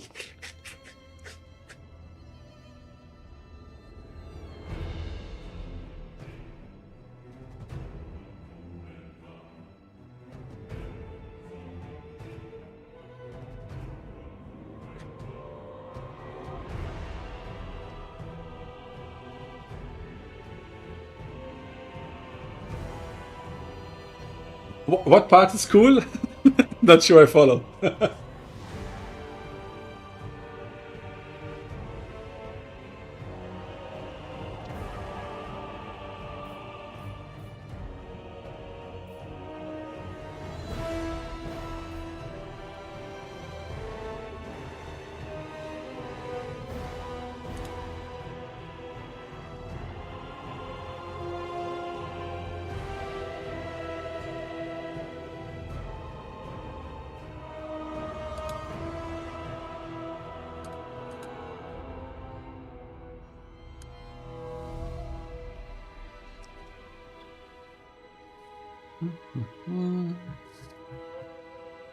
Very nice. This seems to be working out quite nicely.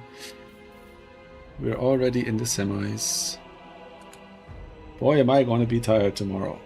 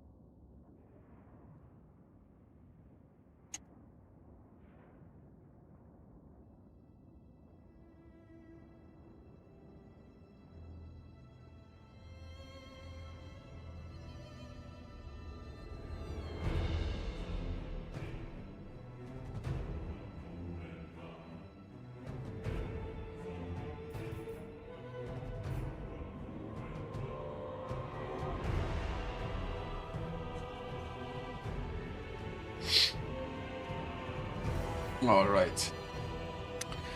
What do we get here? Okay, it's Norska into greenskins. Okay, I consider that Norska favored, but it depends on the build, of course. And Za is a I would say he's a land battle balanced army kind of guy. So he's not the kind of person who would bring like a cheesy Antiquity style 6 horsemen build. So yeah, it's gonna be interesting.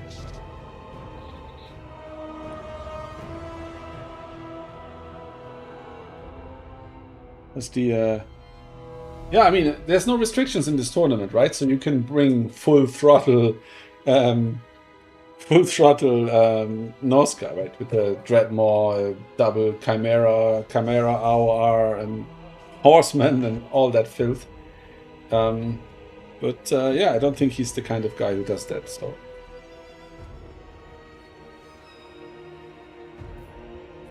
let's see. And greenskins traditionally going pretty heavy duty when it comes to elite builds into Norska. So yeah, we'll see. We'll see. This is going to be a good one.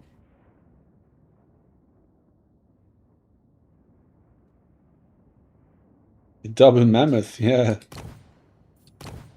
God, I haven't seen a mammoth in ever. I've never seen a mammoth since I started playing. So it's I think I'm 2 weeks or 3 weeks off from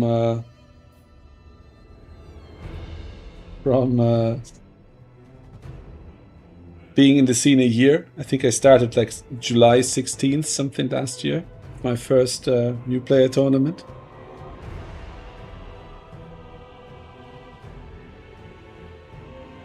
Oh, this is hilarious. I'm going to comment on it when they have logged in.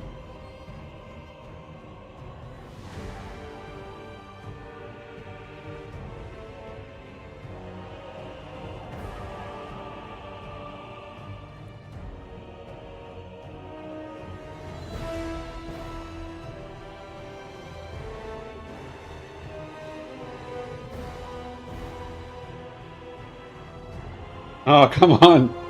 With the dad jokes, George. Come on. Oh. Hasn't seen a mammoth in at least 10,000 years. Oh.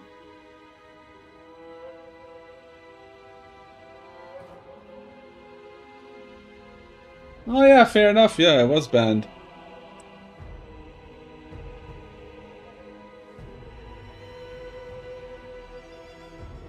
Yeah, I'm not a fan of these unit restrictions, and that's the cool thing about that leaderboard system that I built. So if one of the factions is truly OP, if one of the factions really runs away with the win rate across the board, then you're barely going to get any points for a win with that faction, right? So if Slanesh is really super strong and somebody who's competent at playing Slanesh brings them to a tournament and then wins many matches, then yeah, they're gonna get 5, 6, 7 points per win, right? That's not gonna put them to the top of the leaderboard. So yeah.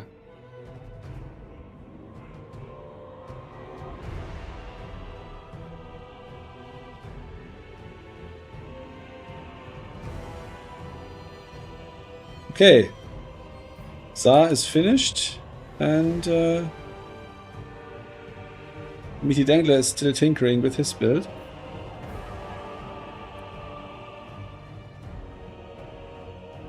Okay, now Meaty Dangler is finished, and Za is not ready. Very bizarre. A glass of water before we get into this.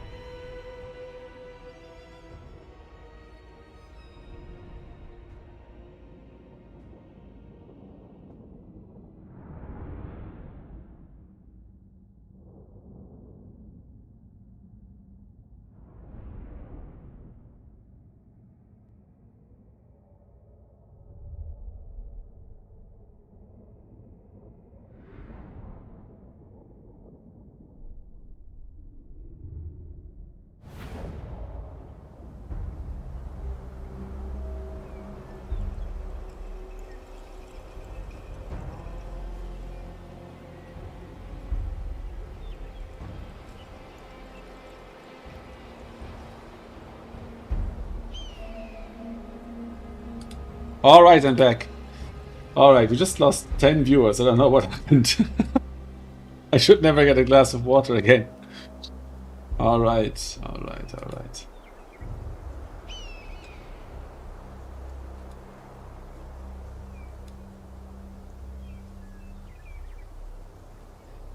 Okay, okay, okay.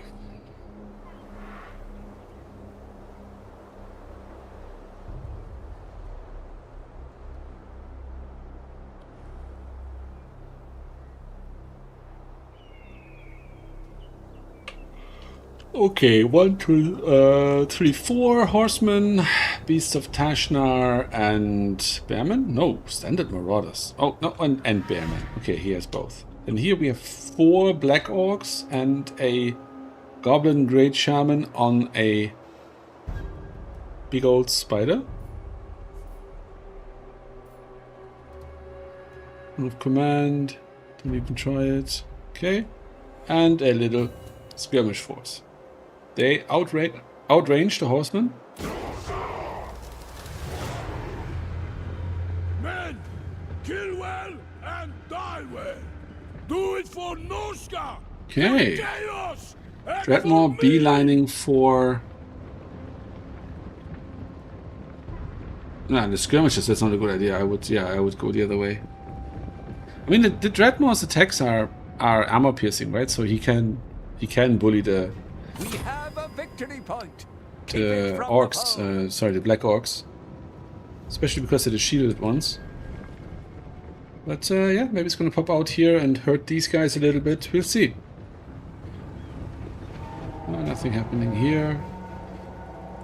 Over here, gonna be a maybe gonna be a triple cap. See, so yeah, you have to do the dance here, otherwise you need arrows to space. Yeah, okay, so he's dancing better than... Yeah, it looks to me at first glance that Meaty Dangler knows more about playing greenskins than Zar knows about playing Norska, but that just might be a difference in playstyle. This is it's not how I play Norska. But yeah, I'm just curious to see. I would probably swing around with the horseman and shoot from behind, because there's nothing fast here, and these guys are distracted. So yeah, boar boys. I don't know what's going on here. Okay, he got the skirmish. Is good. Okay, that's good. But oof, getting the charge into the Beast of Tashna here. They hate being charged. Look at that. Oof. Yeah, that's not great. And this counter charge is not going to do jack shit against these guys. They're anti-large. They're counter charging. This is just gonna be ugly.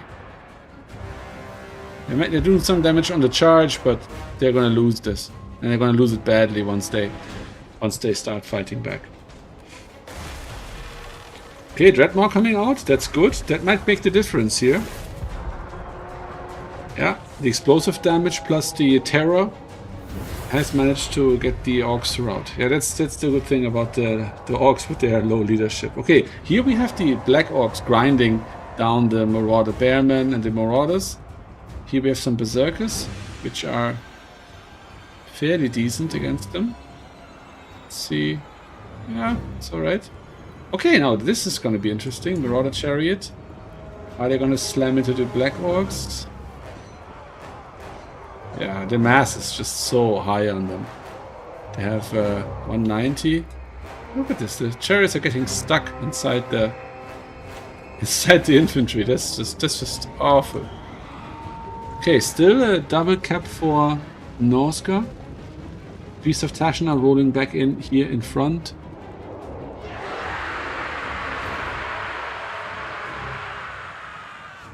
That's nice.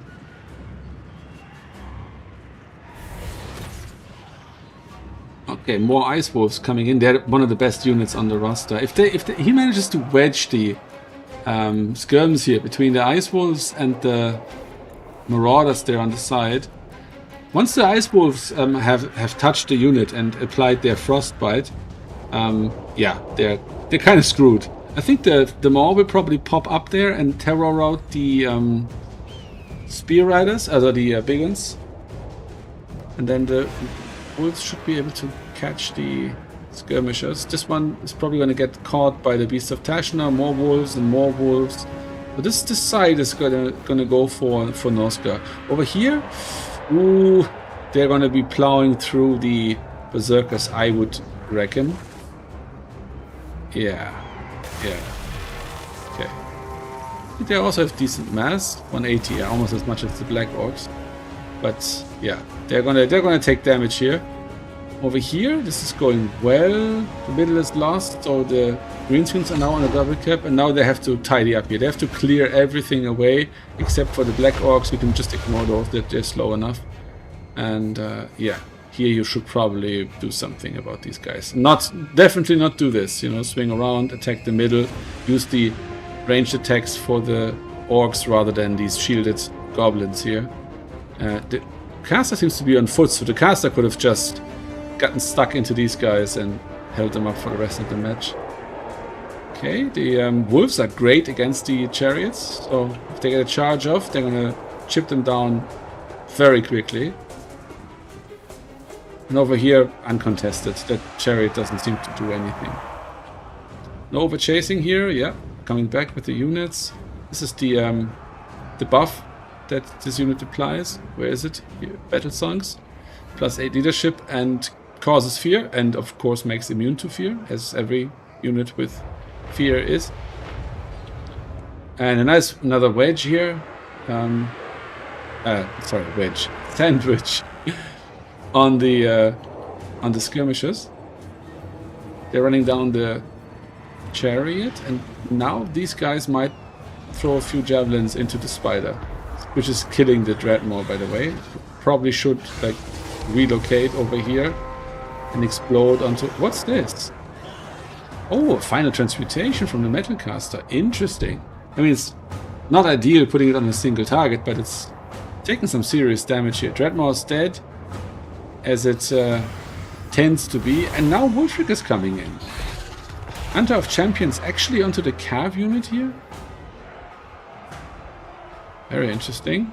And now we have a unbreakable spider guy. Ooh, that was awkward. All right, this is good. Hunting down the. Sorry, I kind of have allegiances with Norska for some reason. I don't favor any of these guys really. That the better guy wins, but it looks like it's going Norska's way, especially if that Searing Doom, yeah, didn't do that much damage to the new arrival, but it did enough. And now Wulfric, yes, he put the Hunter of Champions on the Goblin, of course. Sorry, I was so confused earlier. I thought that the spell actually, or the ability went down from the greenskins on the Norska. No, that was good. That was good. More Ice Wolves coming in, so it's still the advantage on the objectives for the greenskins, but Norska seems to be resurging here, claiming a small value lead, but the units are all teetering on the edge of giving up. The skirmishers are out of ammo now. So yeah, it basically all depends on how this blob goes. Oh, I hear the sounds of Searing Doom, which is not great against Black Orc, but it's great against cavalry. So these guys are probably gonna break. If they do, this might be it. If they don't, it will be it, but the other way. I think this is gonna go... Yeah, I think the greenskins are gonna pull this one out. They're gonna break this blob here, over there. They're probably gonna manage to hold as well with both of these. The Lord is dead now. Wulfric is coming back.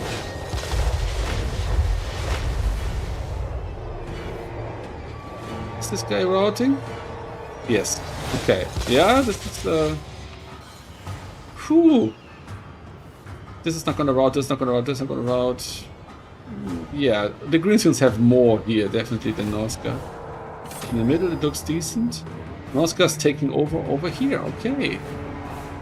Interesting matches today. Interesting matches, definitely. Skin Wolves coming in. Is it the armored variant? No, normal Skin Wolves. They're a bit faster. That's very valuable there. And still the Marauder Horseman. They're getting a lot of usage here in melee. Ooh. Nice. Yeah. Partial dodge, but still good damage on it. That's pretty rough.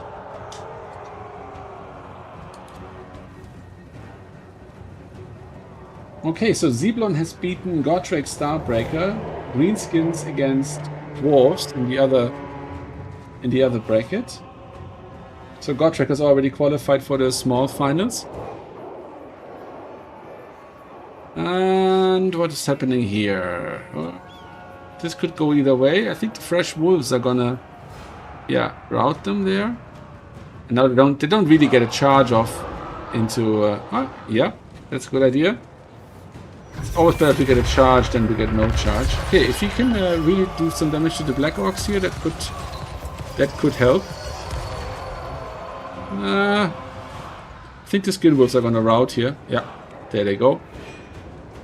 But this could be enough. With a Fresh Wolf as well, this could be enough. And that's the thing, you know, as Greenskins, if you have a super expensive lord, you don't really have a chance of bringing them back. And that means that you are carrying around a big liability if your lord does get into danger. Same with Dark Elves. Like when I bring Malekith and he's like 3,500 gold, he really can't die.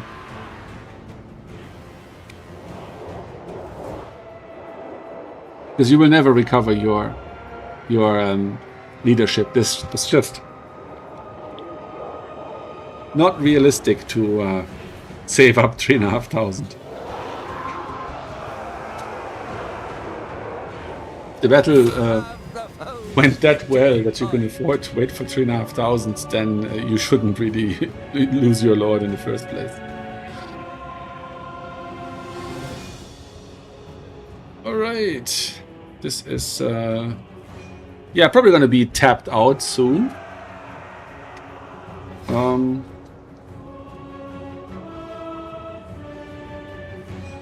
I was saying that. Now it looks like, yeah, it looks like Norska is going to get this. Really recent units coming in here in the middle. The armor-piercing Mangy Marauders and the anti-large big guns, boy big guns. Let's see, if the maneuvering is good here, yes, Ice Wolves first, then Skin Wolves get the charge off, that's the right approach, good. And yeah, okay, this I think was the last hurrah of the Greenskins. And yeah, that's just, it's out hurrah, and yeah, there we go. That's the end of this battle. Very good, close battle, pitch battle, that was fun. Now we have Tsar moving forward. Meaty Dangler been eliminated from the semi-finals, and we have Zeblon and Tsar in the finals. And of course, Meaty Dangler versus Gotrek in the small finals.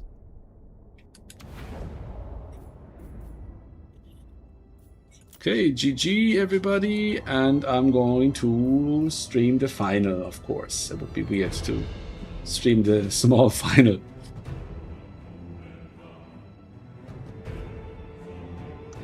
Okay, let me just answer some Discord messages quick.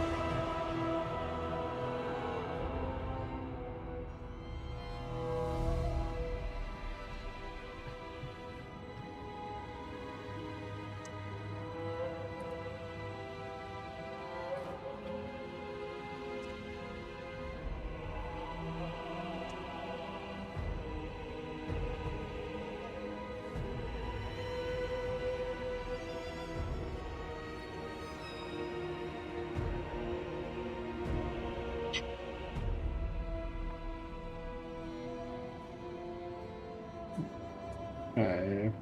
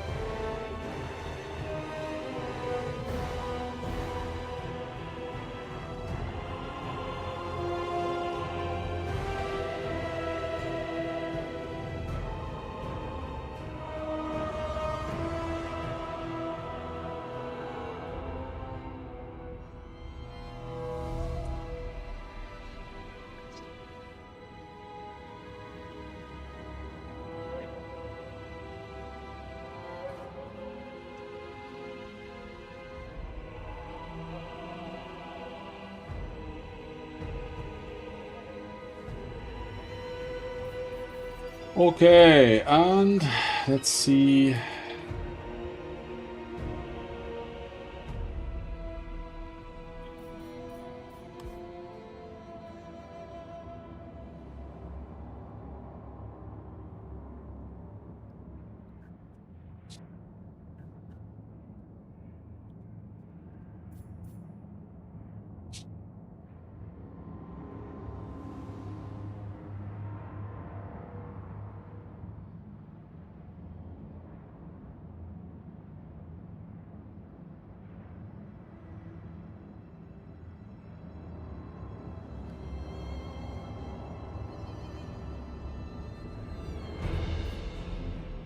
Mhm.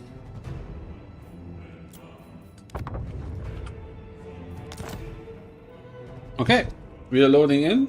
I'm gonna get the locker up.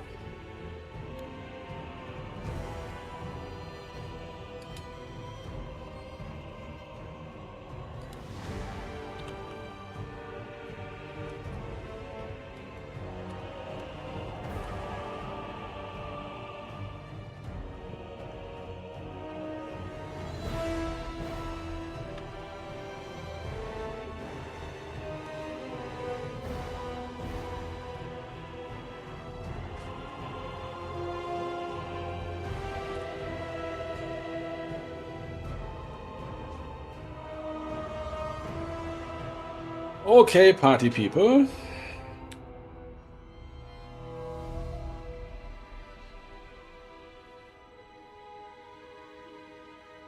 My friend just made eggs in here.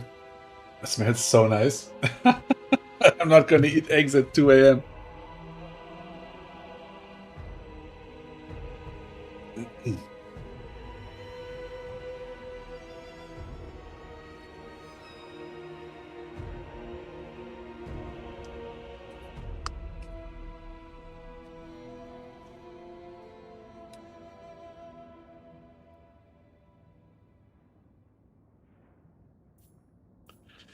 Okay, now we have Zeblon against Tsar.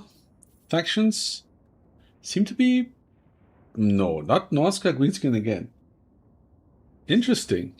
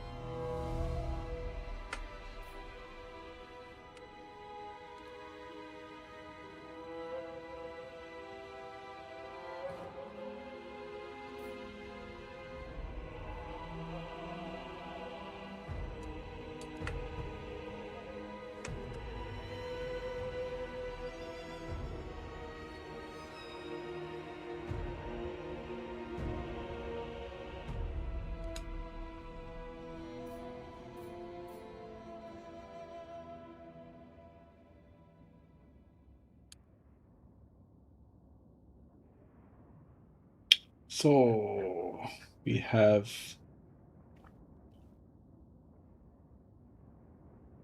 Gotrek against Meaty Dangler in the small final, and we have Zeblon and Zar, and they're actually on Greenskins and Norska again. That is hilarious.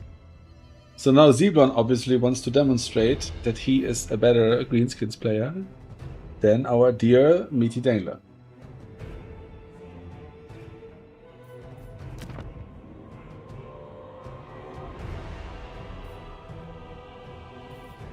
And we shall find out. We shall absolutely find out. Okay, we're loading in.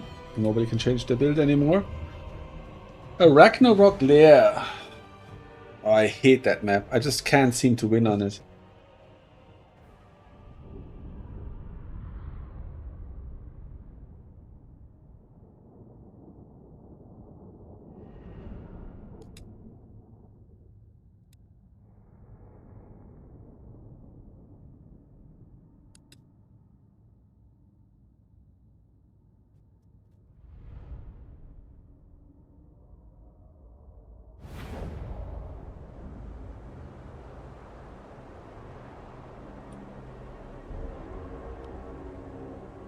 Okay.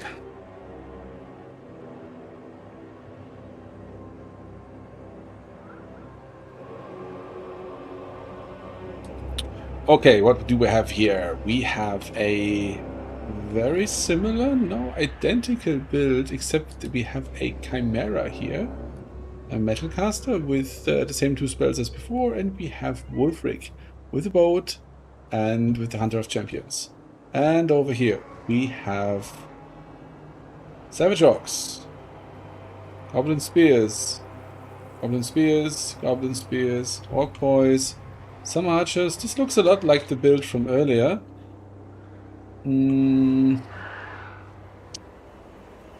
Might be very much like it, but with Azak instead of. What's the Lord? Was the Grom earlier, I think.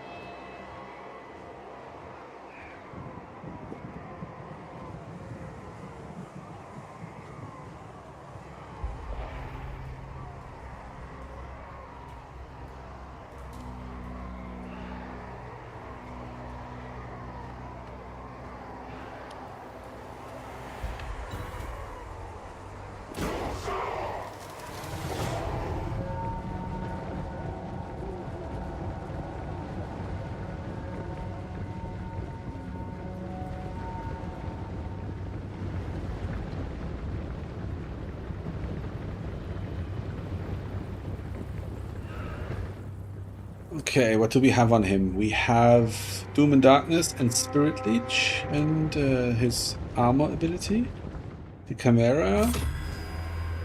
Interesting. Yeah, the Chimera is probably very hungry for Azak. But the archers are a bit of a problem for it. I feel if you want to bring the Chimera, you need to bring Sile, because Sile can buff air combat by so much. See, like, if you have the Chimera, look at her stats, fantastic. And against Azak, actually, melee attack is less, and melee defense is a little bit more. So they're not that different. Almost the same HP pool. So if they fight each other, they're both gonna take terrible damage. And he's much faster than her, so that's yeah, it's not gonna be beautiful. But if you have Sile and you cast Enfeebling Foe on Azak, then he gets minus 48 melee defense and a slow. And that makes a huge difference. Obviously, Hunter of Champions also reduces the melee and the speed, so that's the same effect. So yeah, fair enough, I guess.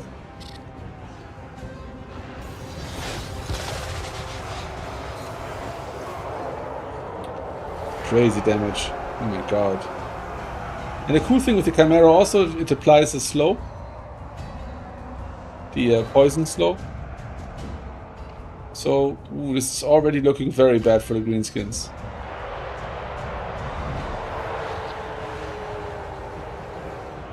Is the Chimera? No. The Chimera is never going to get him. Oh, he tries to lure him down on the ground. Might have been a mistake, because with the immunity to charge, she might actually not be too worried about this blob here. If it was Biggins, maybe.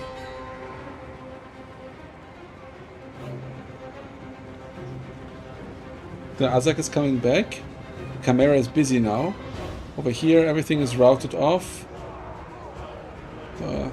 Okay, yeah, looking good. The Chimera is just walking out of the cave here, out of the double cave. Quite impressive, actually. Now she's gonna get a beat down.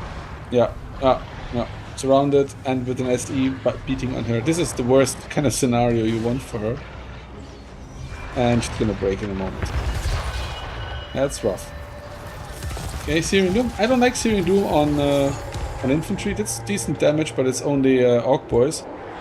So the issue with Searing Doom is it knocks over the models, and when they're lying on the ground, they can't take damage. So that's why Searing Doom is so much better against cavalry than it is against infantry.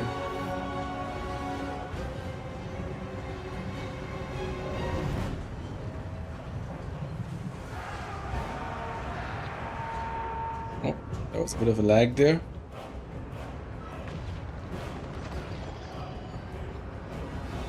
Okay. Ooh, that was such a clever move there to almost get the Lord killed and then just totally get away with him. Very nice. Fat lead for the greenskins now in terms of points as well. But still a triple cap for Norska. I wonder if this is gonna swing as well. I don't see Norska coming back here.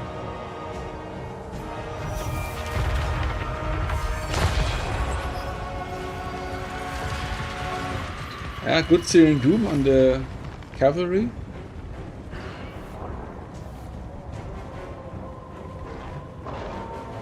Middle point is going for the greenskins.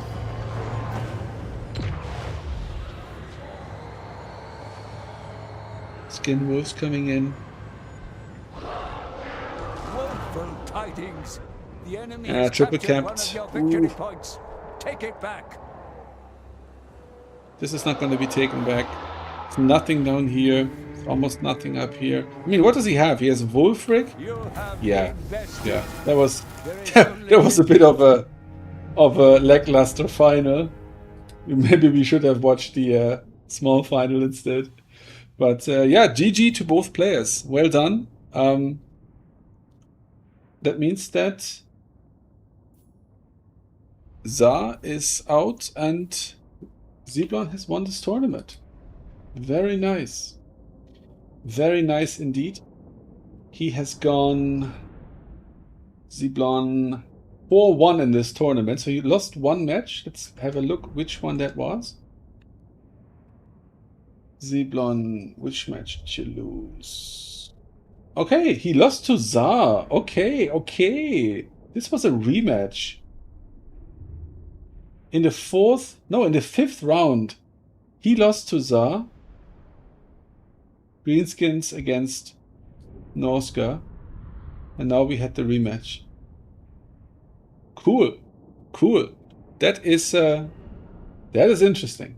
I'm gonna have a look at the other video as well, and maybe I'm gonna put a video out with those two matches back to back. Cool. That's very nice. Wolfric, Chimera, yeah, that it was thrown. Azak did quite well. Ruglets. This Orc Shaman wasn't even called.